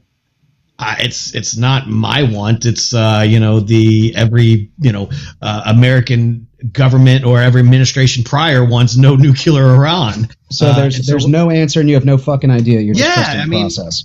So no, it's not trust the process. It's because come up with an agreement that again, the agreement before wasn't no nuclear weapon. It was it was specifically. I apologize. I misspoke. Yes, it was. I agree. Sorry, Jesus. I was trying to correct myself immediately, and y'all fucking didn't give me a second. Long or short, it will be similar. I mean, y'all are going to bitch about it. The end. Well, yeah, we fucking went to a whole goddamn war to get the exact same thing that we had in the first place. This is fucking stupid. Well, I mean, we would be, frankly, from where we are, we would be lucky if Iran signed another JCPOA the way it already was. Listen, though, this was, when did we tear it up? In 2018? And so, I mean, we haven't operated under a JCPOA in almost 10 years. Who the fuck is we? What are you? The French? United Trump States. tore it up. Trump tore it up. Trump I get fucked it up. it. Trump started the war, not us. I get it, but we're going on 8 years, dude. We're way past trying to come to some agreement with Iran. Like, I think we're way past that. Now we know what they're going to do. If we stop what we're doing, they're going to cut off the internet for the Iranians, for their own populace, forever, dude. We can't allow that. We need to keep going. We need to keep fucking... oh my god, it is so hard to understand you when you're sober. What the fuck? What? Man, I don't know if I can handle this. Can I get everybody in the room to tap screen, share the live, help me with my gift goal, gift the panel, do all the nifty stuff, do the heart me and stuff like that. I also want to let you all know that I had the same fucking conversation yesterday. It is now posted on TikTok and YouTube. I had it with Enzo, one-on-one. That's like a fucking white buffalo. So for anybody that knows who this person is, you never get this person one-on-one without being on his panel and getting kicked off as soon as you say something he doesn't like. So I had a nice one-on-one conversation with Enzo, kicked his ass all around the fucking room, had him cry a little bit, and then had the panel drop. So if anybody's interested in seeing it, it's both on TikTok and YouTube. Thank you. Thank you for your service, Mojo. Also, tap the screen, share the live, do all those things that Beetle was telling you to. Is Enzo a conservative creator? He is. I don't know Enzo, or maybe I do. I just never. He's friends with Millie. He's got about the same amount of followers I do, I think. So he runs lives every day. He usually does he tries to do one-on-ones. I've gone on his panel before and done a one-on-one with him, but he just kept changing the subject. And then when I refused to follow him along his fucking trail, he just booted me from the panel, and that was the last time. So if you talk to Tumblr, if you talk to any of the libertarians, if you talk to a lot of the MAGA, they all fucking hate him because he doesn't really have conversations with people. Yeah, I don't watch too many conservative creators, not because I dislike them. It's just I'd rather, not hear the same shit. Yeah. Yeah, I'm the same way. When I scroll around, I generally am looking for conservatives to argue with, not with liberals to agree with. Yeah, I'm not trying to be like, yeah, I agree with you. I agree with you. I agree with you. Yeah. I'm the same way. I think it's amazing that any of the fucking MAGA can pretzel themselves into a position where they'll be happy with the JCPOA that he pulled us out of in the first place. You guys will be happy with this, like he accomplished something. We're gonna have to deal with MAGA saying, "Look what Donald Trump did. He got us this great fucking deal. It's called the JCPOA."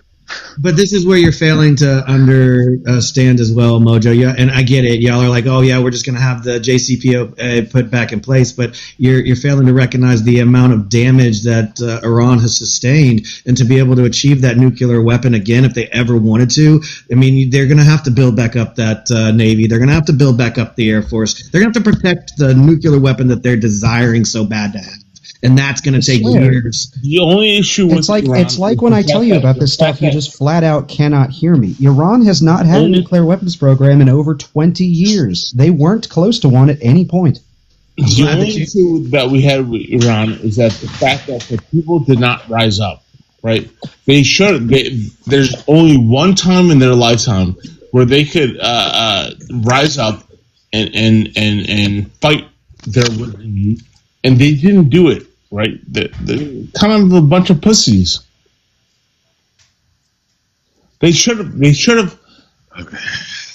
When we went in, right, the entire I might as well just quit. We thought that people would rise up and fight the regime. I can't do it. That never happened. Don't do it, Mojo. Drop them. I can't do it anymore. It's painful. I had no idea what he was saying. I don't know what he was saying Neither either. did I have no idea. They were a bunch of grumble bees is all I kept hearing. We have no conservatives. We have no conversation. Wait, what are you talking about? I am the conservative. Well, you just gave in. You just gave in. You just said, "Yeah, I know Donald Trump sucks," and I did not. You did too. No, I heard him. He just said, "I regret my vote. You're right. This shit is falling apart. I can't justify it." That's funny. Brumblebee was right the whole time. I'm gonna DM him later. Ooh, I know, right? Spicy. Well, you're gonna have to fight Dino for him, I think. Now, not sure. You know, I always hear about like all the crazy hate DMs and death threats and shit people get. No one ever DMs me. I don't know how I get away with it. Me too. I'm the same way. Although you deserve him a lot more than I do. Totally, I do. I know. So Donovan wants me to ask y'all if you think that Iran is a fascist country. Fascist in what sense? I mean, I'm sure country loyalty, leadership loyalty. All of how many tenets of fascism are there? Could you want to go through all of them and see if Iran is one of meets your standards like we do with the United States? I mean, I guess we could. I would call Iran more of a theocratic autocracy. I'm sure that like the Venn diagram has a lot of overlap, but I think fascism is a slightly different thing. I mean, wouldn't you consider them a dictatorship over there? You would consider it dictatorship. Well, kind of. I would consider them a theocratic autocracy. They do still have a functioning government over there, right? I know it's all about the Ayatollah, and he is like their supreme leader, de facto, all that stuff, blah, blah, blah. Like, all that is in place. Don't get me wrong. But they do have the Medjed, and they do have a president. Like, they do also have like a functioning legislative process that isn't just the Ayatollah snaps his fingers. Yeah, but it's like, very limited power, and the president deals with like the community day-to-day shit, like kind of like the mayor. That's, I think, is the best way to describe it. And so very little power, but all goes through the Ayatollah. If we can just skip to the end of the line here, because Donovan has been making this same point every day for like a year, because the instant he gets off panel, he roofies himself every day. I think the Iranian government is bad. I don't like the Ayatollah. I don't like theocracy. That doesn't mean I think bombing them is the answer. I think the problem here is that the United States or the Western world in general has fucked around in the Middle East for so fucking long that nobody can reasonably expect that they're not going to want to fight back in some way, shape, or form. These terrorist organizations were formed to fight against Western influence and Western intervention in their countries. I'll disagree with you, but we can't put the milk back in the glass, Mojo. So we have to deal with the spill that we've already made. And we don't. We can just walk away and let them deal with their own shit. And then you wait for the fight to come to us. I mean, we play zero deterrent game. What makes you think it comes to us? So all of the chaos and struggles and strife that you just mentioned that we caused, you think they're gonna be like, okay, cool, they're not supporting nobody over here anymore. We'll just let them live in peace over in the West. You think that's how it's going down? The last time the fight came to us, like the literal fight, was Pearl Harbor. If you want to talk about like the consequences of global affairs coming to us, you know what war creates is refugees. Again, I mean, I'm just sticking to the topic. I mean, it's like I feel like we're drifting off there, right? But I'm responding substantively to the exact thing you just said. Again, what Mojo's discussing is our intervening in, the Middle East for as much as we have, whether it's Iraq, whether it's Iran, whether it's, Israel supporting them, whether it's Syria. I mean, like, dude, Afghanistan. I get it. We've had a lot of shit going on over there. And yet we're not going to be able to just walk away and be like, yeah, sorry, we fucked your shit up. Gotta go. But we can. We can quite literally just walk away. Yes, but it for how long? It's not like that. Forever. So let them deal with their own shit. They have no naval forces. They can't attack the United States of America. I don't know what the fuck you're worried about. It's not going to happen while I'm alive, because I'm near my halfway point. But the future generations, I do kind of think about them. So to your point, should I give a fuck? No, because in my lifetime it ain't going to happen. But I do care about the future of the United States when I'm long and gone. Sorry, guys, just 1 second. Dad, Bod, can we get your age, state, and who you voted for, please? Sure. So 45, Virginia, and Trump. Okay, welcome to the panel. Jump in wherever you can. Thank you. Appreciate it. If we continue doing what we're doing right now, 57 years from now, they will be doing the same thing. So if you're worried about kids, what you're doing is setting up a situation where this is never ending. Not if we come to an agreement with Iran over there. Like I see it in my opinion. I see us having some sort of base right over there to be able to secure it. And then we're still fucking with the Middle East. Every time we decide that we don't like what they're doing, we're going to go into another country. Adding another base doesn't help the problem. It makes the problem worse. Yes, but what I'm saying is that ensures that they comply with it going forward. We've obviously never had one there close in Iran, and so I think that'll be there to help operate the strait and all that kind of stuff. It's just thinking. Again, no, don't come at me over that. But that's what I see happening ultimately, and I think that'll be better for the world. Objective. Can I just interject really quick? You can, bud. So first and foremost, I want to preface that I am not a geopolitical strategist. Therefore, everything that I'm saying is just observation. There's no technicality. There's no facts behind what I'm saying. It's just all observation.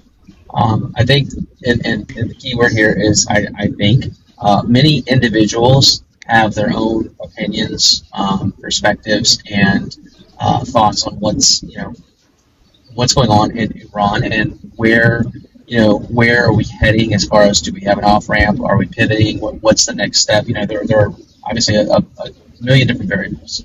One of the biggest issues, however, historically is, anytime that the U.S. has kind of meddled in the Middle East, it tends to never really work out in our favor long term. And just historically speaking, I mean, yes, we might have some wins here and there, but long term, it doesn't really make a huge difference. And that's just an opinion. So just take it as it is. If you want to correct me, yeah, thanks, Dad, Bod. I appreciate that. I just have to introduce one other person, Lazma. Excuse me. Welcome to the panel. We are just looking for conservatives at the moment. Can we get your age, state, and who you voted for? I am 56 years old, North Carolina. Vice President Harris, lifelong Democrat and retired United States Marine. Can I say something a minute ago? Yep. I just want to say one thing. The gentleman said that about Iran, he thinks we're doing a good job there. I did 3 tours in Iraq, 2 tours in Afghanistan. And we do have, that's what I was going to say, we do have huge bases in the area. Right across the Straits of Hormuz is Qatar. We have a humongous air base there. We have a whole fleet out of Bahrain. We have bases in the area. We have bases in Saudi. We have bases in Iraq. We have bases in the area. And it's to keep them in check. And for the gentleman to say that we don't, we do. We always have an aircraft carrier battle group in the Mediterranean or in the Persian Gulf or in the area. So we're keeping them in check. To say that we don't, well, I could prove otherwise. Who said that we don't have bases? The gentleman said that we need to put I think it was Dad Bod. Was it you, Dad? That you said that we need to have bases in the area? I said at the end of this we will have a base. Just as we have bases. Sir, let me finish now. I'll let you go. And so what I said is at the end of this, we will have a base. And I said over in Iran or right there on one of the islands. I recognize that we have bases in Bahrain and Iraq. We have a base in every place that we basically have ever been to war with. And so, yeah, I strongly believe we will have one over there. You believe that we would have a base in Iran to secure the deal? Why? I don't think that would ever Stronger happen. JCPOA. So just as we were talking and we Well, were listening, I we were would talking say about that I would say that NATO, the inspectors would be able to come in. We'll never have Iran will never allow that. The Soviet Union the Russia would never allow us to have a base there. Never. That'll never happen. Bible the Mouse always said never say never, just so. We're going to get biblical this morning. I'm saying Bible, that's not biblical. That's a cartoon. I thought you said biblical. I'm sorry. I said Bible the Mouse. Bible goes to America. Oh, yeah, the little Russian mouse. What I'm saying is, you understand that that's not Iran. That's not Iraq. That's Iran. Okay, that we'll never have that's. Why would we keep a base there? Why would we? Why would we not? What possible? Why do we have a base in Iraq? Why do we have a base in Bahrain? Why do we have a neighbor?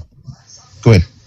I mean, why do we have it in the region? Why do we have it in Germany? Why? I mean, they want us there. Exactly. Iran don't want us there. Let me rephrase that. They did not want us there originally when we first went to Germany, did they? After World War II, it's in the treaty that we'll always have bases there in Japan. It was part of concessions that were made because it was like, yeah, we're in Japan. Do you think they wanted us there? Well, no, but we're there. Yes, and so after every war or conflict that takes place, there's things you got to give up, and it's part of the process of like, yo, we said you're not going to have it, and to confirm and ensure that you don't have it, here's what we're going to do. We'll set up a spot here, and we'll make sure that the IEA. I can't ever get the damn things. The International Energy Atomic IAEA, is doing their job. The end. Well, we let the UN do it. We let NATO police them. We stay the hell. Okay, here's my thing. I'll tell you why I think it would be a terrible bad idea. Are you old enough to remember 1983 when the Lebanese Civil War was going on? Do you remember that? Well, I was born in 1979, so no, not as a young child, but well, let me give you a little history. Let me give you a little history this morning. What happened in Beirut in 1983? Because we had there was 241 United States Marines got KIA'd because we were in part of a UN peacekeeping force. Okay, Ronald Reagan should have never sent them over there. My grandfather did 20. My dad did 28. I did 24 in the Corps. And my dad lost some of his buddies in Beirut that horrible morning. Whenever we take troops like that and put them in hostile territories when they're not wanted, you're going to have situations like that. Now, I'm a Marine, and I'm not a coward. I did 3 tours in Iraq, 2 tours in Afghanistan. We're devil dogs for a reason. However, when you have problems like in Beirut, and we're surrounded on all four. A little more quickly, please. Go ahead. Oh, no, I asked you to speak more quickly. I don't. I'm sorry, sir. Sir, I'm sorry. I do apologize. I'm just saying it's a mistake. We'll never be in Iran.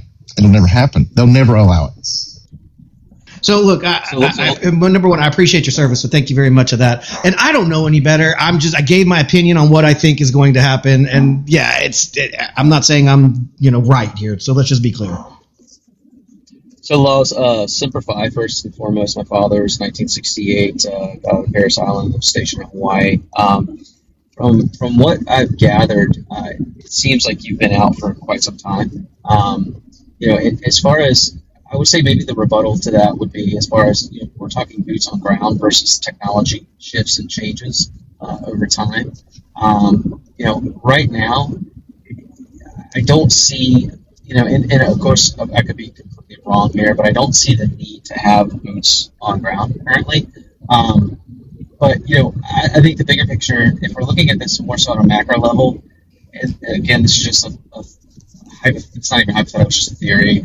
If I'm looking at it from a macro level, I think Israel specifically they want to be the only country that has nuclear capabilities. it would appear that way. I think that ultimately they don't want Iran to have it because then that would potentially threaten their dominance. And I think that again, it's me thinking just based off observation. Donald Trump has been, I'm not going to say coerced specifically, but it seems like he's kind of moved a little bit more towards Israel's side in this instance. Unfortunately, we don't really have the option to pivot in a way which we're coming out with any kind of wins. And I think that's probably one of the biggest issues that people are looking at right now, because economically we're not doing so great. We're not really putting Americans first by any available metric. And so there's a shift there. But as far as long term, what would you do if you were in the situation that we were in currently? What would you do to pull out? Because I would personally just tell BB, see ya. We did what we did, and now you're on your own. I agree with you. I think that I'm not going to say that. I think Trump got talked into something that he didn't think through totally, and now it's like he's got his finger in the dike, and the water's still coming. And what worries me is I'm not going to say there's not an exit strategy. What I am going to say is the solution to the problem that Trump wants to use. He said this morning that time's running out. Okay.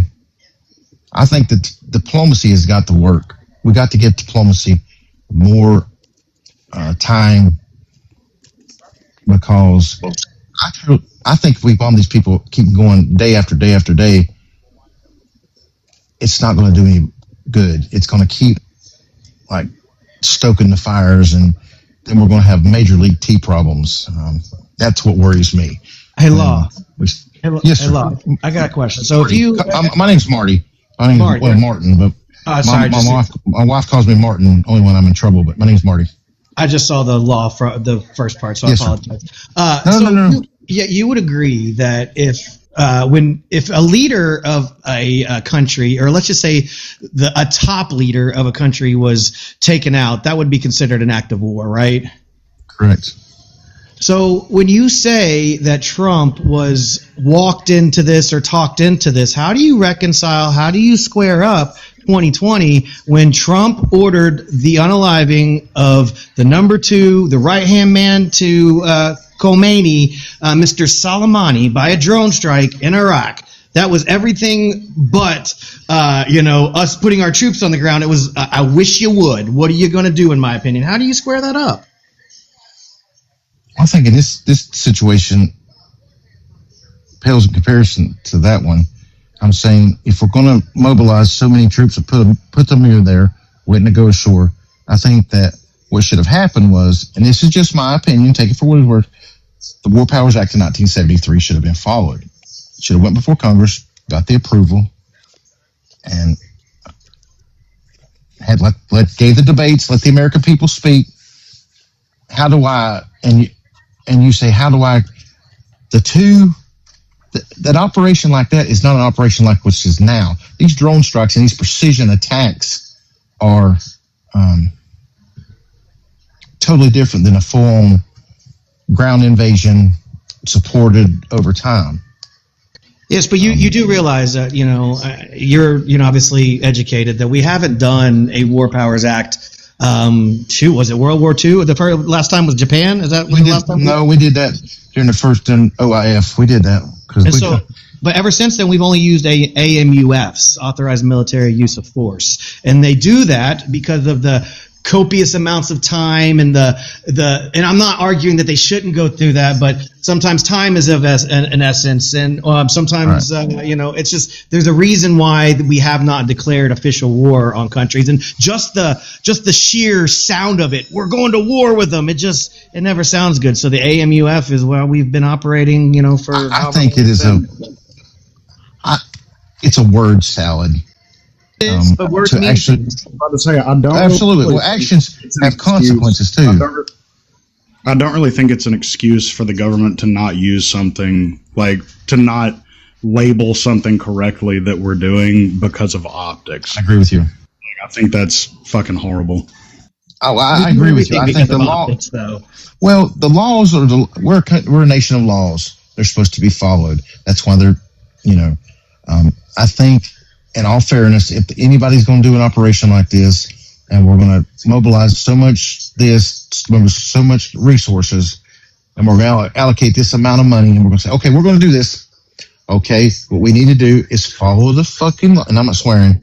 Follow the fucking law. Do what we're supposed to, instead of saying, I think the War Powers Act, Marco Rubio, he makes me want to vomit. I don't blame Trump for everything because he's not that smart. What I'm saying is the people behind him, like, Stephen Miller and Marco Rubio, they know the difference. They know. And just to come up and say, well, we don't think the War Powers Act of 1973 is constitutional. Who the fuck are they to say? That's the courts to say that it's unconstitutional, not them. We have scholars. I don't care if what? The laws are the laws unless otherwise. If they don't want the law to be on the books and they want to change it, then there's a process. We're not law, but also, and I apologize for interrupting, but you are a little long-winded, and I'm not being mean when I say that. I'm sorry. Yeah, you're a little long-winded.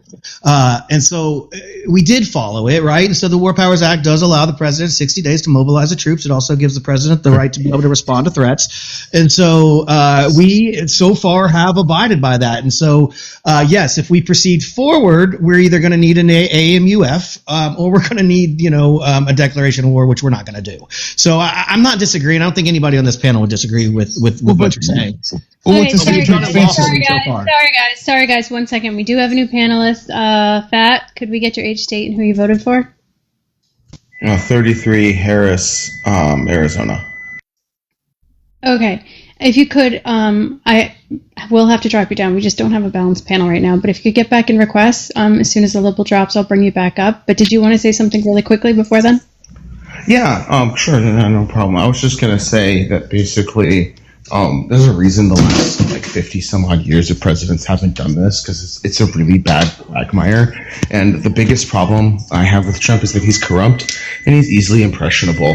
So Bibi Netanyahu told them that hey, you're going to be able to go into Iran and they're going to, as soon as a few things start happening and the missiles start flying, they're going to just bend over backwards and immediately welcome you guys in there and do half the work for you. And that didn't happen. None of that stuff happened.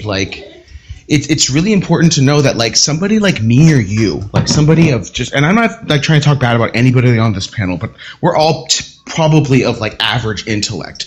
And you have people that are working for these other militaries, these other countries that are incredibly smart and calculated. People like Putin, people that Bibi has, people that Iran has. These are incredibly smart, calculating people that are measuring their country's power in not immediately what is going to make the most amount of profit in tomorrow's stock market like Trump is, but what is going to put their country. You gotta land it. We got a fast moving panel, and I have to make that Basically, announcement. He's incredibly corrupt, and there's just no reason we should be doing this. Yeah, and I would argue too, there's a difference between intelligence and the palette. Stick You around can leave now. Fat up. Thanks. Yeah, you can Palette, leave do you him want up. I'll come back up. You sure? I'm not adding anything other than thinking about the movie Fievel Goes to Tehran now. Oh, look at your fucking back. I'm glad I could help you there, Palette. And I appreciate that. Oh, I wish I could draw so fucking badly. Yes, go ahead and drop me down, please, ma'am. Are you sure, Law? Yeah, yes, ma'am. Get some more people in here. That's fine. Okay, well, you're welcome to stick around. I was gonna say that this is a fast moving panel, so we try to keep it to 30 seconds or less. So no, that's okay. I apologize. Yep, that's okay. If you could please try to keep it to 30 seconds or less. I will remind you, just because sometimes when I'm talking too, it just leaves me. So I understand you get in the middle of your sentence. I will let you know. Please don't be offended. It's a quick moving panel. Thank you. All right. We'll keep things the way that they are for the moment. And then as we go along, we'll figure it out. Palette, are you dropping? Is that your teacup? I'm going to assume yes. No. You can stick around if you want. No. Stick around. Fat. If you could get back in requests for me, that would be wonderful. I'm sure it won't be long. You're on mute. But thank you. Appreciate it. Hold on. If he's wanting to talk, then I'll drop. It's fine. Yeah, I'm dropping. All right. No. Palette. We're gonna keep the panel. We're gonna keep the panel the way it is. Let's just roll. When we get requests, we'll move on. Y'all have a good one. Thank you for letting me vent real quick. Yeah. Take care. Okay. Well, take care. Take care, Pat. Jeez. Fat Christ 69 is a good handle. I'm still waiting for the Jesus Poops panel or handle. I think I'm looking it up now, but Divine had said that a fighter jet, a 35 or something, was taken down over Kuwait. Friendly fire again? What are we doing? No, I have no idea. That really just happened? I'm looking it up now, but there were drone strikes at the UAE and Saudi last night. I feel like our fighter jets would be better than a drone. Like, don't you think they'd be able to, Tom Cruise Top Gun them way out of that? Yeah. I mean, I'm just, I give a lot of credit to our military, so I'm hoping that we are better than a drone. I would agree with you, Frugal, but I think I don't think a drone is attacking a fighter jet. Yeah, but neither. Here we go. Here you have it. Said that there were 3 U.S. fighter jets shot down over Kuwait in what the U.S. military described as friendly fire incident during the conflict involving Iran, U.S. and Israel. According to the United States Central Command, the aircraft were 3 F-15 Strike Eagles. Kuwait Air Defenses reportedly misidentified them during active combat drones and aircraft. This was years ago. It's a joke. It was at the very beginning of the conflict. This didn't just happen. Everybody agrees, right? Y'all remember this? I do not remember this. Something else. Yeah, it did say March. Yes, it was like, yeah. That's why I said this isn't friendly fire again. This is a long time ago. All of our pilots ejected. All of our pilots ejected safely. Yes, I remember that. Yes, but yes. Yeah. I wonder what she was talking about then. I'll have to ask her. So disregard. Okay, I was just making sure we were on the same page. That's it. Yeah, no, disregard. I'll have to ask her. I swore she just said it happened though, or maybe I misheard. Yeah, because that would have been wild if it happened again. I'll be like, holy shit, why does Kuwait keep shooting down our jets? That'd be real bad. But the drone attacks did just happen. And did you see Trump's cute little picture that he put out about Space Force? I did not.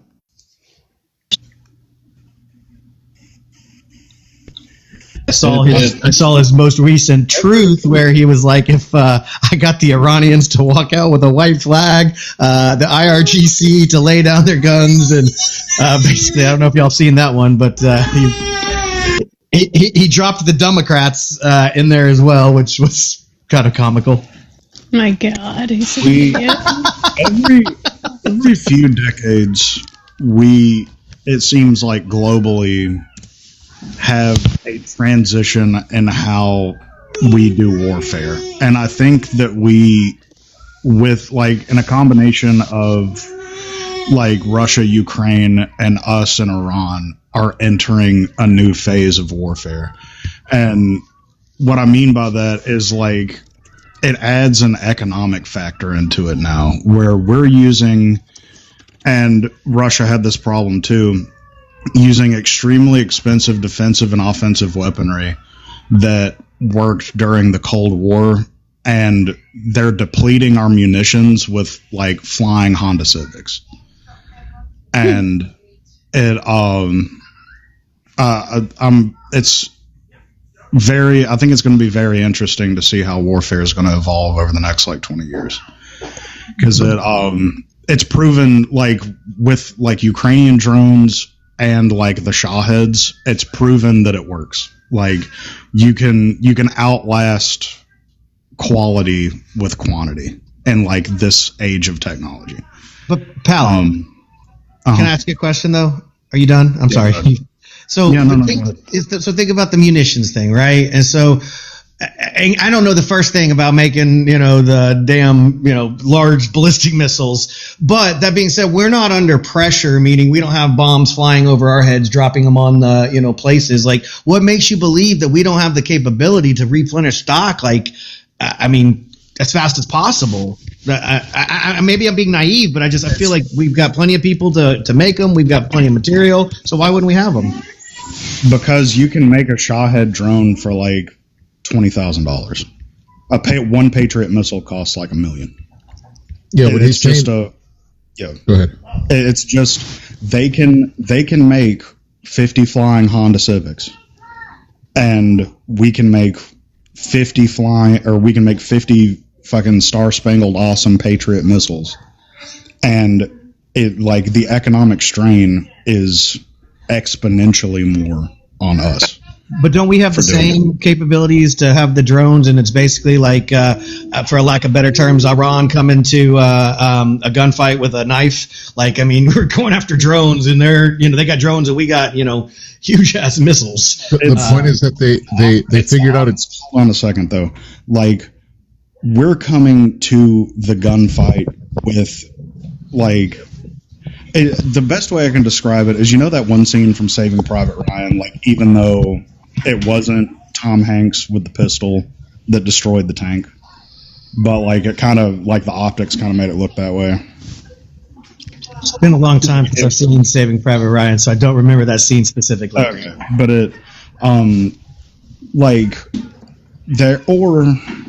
it's like in Indiana Jones, where you have this super strong guy with a scimitar that's looking like he's about to be super badass, and then Indiana Jones just pulls out a pistol and shoots him.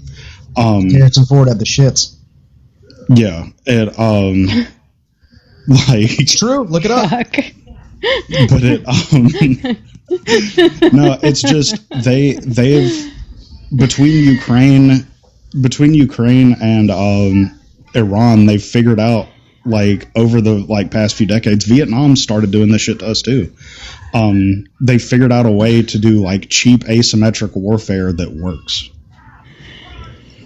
Yeah, but the way the United States has always functioned, and I apologize, CS, I'll just speak quick, which was under Truman, and he basically, it doesn't really matter the cost, it's what is it going to take to save Americans' lives, and if we have a weapon to utilize, do we really care about the cost of it, or do we care about our men and women coming in? We do. All right, hold on. We can only do it for hold on. John Rowe, can I get your age and who you voted for, please?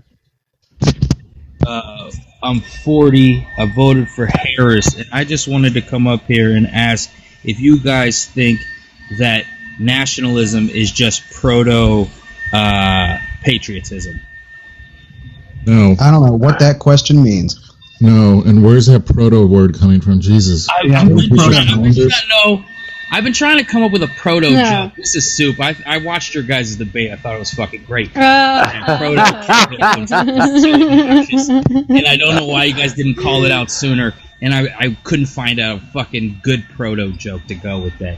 Take it easy. No. It tracks now. Love y'all. Thank you. Appreciate that. Yeah, it had me for a loop. I was like, what does proto mean? That's part of what's tough about talking to conservatives these days, because you have to spend 2 hours on the proto conversation before you get to it. No, let's not do it. Y'all, it's inside joke. I don't need to know. You guys, I'm gonna bring my guy back up just so we can see how drunk he is at this hour. Or let's take the over/under on his BAC, please. Okay, before you do, you can go ahead. I just want to tell you that the inside joke anyway. So the inside joke is that Civics and I did it. Hold on, my guy. Can you please hold on? I got him. For a sec. The inside joke is that Civics and I had a debate on YouTube on Saturday. Two conservatives against us. They were arguing for capitalism. We were arguing for socialism. They, one of them particularly, used proto-capitalism over and over and over and over and over again. The whole fucking debate. It was all about proto-capitalism. proto-socialism. It was just fucking ridiculous. That's what the inside joke is. So, but if you want to watch it, if anybody wants to watch it, it is on YouTube in my debates channel. If you guys want to go see it, thank you. What's the definition of? Why do you let women sit here and gaslight and rage bait people, Mojo? That's why people think you're a grifter. Well, that's why people think you're a grifter and you're simping for money.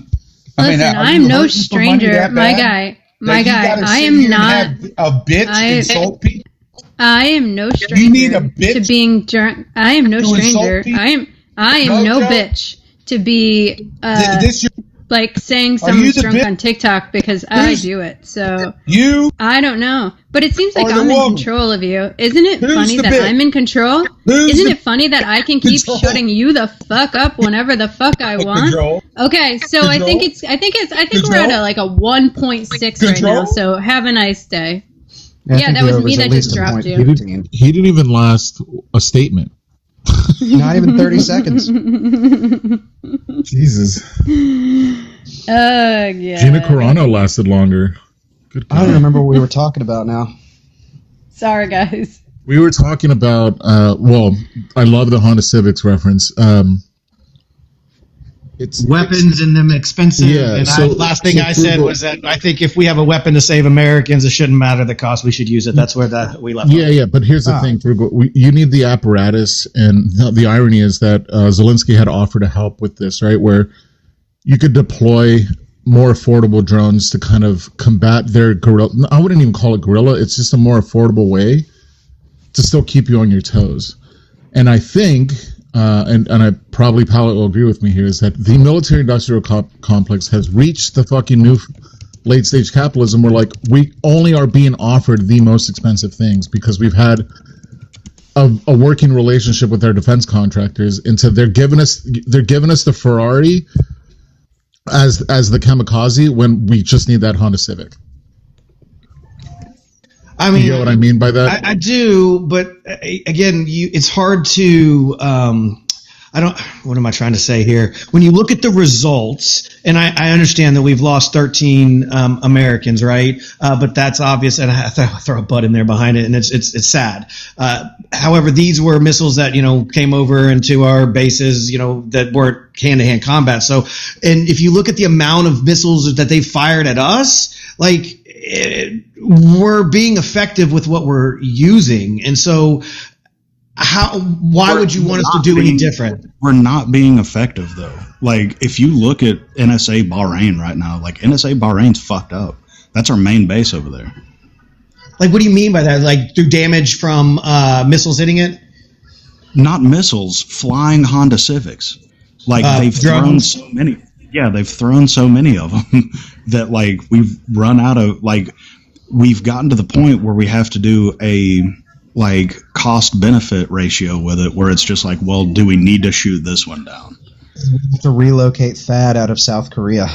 But like what I'm saying though is you don't think that we have the ability to have like the cheaper weapon, do you think may have a less likely probability of success than the more expensive one? And so, I mean, again, I would weigh saying if this is 70% and this is 99%, I'm using the 99% every time because I want to ensure that our Americans live.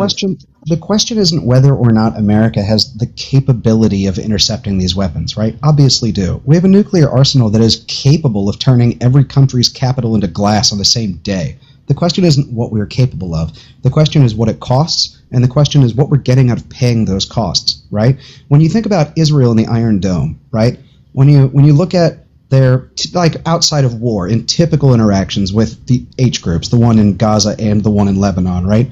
They know goddamn well when they shoot rockets over the fence at Israel that the Iron Dome is going to intercept them. This has been going on for years. Maybe one gets through every now and then and kind of hits in the middle of nowhere, but they know full well the Iron Dome is going to intercept almost everything. But those rockets cost a couple $100 to make, and every interceptor from the Iron Dome costs $40,000. It's a numbers game. Now, I'm not saying Israel needs to dismantle the Iron Dome or that would be cost effective, because I think intercepting rockets is probably a good thing. But we didn't need to have these weapon systems set up intercepting missiles every single day, constantly, until we started this war. So we're going to pay a massive cost doing this. It's not about whether or not we can, right? And it's not about the lives that we save. The question is, what are we getting out of paying this cost? The Manhattan Project was expensive, but it prevented a land invasion, and it prevented us from having to chop up Japan and divvy it up between us and the Soviets like we had to with Germany. There's a political gain, there is a strategic gain, there's an American gain because we don't lose troops. Here, we just didn't have to do any of this shit. We're just paying the cost for no reason. Yes, no, the cost is hold on, Pallet. The cost is the American lives. Meaning, what is that worth to you? I'm going to keep going back to. I'm the veteran here. The question isn't American lives. We didn't have to start this war. Rumble, I literally just listened to you. And like you got to let me finish, bud. And so, you talked about a lot, and I think that the sum total of it, I'm not going to go into a lot. I'm just going to go back to the same statement, which is, if it doesn't matter what it costs, if it saved an American life, it was worth it, because what value are you putting on one individual's life? I'm putting a shitload on it. So I don't care what it costs. If it's going to work, I want the most effective equipment to be able to do the job to save our Americans. That's it. This is just an emotional appeal. It's not substantively responding to what I said. It's not an emotional appeal. We are strictly talking about the cost of this war. And what I'm saying is their lives have no cost. So meaning it doesn't matter what it costs. If it's $1 billion, we should be utilizing it to save our peeps. Okay, that is a lovely sentiment for somebody who has never done this shit. I can tell you right now, when I enlisted, it's just money. We can remake it. When I enlisted in 2013, just like everybody else, I was offered a life insurance plan by Uncle Sam. All right, and the value Uncle Sam put on my body, shipped home in a pine box, was $400,000. Now I would love it if we're willing to spend $1 billion to save every life of every soldier. But even with the resources of American capitalism, that shit's not real, man. It's not. I think it's evidenced by the 13 small amount of soldiers that we have lost so far in this conflict. I mean, will your tune change if that number goes up? It depends upon by how much, but I mean, again, every day that goes by, I mean, we lost more in the withdrawal, the same amount in the withdrawal from Afghanistan, which was supposed to be like, peace out, bitches, and yeah, they took us out while we're going. And so, in a conflict where we have armed, they really want to unalive us bad because we're going after them. Yeah, we've lost the same amount. So I think we're doing pretty good. But the point is that we didn't have to do this at all. The second point is that we spent like $40 billion or some shit already. And you were just talking earlier about $500 million a day. That's 13. They're spending losing about $13 billion a month approximately in oil revenue right now. And that changes if they decide to just put Chinese flags on those fucking tankers. So I think that between the cost and the fact that we didn't have to do it in the first place and the 13 soldiers we lost, I don't think you have any justification for any of the stupid shit that's happening, especially if the only thing we get is a goddamn JCPOA. It's a JCPOA with a severely diminished, protecting capabilities of ever producing another nuclear weapon. But you can say too that like you're willing to pay whatever the fuck to protect American lives and this, that, and the other. But like the realism of it is that the American populace does not have the stomach for another prolonged, expensive war. Like the entire point of like what I'm trying to say is that the Iranians don't have to wait out all of America's spending might. They just have to wait out enough for another election. Like that's the point that I'm making with this, that like they're able to do this extremely cheaply. The American populace by like large does not want another prolonged war in the Middle East. And like MAGA can say that like, oh, we're doing this because we're fucking Star Spangled Awesome and try and wish cast like how they think the American people feel. But like they just have to wait out for another election. See, the problem is, though, pal, there is other choices. I mean, we could take the Nagasaki and Hiroshima approach, but yeah, humanitarian through a humanitarian way. That's wish casting. Yeah, hold on. Let me finish. Go ahead, Frugal. Go ahead. Why? All right. Just let him finish his statement. Yeah, thank you. And so, that the approach by Truman was, again, that if we can save an American life, I'm going to use it. And yes, I mean, mass casualties and the after effect of what we did was, it was bad. But in the end of the day, we saved American lives because look how quickly the war ended after that. And so we could have that approach over there, but the rest of the world is not going to like us for that. So we have to take an alternative approach, and that is the approach that we're taking today to ensure that we don't have mass casualties on our end, and it's going to cost us a little bit more. And again, it goes back to my statement. It doesn't matter how much it costs to save our American people. That's it. Man, it is so goddamn frustrating that you fake-ass fiscal responsibility people just decide it's monopoly money to make an emotional point on every single issue. American God life damn it, it's frustrating. How much is a life worth to you? I don't know what you guys actually want. What fucking lives are you talking about? Are they going to attack Colorado, Cheyenne Mountain? What the fuck are they going to attack?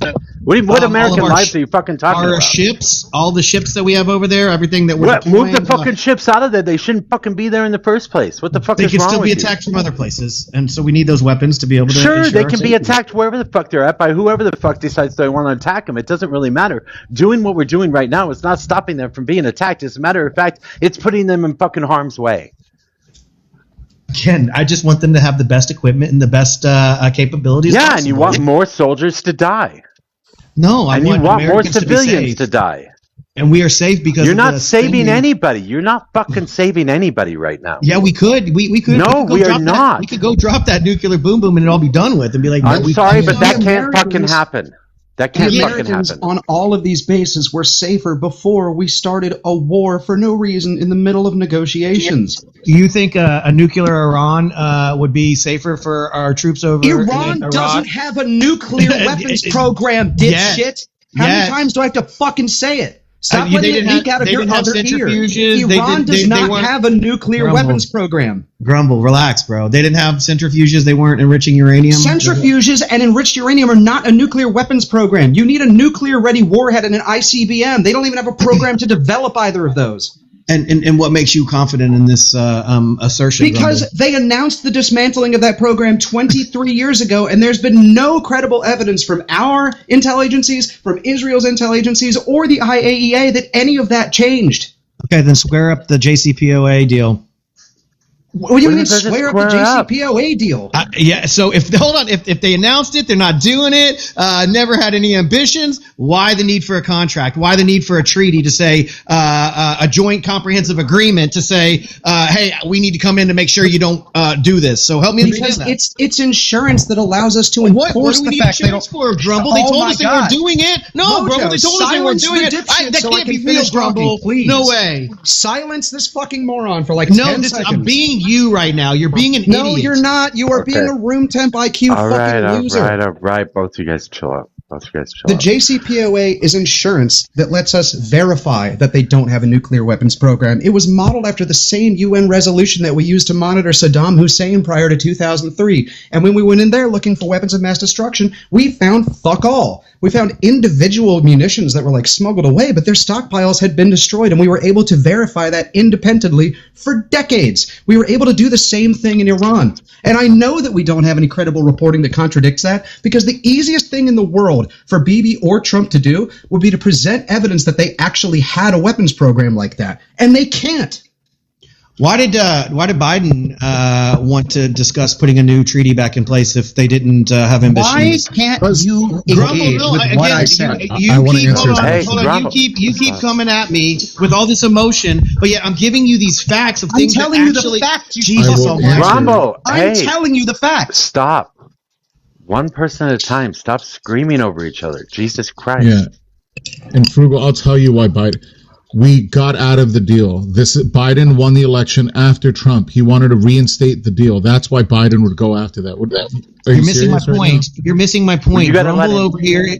Grumble keeps claiming, oh, they never had these ambitions. They didn't have, the ability. However, he's yet to be able to square up, to reconcile the fact that we had to put a JCPOA in place, and Biden obviously wanted to, renew a deal, which he was unsuccessful in doing.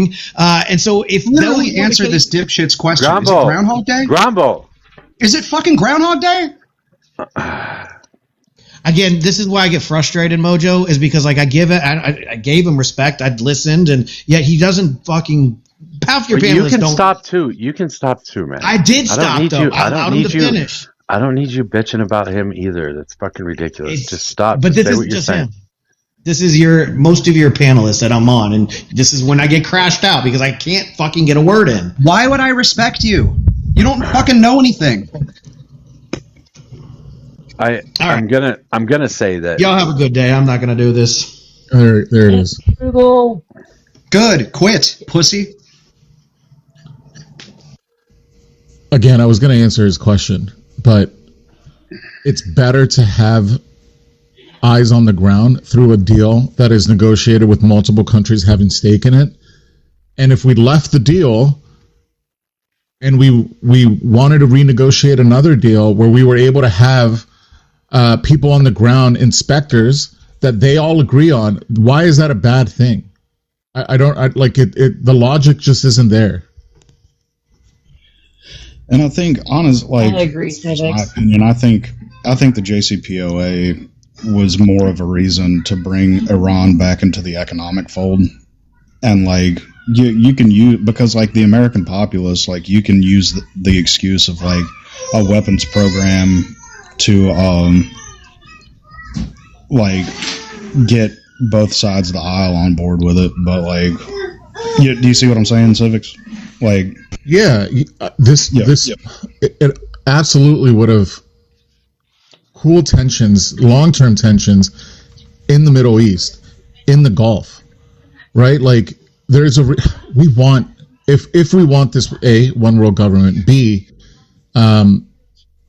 long-term stability. I hate to break it to you, but long-term stability comes with trade and markets, and them not needing to worry about certain things. That's what will fucking bring about peace. There used to be an idea where even if they're not a democracy, you can still have peace, but like you have peace through like trade agreements, because then you weigh out the pros and cons of like, well, fuck, if we go to war, then we lose out on this, right? Like all of those things are a factor when you can stabilize a relationship with people by ensuring that, like, hey, we're scared you're going to make a nuke. Cool. You can have inspectors, I don't know, fucking every 3 months come by and make sure that we're not building any. I don't understand why that is such a contentious fucking thing. And who cares if Biden wanted to renegotiate? It was fucking Trump who left. Well, there's a couple of reasons. So the first JCPOA, they had a bunch of their money being held by sanctions for previous actions that they had done. If we can convince them to give us something to release some of that money, we can allow them to rebuild their country in some way, shape, or form, and actually possibly be a more positive note on the world stage. So it actually gave us the opportunity to give them aid without actually giving them any of our own money. Give them the ability to become a better country. And I think it was working up to a certain extent. And then when he pulled out of it in 2018, by the time Biden tried to do it, they already had 60% enriched uranium. So it's a totally different situation at that point. So, well, and the enriched uranium, in my opinion, was just a bargaining chip. Like they didn't have any sort of program to like get it up to weapons grade whatsoever. But if you had a deal, like a trade and economic deal that you liked and they pulled out of it, like the thing that you could do to bring somebody back to the table is be like, okay, well, let's enrich it a little bit more to the capability that we have. Like to see like, oh, look, hey, we're enriching, come back to the table, let's talk some more. Like, you know what I mean? Everything about this was just like a bargaining chip for another version of the JCPOA. And then America, like America loves to do, just goes fucking high and right.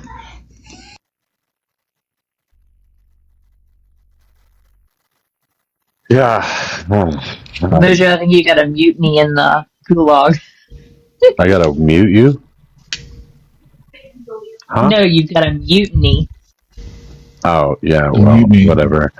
I don't do echo chambers very well, so if this stays an echo chamber for a while, I'll just shut down. What I don't get about, he gets so emotional about people talking over him, but the second he gets a thought in his head and somebody else is speaking, he is the first to interrupt. I know. It's so I know. frustrating. I'm sorry, but every MAGA that we deal with has their own issues that we have to deal with in order to fucking coddle them so that they stay on a fucking panel. It's always the same thing. But the problem is that I can't sit here and do this every day with echo chambers because that drives me crazy, and I'd rather just, I don't know, fucking garden. So, I don't know. If I don't have conservatives, I'll quit TikTok. Or I'll just go roaming around the streets and argue with whoever the fuck I can. The midterms are around the corner. They're going to come out of the fucking woodwork defending whatever fucking nonsense. I don't know how. I get that there's obviously MAGA people that are going to come out, but MAGA aside, I don't understand how anybody who's a Republican can sit there and be like, we've had a great fucking 4 years of running Congress. Give us another 2. Like, fuck that. Like, there's no defending this Congress. If the House and Senate flip, though, you're going to have a completely new group of ops, though. One of them probably being me. But, like, so yeah, I think right now we just, you need to hold out till the midterms come up. Yeah, but I still have to coddle conservatives. I mean, they're all little fucking bitches, every single last one of them. Like Enzo, for example, somebody just mentioned, Rebel just mentioned him in the comments. Enzo's a bitch. That guy won't leave his fucking panel. He won't get out of a safe space where he or one of his friends has some sort of control over the mute button. So I was lucky to get him yesterday where the mod or the person running the panel actually agreed to take his mod powers away so that we could do a one-on-one. So she did. She took his mod powers away. He couldn't fucking mute me. He couldn't boot me. And we were just yelling at each other, or he was yelling at me, and I was trying to have a conversation with him. But they won't leave their fucking spaces. Millie's the same way. Most of them are the same way. So the ones you can get to leave their spaces know that I guess maybe they know their worth, so they demand more. I don't fucking know. They want their little fucking bowl of candies when they show up in their green room. I don't fucking know. But either way, if I'm not going to do that, then I'll take a break for a few months and come back. But it's not even about... The one thing that is good about your panel is that there's an understanding that, we won't scream over one another. And that's my problem with some of these other panels. There's very few that have good moderators and a good host that won't allow either side to fucking out one another. And a lot of these right-wing panels that I'll try to jump on, it's some mod from the fucking cheap seats just always fucking muting. It is. Not even somebody on the panel, somebody from fucking comments that's muting you. You don't know who the fuck it is, and they don't know who the fuck it is, and they don't really care. But that's our burden, right? Because we're willing to go to other panels to have discussions. We're willing to put ourselves in situations like that. That's why I like Donovan. Donovan will come up on a panel with a whole bunch of liberals and be okay with it. And generally speaking, be a normal human being. And then there's Bible guy who's going to come up here and show us a car, always at a bar or some shit like that. Guys, I'm real pissed off today because of legislation that Mike DeWine just passed in Ohio. Okay, what is it? It is it? now illegal to drive aimlessly in Ohio. If you are driving and you do not have a destination, like just say a Sunday cruise with a chick and you want to drive around, show them off your hot new McLaren Artua, that's now illegal. So you can now not drive in Ohio unless you have a destination. Just how do they know that you don't have a destination? All right, according to the hold on. According to the Columbus Dispatch, driving aimlessly or cruising around is 100%. Wait, can you mute? Jesus Christ, that background noise. Yes. All right. Driving aimlessly or cruising around is 100% legal in Ohio. A viral social media letter recently claimed the Governor Mike DeWine signed House Bill 626 to ban aimless driving and enforce it with a $1,000 fine. This is entirely fake.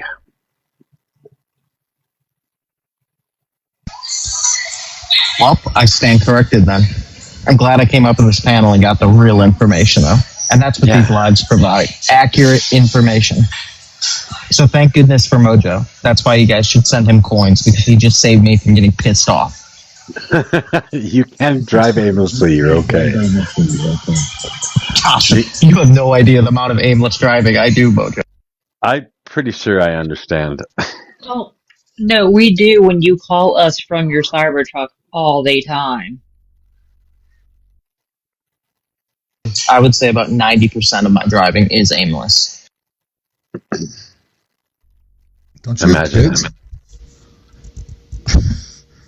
I wish that my friends that are parents don't have fucking free time, let alone fucking drive around aimlessly. Well, I'm rich, so to be fair, like my kid loves to sleep in the car seat, so like I do drive around aimlessly at times because like he'll want to take a nap and I'll just throw him in the car seat and drive around the county for an hour and a half. That is such a Gen X thing to do. Yeah, some of my earliest memories, I kid you not, are as a fucking toddler, waking up in the car seat alone because my parents had driven me around, and like I woke up, right, like, and well, the windows were obviously like cracked and open, but I couldn't get out of my fucking car seat. I was like, what the fuck? Why am I in this car seat alone? And they're like, Hey, yeah, Civic. you were fucking taking a nap. We didn't want to wake you up because you're impossible to fucking nap because you're hyper. And yeah, that's how they did it. I don't know if that's Gen X. That's just. I mean, my parents, or my mom used to always swear, like, when she was ready to put me down for a nap, she would just strap me in my car seat. She wouldn't have to take me out to the car or anything like that, but as soon as I was in my car seat, it was like there was a button in my butt that as soon as my butt hit the car seat, I was out. There's another button somewhere else if you know what I'm saying. Holy crap, you're talking about a fucking child. Don't do that. What the fuck is going on? I don't know. Are you pissed off, Hale, that I got Enzo one-on-one? I know you were trying. No, I've already 1v1'd him like multiple times. So Have you? I knew he was gonna on his panel though. Okay. Yeah. I mean, I've like 1v4'd him and hit like 3 of his boys. Like, it's that's why he recognized me and he didn't really want me up there, but I was invited by the host, so. What's his yeah, stance? you know, and even, you know, and listen, yeah, I think I'm a way better debater than you, but even you cooked him, so I wasn't, I knew he was trying to specifically frame the argumentation in a, you know, and this is what they do, Mojo, and I'm not saying you were used, because I think I watched for like 15 minutes, and I think you still got him, but you know, they want to frame it in a, if you disagree with this, it's because, like, you're literally a Marxist. And honestly, just the amount of, like, you were up there, the amount of lying was insane. The amount of, you said this, you backtracked this, it's all linguistics bullshit, and, you know, people see through that. So I was really trying to bait to actually get, like, someone like Millie to show up. But you know, that was funny when I they did accomplished my job. When I mean, I would personally roast Mojo in a debate, but unfortunately, I agree with him with just about everything. So. I don't even know what to say to that. It is funny though that they did call Millie like the first thing when I got on the panel. They're like, "Sorry, get a hold of Millie," and everybody started sending messages to Millie to come debate me, and of course she doesn't show up. But yeah, well, I've debated Millie a bunch. I don't know if she would have shown up, but I've caught her on a few different panels, but she always crashes out and leaves or changes the subject or whatever. I don't know. Yeah, now that she runs like specifically a podcast show, she won't let me up. But before, when she would do more of like a open debate thing, you know, she would. So, and you'd see her on Los. We had a 4v4 with her on Los. Yeah, but my they people didn't versus her people. Oh, that's right. So, You don't get to talk when she's there, though. Yeah, she's not as bad as OM, but she's almost as bad as OM. Well, even she's the only one that has any historical knowledge or idea of political ideology whatsoever. Or, and I know you hate Christianity, but it is often used in argumentation for Israel, so yeah. Yeah, Adrian, why would I stop saying Marxism? It drives them crazy. They're all pissed off about Wait, it. Mojo, you hate me? Who said that? Who said you hate Christianity? I don't like religion in general. That is correct. Like all religions. Oh, I'm not religious, so we're good. I don't even know what to make of that either. All right, you guys, argue with Bible Guy or Hale. Bible Guy's here? That's who B Guy is. You don't know. Is it the same other? It is Bible Guy. I thought he had dark hair and he was younger. Is that a different guy? I don't know. The guy I know that didn't have a B guy. He had a Bible guy, I thought. That's the way you that's me. There's three of us, actually. Shut up. The other guy's real dark. He started as Bible Guy, and then he changed it to B Guy. No, when the sun comes out, my hair turns like blondish. So it's looking... I didn't dye my hair. I'm not gay. So when he first started on Danielle's, it was always in the dark. He was always wearing some fucking night vision goggles and running around naked around his house and shit. Yeah, that's pretty much what happens in winter in Ohio. If you're not doing that, you're drinking. You're doing both. You know what? You know who disappeared since I assumed his identity? Oh no. The B stands for black guy. That guy's gone. I reverse psychologied him. Yeah, he hasn't been back here much either. Yeah, he's gone. Was this your alt? Yeah, somebody started an alt. No. Yeah, this right here. Oh. Is B Guy my alt? No, I didn't realize you had a other account I already follow. That's right above me. Yeah, it is. This is my second account. I have 6 accounts. Word. Why not 7? Maxing. I don't need 7. 6 is probably too many.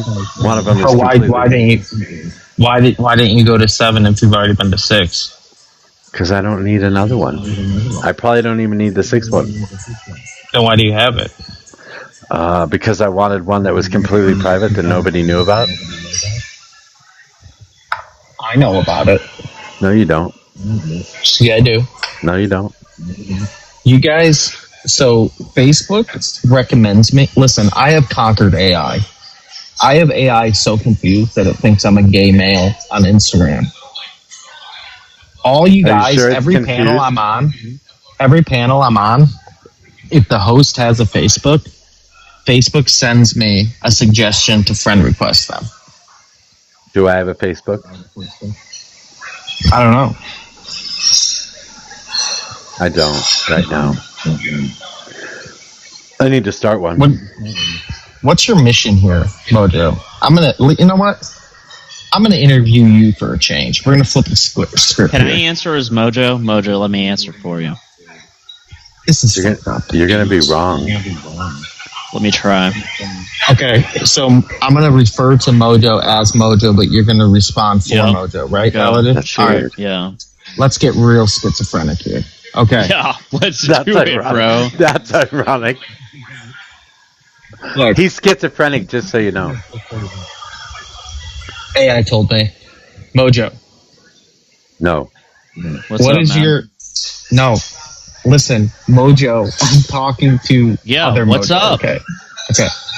What is your... And Mojo, please don't interrupt Mojo while we're doing this exercise. Mojo, what is your mission here on TikTok? Yeah, my mission, you would already know if you understood Marxism to any degree, okay? Which obviously you don't. and that's not good. You need to go read. Okay. The mission statement for Marxism is to You are terrible at uplift this. You're people. terrible at Hey, this. I'm not trying to copy your tone. I'm going off my I'm gonna tone, mute but you, No. Mojo. my answer. Wait, this is not a Hollywood answer. No, this is not a Mojo, Mojo. If you keep interrupting Mojo, B guy, I'm no gonna mute you, interrupting. Mojo. Stop interrupting. Stop I'm gonna Stop interrupt. that now. Stop that I am- now, B guy. B guy, stop I'm that going now. to- Okay. I'm going to mute Mojo. All right. Where's CS? Okay. Yes. Do you really want to talk to Hale? Because Hale is completely wrong. Back to the mission. The mission is to spread Marxism, is what I'm getting. Yeah, Marxism is a universal political ideology. You have to spread it No, it's not. across the world. It kind of is, yeah. Not listen. You get 10 Marxists. You get 10 Marxists in a room together. They're not going to agree on. They're going to agree on some fundamental principles, but the implementation, they're all going to have different opinions. Again, Civics, which can is you why not I interrupt don't- Mojo? Hold on, All for the love of consider God. it, unless they're an anarcho-com, they're going to consider all of it. No, dude, like you've been a talking to too many universal- Marxist-Leninists. Like they want a revolution. Okay. There are others that don't want a revolution. There are others that want strong central planning. There are others that don't. Right? Like they're not all going to agree.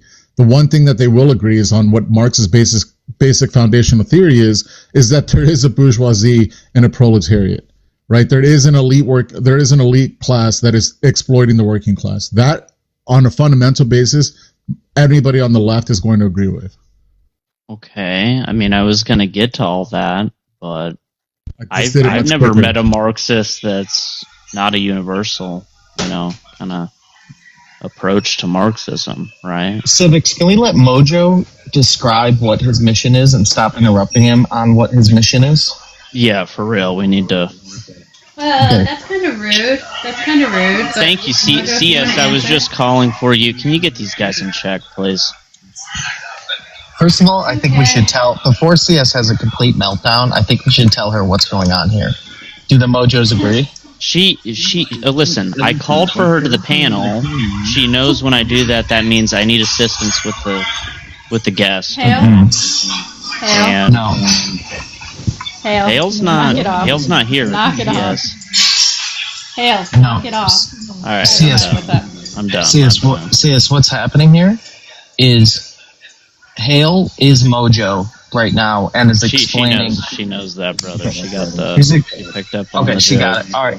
So, Mojo, how much money do you need to make a month here on TikTok Live to make it profitable for you to pay all your bills?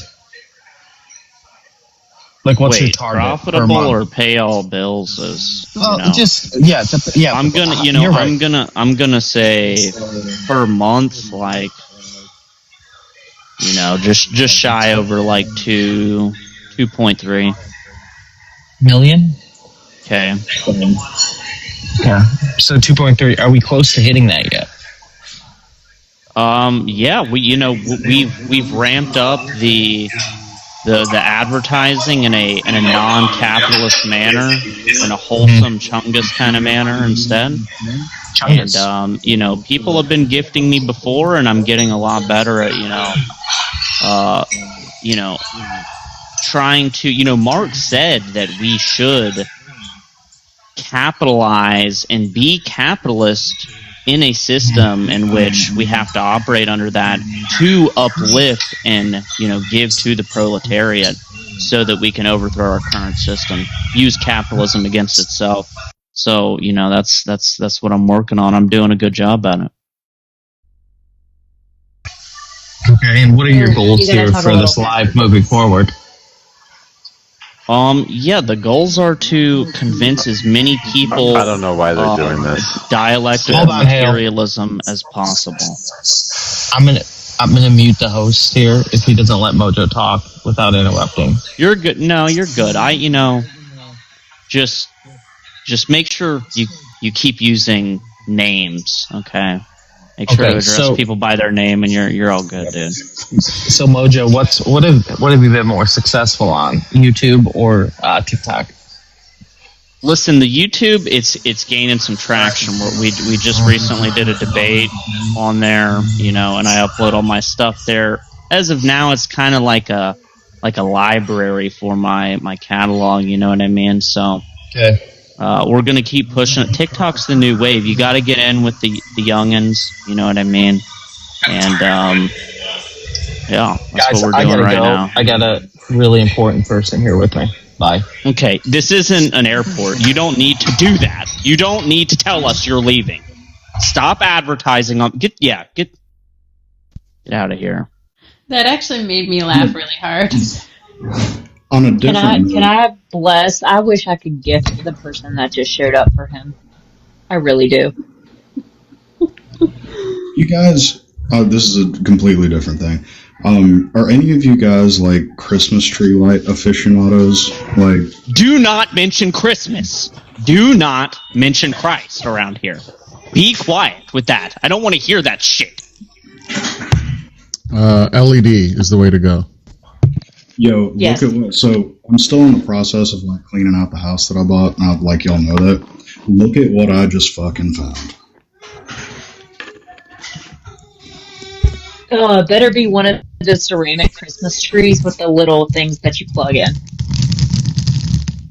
Old Oh. bubble lights from like the 90s, and these are going up on the fucking tree this year for sure. I have Heck yeah. about 50 What of the those. fuck are those? Didn't those cause fires? Yes, I have like 50 of them. I have a bunch Yeah, of them. but don't. Usually put them outside. I was Yeah, gonna just say, I bet Mojo has a bunch like in his storage stuff downstairs. No, we actually you use them every year. they look really cool though. Like once they get warmed up and everything, they look fucking awesome. Yeah, the little bubble lights. They literally bubble. Boiling water. Hell, a lot of people are worried about you. Yeah, you were way off, by the way. I wouldn't have answered any of those questions that way. But nice try. I know, but I know your mind, Mojo, and I know you're not as good as linguistics for me, so I'm just portraying your mind with better linguistics. It's like my mouth, your that is not my mind, and yeah. I speak way better than you do. I have a larger Hey, lexicon. Hale. I know Yes, how to ma'am. speak with people better. Hale, you haven't taken your medicine today yet. Now, do you know how to speak to No, people differently an hour and because you have a 29 power minutes. trip? You have like CS mutant people. No. Does that give you like a sense of power, like you're some kind of dictator? does not. Mojo. It does not. I did take a lot of speech classes in college, though. I learned how to speak in front of rooms. No, I and took speak to psychology. audiences. I went to college too. I know how this psyop works, where you think you can dominate the conversation, and that means that your way's the way. Group dynamics, right? If you got a group of followers that will silence and suppress people, and then you're a socialist, right? But yet you're silencing and suppressing people, right? Yeah, so that's socialism. Dude, you're giving him crazy aura. I'm not no aura. Why is that You're- aura? He 94 people, wait a minute, silences. wait a He minute. uses 94 such people. advanced This is gonna psychology this is gonna that be he kind that of he rude. understands There are the Faustian spirit 9.1. of the How many American billion people. people are there, Mojo? So he groups them 8.9 billion together people. under a common ideology. All hail, to, you know. Rail them in together, almost like Lenin. You basically just said like, I bro, don't you're even know literally what the fucking fuck's going on. Lenin. What is going on in my 8.1 billion panel? people, and we got 94 people here, and I'm giving him Aurora hail. I'm trying to figure out why he's Aurora. up No, on my Aurora. feed. It's summer. Like when I no, swipe it's, through, Auroras like are I in the sit north, here, I'm just dude. I swiping don't- through TikTok, right? I don't follow this motherfucker. I don't follow CS. Yo, I why don't you- follow Dami Dom. Did you just Dami, call a Tommy, woman whatever, a motherfucker, Dami, dude? whatever her name is, right? She She's does got all the her time. own live That's going the on now. least. I don't follow these people, yet it always shows up on my algorithm. Tell me why. Because you're always here. Tell It's me why. because the Oh, I'm dude, the following- deep so I state, put myself here, the algorithm, or myself. Think the deep, about it, dude. CS. It's the deep I know you're state not and intelligent, Palantir CS. I put know you're this not on your intelligent, feed. but it's all right. Hell, You're not listening to Hale. my guy. I don't need to Helino, listen I've to. never got the Italian version. I don't need to before. listen That's to people fucking that have hilarious. no substance. CS. I mean, Mojo has a little substance. I just can't figure out what it is yet. You know, I'm trying. He's not anti-American, yet he suppresses people's voices. So Jell-O. I'm not quite sure what's going on here, and we'll Jell-O. figure it out maybe. My guy, Jell-O. will you follow me? Oh, damn. He couldn't figure out what my substance is. I said it's Jell-O. Wait, did you drop him? That's what I'm saying, Hugo. He should have been Wait, gone. hold That on. comment I didn't was drop him. not okay. Nobody else. No, Can, he just dipped. yeah, nobody He else just can drop dips him. like that. I took powers away from everybody for dropping people. Oh, you're literally Stalin. You're literally Stalin. You consolidated all the power. I called this 2 days ago. Oh, I have the power. Civics, did you get your mod powers pulled too? No, you guys I have not looked. You still have mod, but I did affecting guests. No, I guess don't. is- I don't have. Yeah, I don't have mod powers anymore. I can't mute people. Okay, so it's the mute people.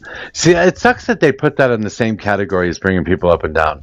The problem I've been having is that somebody's bringing up a bunch of liberals or like filling the whole panel with liberals, and then I gotta piss off a liberal to drop them so I can get a conservative up here, and I've been having that problem. And instead of just getting rid of all the mods right now and starting from scratch, I just took that power away, and now I got to figure out what I want to do about it. But I do You're want to selectively picking your Vanguard now? You had to wipe out the old Vanguard and You're now an you're asshole. selecting new. You're like G. I'm just doing what CS tells me to do.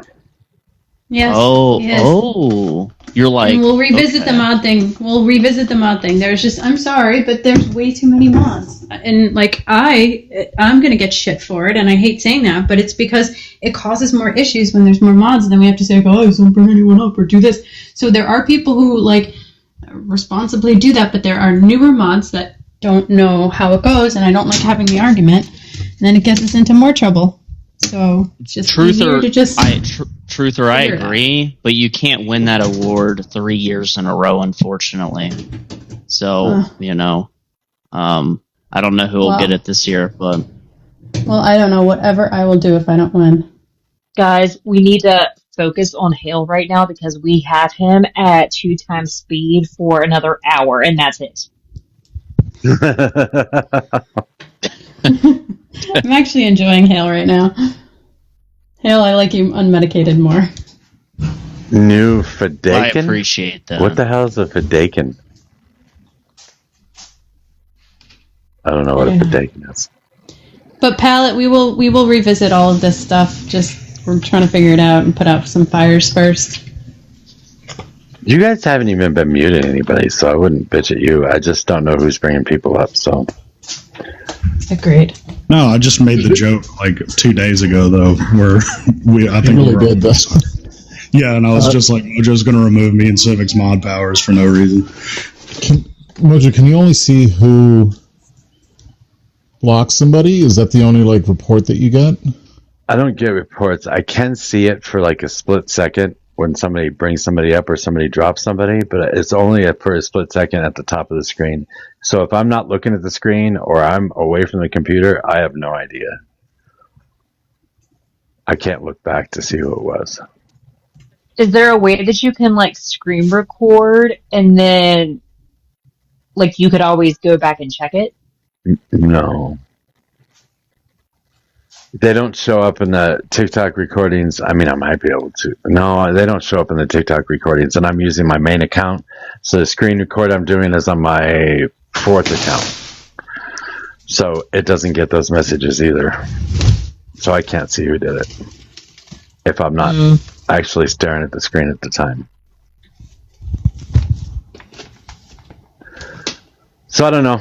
It's just been brutal, and Brobot likes to screw with me too. He likes to put a bunch of liberals on the panel or a bunch of women or something to say, ha ha, fuck with Mojo. yeah, I couldn't stand that either. I hear you, brother. Yeah, anyway, you don't know anything about me, Hale. Just so you know. I don't do this because of Marxism at all, in any way, shape, or form. Marxism became a convenient thing to say because everybody's going to call me Marxist anyway. So if I just tell everybody I'm a Marxist out the bat, they have nothing to attack me with. Yeah, I think you're just a dim sock. I've been saying that from the beginning. So I mean, I consider myself a Marxist because I go farther than Dem socks do. But certainly in a transitionary process, yeah, I would say I'm a Dem sock. Once we get to the transition, but what? Did you guys see that Bill Cassidy lost his GOP primary in Louisiana? I don't know who that is or why we care. So I'm not trying to bring this up again, but I rarely get surprised. Okay. I really truly was surprised the other day when everyone on the panel was asked about the Chud case, and the only person, I thought the whole panel was going to just turn into a giant shit show. And then I listened to a bunch of liberals, defend the self-defense of Chud the Builder. That was kind of crazy to me. It's all. I think I'm going to call this like the Kyle Rittenhouse effect. It's like ever since Kyle Rittenhouse, like, certain liberals know to not take this like optically terrible position, and you can still say Chud is a terrible person, but so and it's really based kind of along racial lines. Okay, I'm gonna say that Chud the Builder is a terrible person. So is Kyle Rittenhouse. Kyle Rittenhouse wasn't doing what he was doing for free speech purposes. He was doing what he was doing because he wanted to shoot somebody, and this gave him an opportunity to do that. I would suspect that Chud is probably the same way, and he was hoping he could get self-defense on it. But if he's attacked first, I think he's probably justified in doing what he's doing. But at least attacking back. Sorry, go ahead. This is my opinion, like legal opinion, and I'm not a lawyer by any shape, form, or fashion. And like this happened in Tennessee, right? So I've heard about it a little bit more because I hear about the shit on like local news.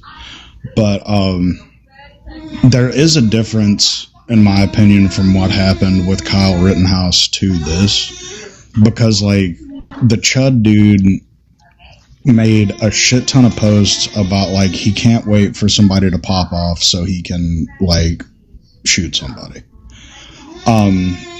There's like a sense, and it's why like he's getting charged, because like there's a sense of premeditation with it, and he was going around like intimidating people, and I think it'll get probably bumped down to like murder too, but it like he the guy didn't unalive. Well, the guy didn't die. Oh yeah, sorry, the guy didn't unalive. Then, like, excuse me. Then it'll get bumped down to like assault with a deadly weapon or aggravated battery with a deadly weapon. But no, like he had purposes, like he wanted that to happen, and he was going around antagonizing people, trying to get something like that to happen. I think the funniest part about all of it is that he cheddar bobbed himself. Exactly, that was the icing on the cake. Like, it's only going to help him in court, by the way. That he cheddar bobbed himself? I mean, I think he's screwed no matter what. But yeah, I mean that would only help. If you pop yourself in the arm, it's like okay. This is showing that you don't pop yourself in the arm if you just take your pew out and aim it forward. You pop yourself in the arm when you're laying on your back, reaching up with your other arm to try and get this guy off you or something like that. So that's just going to help him. I mean, it shows that he was in such fear of his life that he popped himself, like, but I mean, see, I wasn't even trying to like get into it. I was just saying I was surprised by that. This is just the first time that I've heard somebody like bring it up on a panel, and I haven't had a chance to talk about it yet. It's been like every other political like race bait panel I've seen, and they were talking about it yesterday or the day before. I'm bad with time, but Yeah, I just haven't been on TikTok as much over the past like few weeks. But I'm not saying people aren't talking about it. I'm just saying I haven't had a chance to yet. and there's like no news. Okay, hold on. Can I just ask, because I have no fucking clue what the fuck happened. So can somebody give me like a 30-second overview?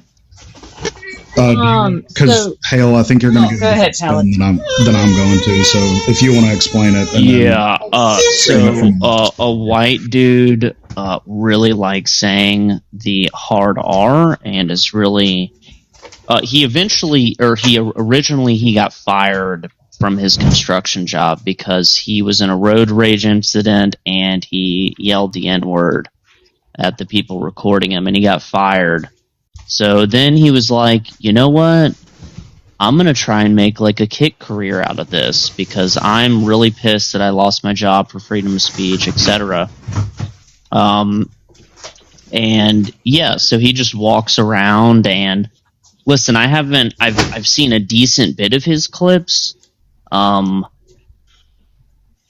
know, he really does border the line of sometimes of, are you approaching these people and antagonizing them? Or, you know, if you walk by someone and you say the N-word to your phone, is that antagonizing them? It's like, well, obviously it's going to, but, you know, he wanted to make a point of, you know, this is, you can say whatever you want without being physically assaulted. And essentially he's gotten a lot of violent confrontations. I've seen like 4 violent confrontations, and, you know, people have just always ended up doing nothing. So, you know, anyways, he went to court over dining and dashing. He got kicked out of a restaurant, and then they said he didn't pay or something like that. And some other like misdemeanor charge. And then this guy kind of, in my opinion, was obviously there waiting for him. And he said something to him as he walked out, like, I think the quote was, "If you say that chimping out shit to me, I'm different, I have PTSD." And then Chud walked up to him, said something to him, and then was hit in some kind of way. And then he popped the guy. So Wait, multiple times. So Chud was. And I thought he only hit him once. Wait. He hit him multiple times? Yep. So wait. Chud went up to him and said that, and then the guy, Chud hit him. Was that? No, And then the guy shot other him? way around. So, All right. dude outside courthouse Oh. says something to Chud. Chud then turns around and walks to him and says something to him. And then dude that originally said something to him hits him. Then Chud pops him. Now, As in according to shoots, the right? Hold on 1 second, Sammy. I just need to get to the bottom. He shoots him, right? He got shot in the arm or something. He accidentally popped himself in the arm, and then he also popped the other guy in the stomach. I'm guessing Sammy is saying the other guy got hit multiple times or something. I just heard he got popped in the stomach. Yeah, that's what was reported. Okay. So it just sounds like this guy can't fight. You Holy fucking crap, pick a CS. fight. You have big words, and yes, you have a lot of noise. And So- CS the. Oh, sorry. Go ahead, Civics. Is that what it was? Is that he talked shit? A guy hit him in the face, and rather than punching back, he shot him. Yes. Yeah. Yeah. I mean, the I'm way you glad frame that he's is a role model very for all these Gen alpha X, males. but okay. Okay, that's such a weird this, you know, and I argue with right wingers over this. Listen, I don't like Chud, but I really am just tired of debating like white copium over our unwillingness to risk our lives over, you know, ideas or words or things. it seems like every other race can do this except us, and it's just really sad. And then we try and cope by saying it's like it's you know, it's weak to literally unalive someone or risk your own life getting unalived. Like, you know, you're gonna call this guy weak? The dude is walking around. Listen, I have all the insults in the world for him. I would never say he's a coward. He's walking around screaming the N-word in a major city, like ready to bang. He's ready to bang shit out. Like, I think he's a dummy, and I think he's got a lot of hatred. But I wouldn't call Manchester a major city. But my bad. But he's walking. He's walking in groups of people. He took trips to Nashville. Yeah, and he's walking in giant groups of people, and he's saying extremely inflammatory things, and he's ready to go. He's ready to go. Most of his videos are in Manchester. They're not in Nashville. Yeah, that's where he started, and then when he started making money, then he started taking trips to other places. Yeah, right. But I'm sorry, if you're gonna say derogatory things that deserve a fucking punch in the face, and you're too much of a fucking wuss that you need to pull out your pew-pew, that to me is an alpha male shit. That's pussy shit. Okay, Well, just real quick. Can 2 men? Oh, I shouldn't have said that. I didn't finish my sentence though. But I didn't finish my sentence. I stopped myself. But just real quick on that. You know, me growing up, I learned there's a lot of things that if you do this thing, be ready to unalive. Okay, like as in yourself. Be ready. If you do this, you're risking unalivement. And that can be an honorable thing, right? To risk unalivement. There's a lot of things that you can do, like, hey, don't screw someone's wife. Don't, you know, there's a whole list of things, right? And one of those is also hitting someone in the face. If you hit someone in the face, you're saying, I'm ready to unalive. And if you don't get that, then you've never been around violence or violent culture, and you don't understand like how shit works in the streets. No, and you don't should understand probably how not shit hit works in the people. streets. I've been in plenty of fights. I've been punched plenty of fucking times. Not once in those fights did somebody decide it's time to pull out my pew-pew, or even easier, it's time to pull out my knife. Like, no, you're in a fight, I understand you fucking you. fight. That's it. So back in 1974 in your 99% white neighborhood, I'm sure that's how things worked. In the streets, no. If you pop someone, you're about to get popped in a different way. I grew up in fucking almost DC. every What are you case. talking about? So, What is the majority of the this is race in DC? This is a generational divide. Then I don't know what to tell you. Hale, tell me the majority of the race in DC. If I go, it's going to be African American, I think. Okay, but thank if you. I go All right, to, stop. if I, Hale, it's a generational Hale, divide. Then. Hale, Yeah. Hale. What's up? Chill. I You just are- wanted to say too, and oh, sorry. Right. Go. No, go. And I don't think that you like meaningfully left this out, but like Chud also brandished the weapon like prior to. That's not true. In the affidavit, No. it doesn't even say he brandished his weapon. Brobot pulled up the affidavit yesterday, Hale, I know. I and was here. it said in He there read it to me. that he pulled the weapon. It did not. It said he reached. He said it was in his. They said it was in his pocket or something. I don't know, but I have a problem with the civics. These are words. I'm not ever gonna punch somebody if they say something mean to me.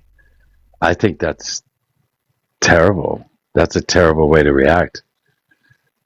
The crazier take is thinking you can hit someone and not get popped. Like that's just But as someone that grew up in the city. I think the crazier thing is that you would hit somebody and risk going to jail yourself. But you're risking unalivement too. It's like you've now put yourself in a situation where someone doesn't even got to do a hit on you. You are legally able to get unalived right now. Like that's the silliest. It doesn't even take much. Balls to unalive someone on a self-defense thing. Like, it takes balls to unalive someone when you're like risking you're aggressive. Okay. Them, Yeah, but you're just repeating yourself now.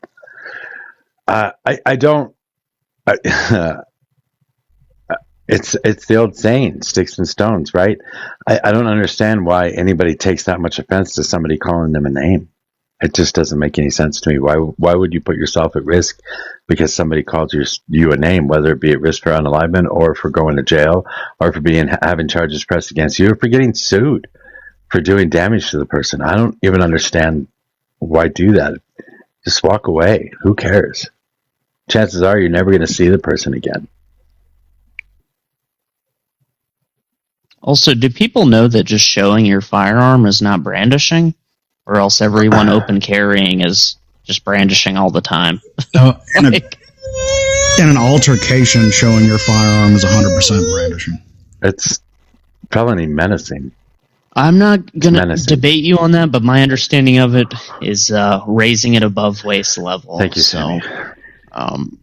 If you got a pew that you're just holding in your waistband, you got your hand on it, or you're pointing it downwards, you're holding it to your side. If you make any kind of threat at all, and then you lift up your shirt and you've got it tucked in your waistband, that is felony menacing. I'm operating off of he didn't make a threat. I would say that walking up to the guy and saying what he was told he wasn't supposed to say is fucking threatening him. How? Well, and he turned around. He turned around and he walked up to him, walked back to him after he had walked past him. He turned around and walked back to him and then said something. If he lifted up his shirt at that point and showed his gun at the same time he was saying what he said, then yeah, that's menacing. Mojo, just hear me out. So let's pretend we're not talking about this. No, let's not. Okay. Sammy, go ahead.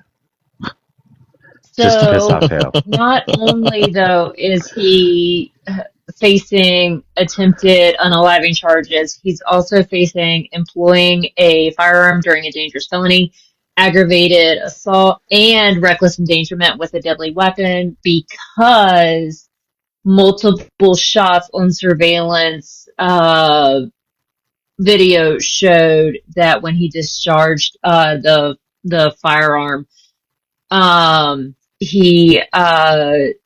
they could see ricocheting projectiles hitting the nearby walls in the courtyard.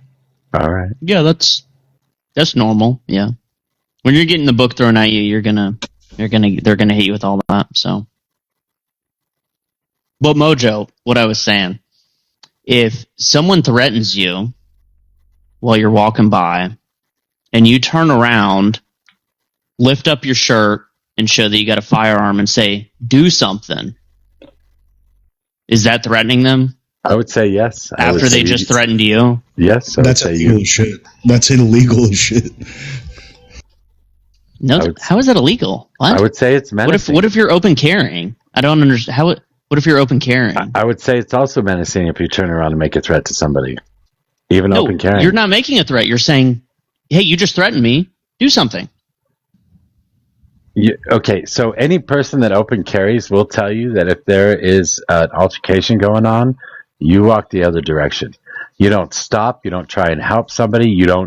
If it's a woman being attacked, you do not try and help somebody if you have a concealed weapon, for sure. Ever. Yeah, I know they'll say that. That's because they're just like cowards. But I don't really... And no, they know the legal warfare that'll be deployed jail. against you. Yeah, they know the legal warfare that can be deployed against you. But, if I may, if you're not going to protect a woman with a pew-pew, like, what's the point of having one? What do you even have for the fashion? I trained firearms instructors for 20 years, and teaching justification was a big part of what I taught when I trained firearms instructors. And Mojo's right. You just walk away. I didn't say he was wrong on what they say. Yeah, I didn't say he was wrong on what they say. They say that for a reason. You guys have that's because of the legal warfare. That said, touching your firearm in an altercation type situation in Louisiana would be aggravated assault. It's creating a reasonable fear in another person that you were going to employ deadly force or force that would result in great bodily harm against them. By the same token, being punched in the face, if it breaks your nose, your orbital socket, gives you traumatic brain injury or renders you unconscious, that's great bodily harm, and you can use deadly force to prevent getting punched in the face. I disagree with the first part. And listen, I know it matters what state you're in, but it just gets ridiculous when you're talking to, you know, does anyone know like active self-protection, the guy on YouTube? It's like, you know, this guy will tell you to, it's almost like the rule they had in Iraq, like you got to get pew-pewed at first to you know, use your firearm. And the problem with the country is that not only do we have states' rights, but things differ county by county. And sometimes it just doesn't matter what the law is. The law can be completely on your side, and a jury can still absolutely, you know, whop you. So, well, you're exactly right. It depends on who the prosecutor is and who the jury pool is in that, you know, judicial district or county or whatever the, you know, appropriate forum would be. So the best thing is to do is to not gamble with it. Just walk away. Just because you might be able to do something legally doesn't mean you should try it. No, I agree with you. I agree that he instigated some in the comments saying that he instigated it. I don't disagree that he instigated it by doing the post he did and going to the cities that he went to. I mean, he was looking for somebody to attack him. Absolutely. I would say it is premeditated in what he was doing. I would say that anybody that was watching that decides they want to turn around and attack him, they're just looking to be either killed or thrown in jail themselves. You just let him do his stupid shit. If nobody cares about what he's doing, then he makes no money off of it, then he stops doing it. Well, he's making more and more money off of it. And I understand, you know, folks' reaction to it. I honestly thought he would have got popped already. So that's kind of surprising to me. But this guy, I don't know if he didn't think he had a pew-pew because he just came out of courthouse or what was going on, but, you know. He decided to. I think there's a record of mental illness, so maybe he just didn't care. And he continued to fight him after he got popped as well. So, well, I'm pretty sure dude was maybe he just didn't care. Pretty sure dude was ex-military. But in the state of Tennessee, he was how in the fuck did he have a firearm coming out of the courthouse though? That's what I said. That was the first thing I said. But apparently, it is legal in some courthouses. You can walk in, turn it in. Get it on the way out. Some courthouses have lockers that you put your pew-pew into when you go into the courthouse, and you take it out when you're leaving. But if he had a history of mental illness, how was he able to possess a pew-pew to begin with? That would be the first question I would ask. I don't think you can possess a firearm while you're mentally ill, but yeah, we were talking about the other guy. Tennessee I get confused. Tennessee has constitutional carry, so you don't even need, for a concealed, you don't even need a permit. You can, if you're over the age of 21, you can carry concealed, period.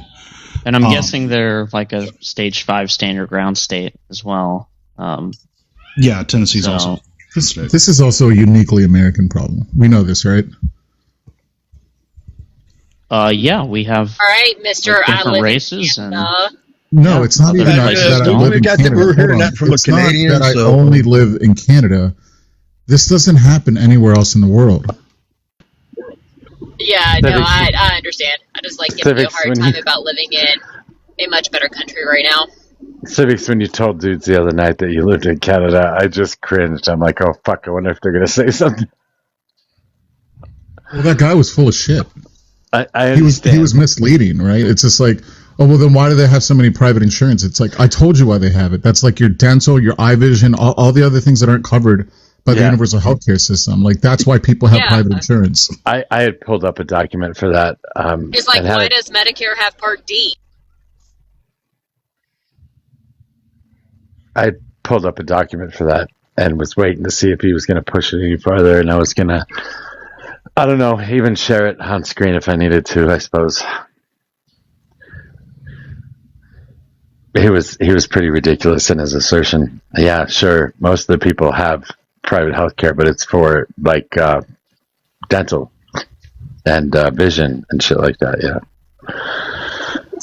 Which to me, I kind of don't understand. I mean, vision, yeah, is kind of super important, but also like with dental, like you kind of need your teeth. Like that's kind of important for your overall health. And your teeth are actually one of the first indications of failing health.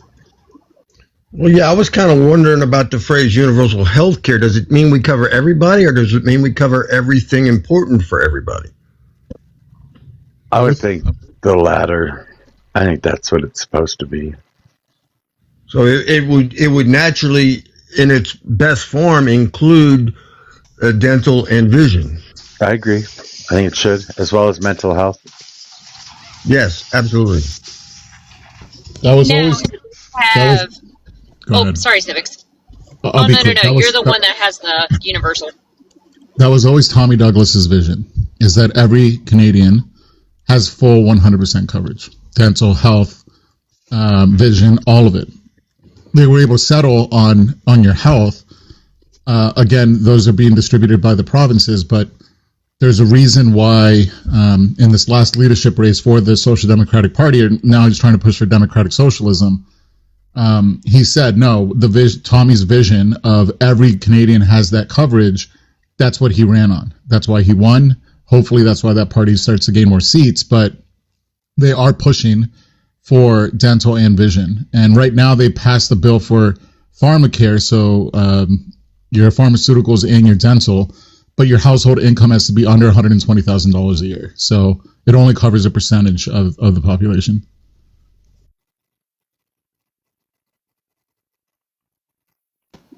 Now, like, I could also see, like, people, because, like, do you actually need to have completely straight teeth? Like, do you have to have, like, orthodontic work done? No. But, like, that could be your private add-on. Nah, that's my basic need. I need that. You know, there's the whole thing between cosmetic and necessary that could go to a lot of different things, not just dental.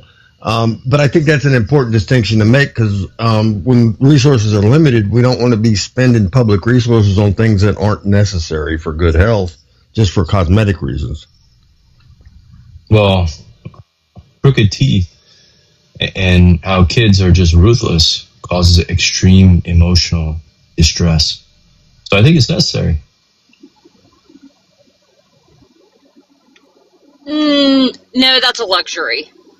I think you're just being a greedy capitalist. This is Why why don't you change your background? The eyes are tripping me out. This is why nobody responded to him, Sammy. He's just being. You know it's true. Sarcastic. You're just being capitalist. He's just being sarcastic and idiotic. I don't see how that think could be you don't take capitalist socialism if, seriously. well, no, but if I'm arguing for not paying for luxuries, wouldn't that be the opposite of capitalistic? It's not a luxury. I've already made the case. Like, it causes extreme emotional distress, especially Not if everybody has fucked up teeth. If everybody has fucked up teeth, then nobody can, like, judge people on it. So what's the point of healthcare if we want fucked up teeth? Like, what? How about we have fucked up healthcare?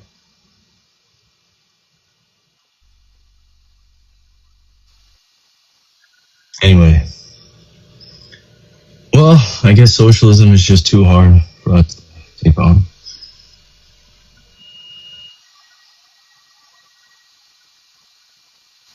So you all want to get back to like the original topic of what we were talking about? Or? I don't even necessarily care about Chud the Builder. I think social media has ruined a lot of people, and I still don't think that punching somebody for saying something is a good idea in any scenario. I agree with you now. Oh shit, Mojo's free Chud. Piggybacking off of what you said, though, like, I do think it's kind of it's more of a, in my opinion, this entire case, kind of a more of a damnation about like how like social media works nowadays, and like rage bait type of content and how that affects the algorithm. Because we're like, in my opinion, we're seeing it more and more. Where and like there's been a couple other cases of like professional rage baiters that have wound up getting like hurt, and it's an interesting thing in my opinion, because like I think that we can all agree on here that like those people are dicks, right? Yep. Like, does anybody disagree? Yeah, that, yeah. like, professional online rage baiters are dicks? 100%. And what I was talking about First Amendment auditors or something? No. It's just people that are those causing ones are fine, shit for causing shit purposes.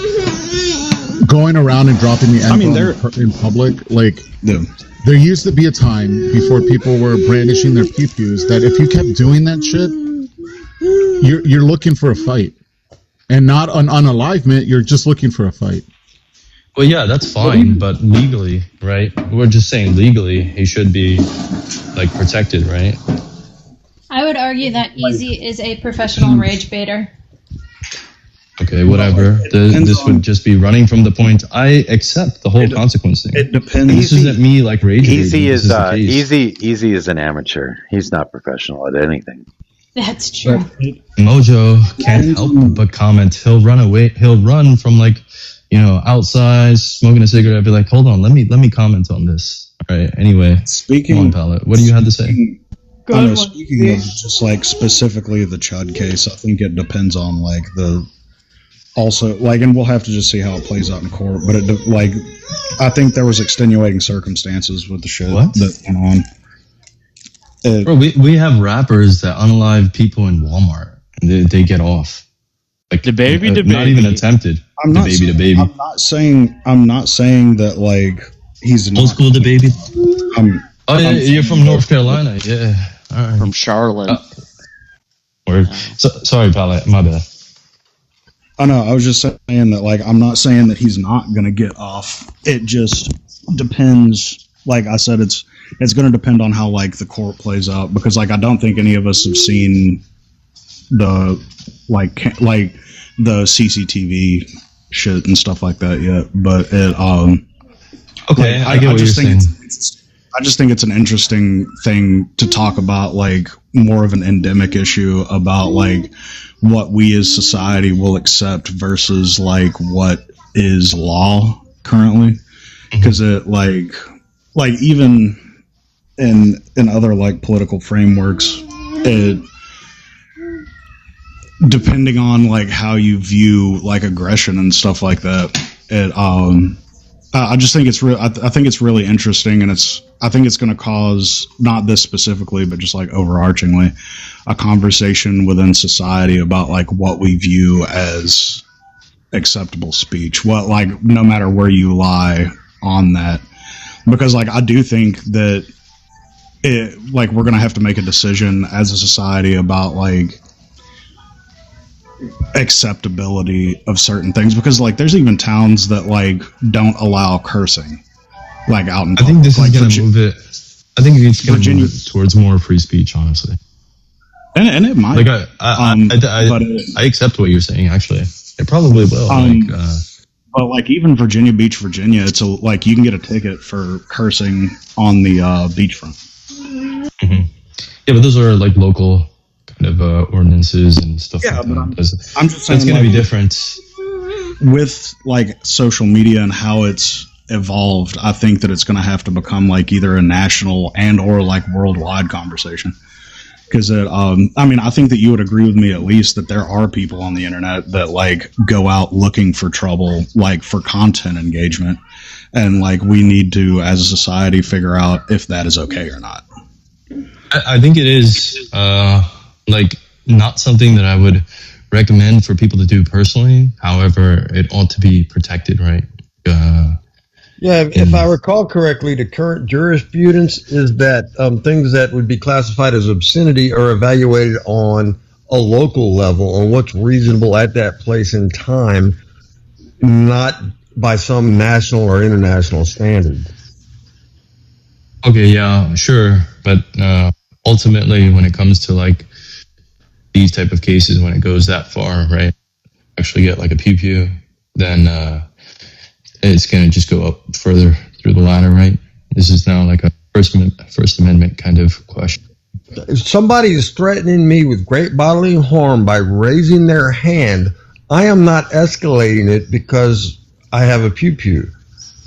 I am defending myself against imminent threat of great bodily harm when they raise their hand to me. Yeah. And do you mean like that allows you to protect yourself by all means?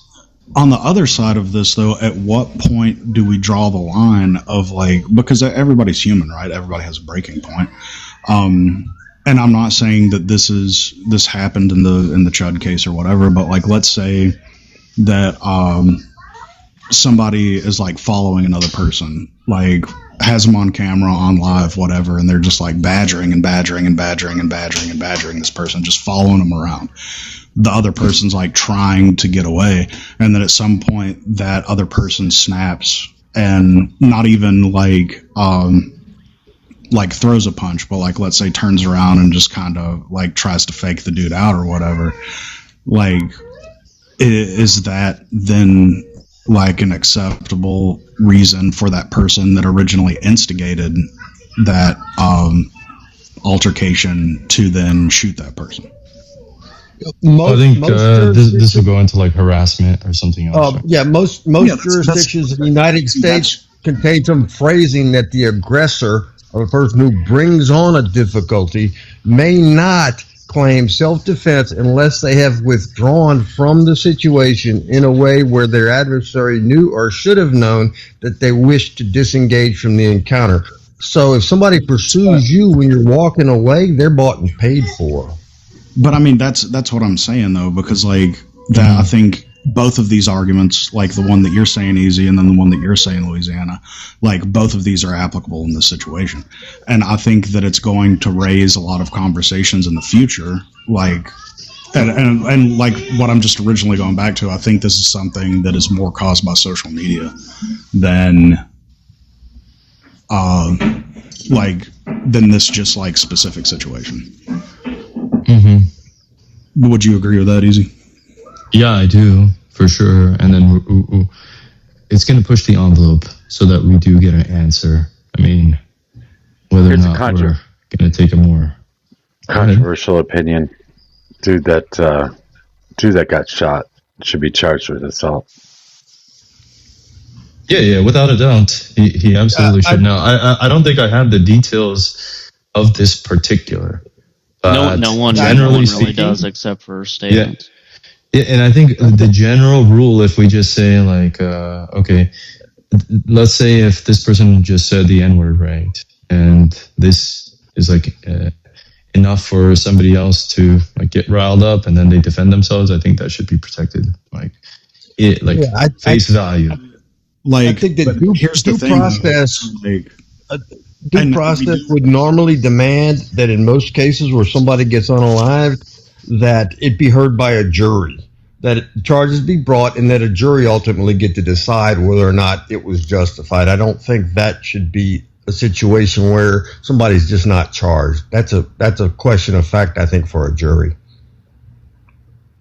But I think, and going back to just like what I'm saying, like I think that there is a distinction, and this is just me personally, of just like someone saying some disgusting things versus someone saying disgusting things like for the purpose of like trying to incite for content.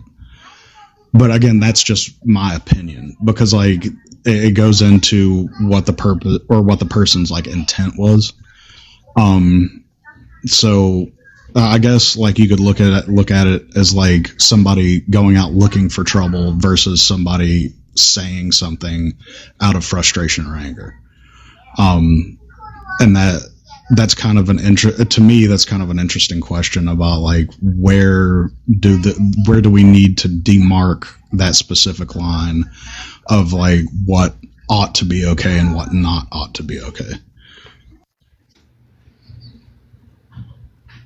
If I recall correctly, the legal standard is reasonable belief of imminent great bodily harm, And that's evaluated based on what a person's knowledge and experience are at the time that they acted. Yeah, and I'm agreeing with you. I'm just talking about the stuff that is leading up to it. So, like, Yeah. Well, it's just hard to prove. Like, I agree with Pallet. Like, if your intentions, right, are to get somebody to do this so that you can ultimately, like, pew them, then, yeah. This, I think, even falls within our legal system now that you would be guilty. However, I mean, it's, like, kind of hard to prove and easy to kind of get around, right? Well, yeah, do it in such a way.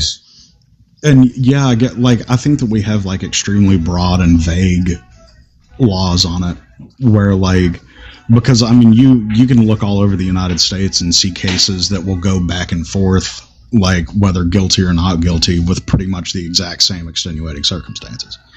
And again, just going back to like what I was originally saying, I think that it's going to bring up a larger conversation.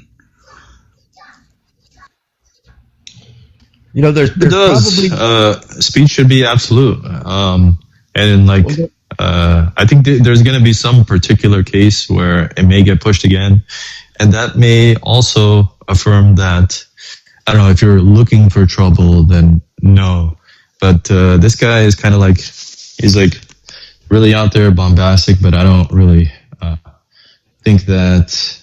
Well, I don't know. We have to see like the particular, I guess. It doesn't seem like he was out there trying to get somebody to like attack him, maybe like in a premeditated way. But it'll be interesting to see what they do to try to prove like one way or another. So what lengths can the government go to absolve somebody or maybe prove them guilty? I think that's more interesting to me. I think it's interesting too that this is happening in the state of Tennessee. I'm very curious to see how the prosecution, like within the state of Tennessee, is going to frame this, because it's an extremely strong like stand your ground state. Well, intent, especially proving that somebody intended to provoke something, is extraordinarily difficult for a prosecution to prove. And it's really completely impossible to do unless they talk to the police, which is why every defense attorney in the world will tell you you have the right to remain silent, so just shut the fuck up.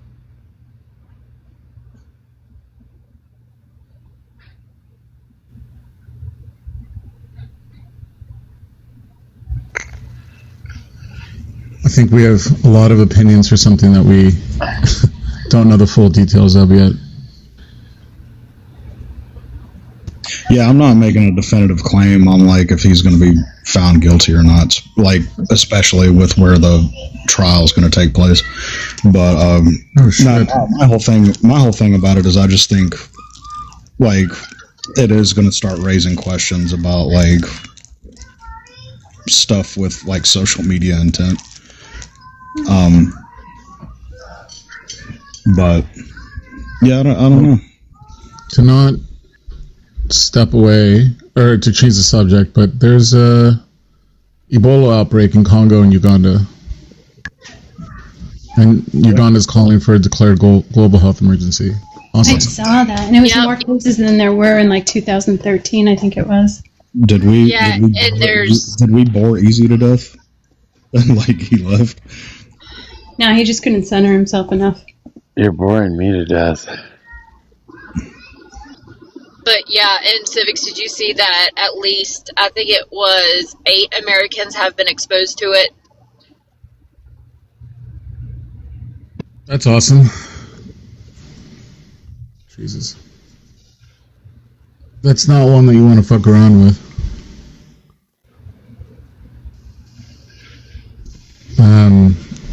I don't know. I don't know why it was a flex on the right to leave the WHO. Damn, you went from someone said, "Hey, it's getting kind of boring in here." Bro brought up the World Health Organization. Well, we have global pandemics and global health emergencies, and it's important to be part of an international institution and agreement like the World Health Organization. Yeah, it's important to be part of it, but how much of it are we funding on a relative level? You know, because we need to remain participating, yes, 100%. But do we need to be paying for the bulk of our? You know who doesn't respect borders? Viruses. I get it. I get it.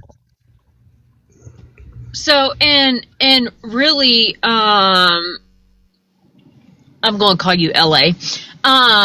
Really, LA, like when it comes to the World Health Organization, yes, we might be helping fund research, but that research is going to benefit all of us as a collective. And it's not like we're the only ones funding the research either. Like, that was the whole big, huge stink about Iran having so much enriched uranium, because they literally had a top-of-the-line hospital in Tehran for nuclear medicine, like devoted for nuclear medicine research.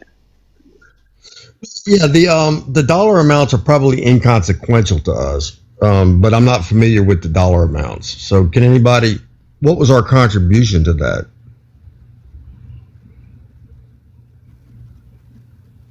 I mean, I can look it up. I'm just curious. It's not that important. Random thing too, as of like 5 minutes ago, Trump just extended the sanction waiver on Russian oil.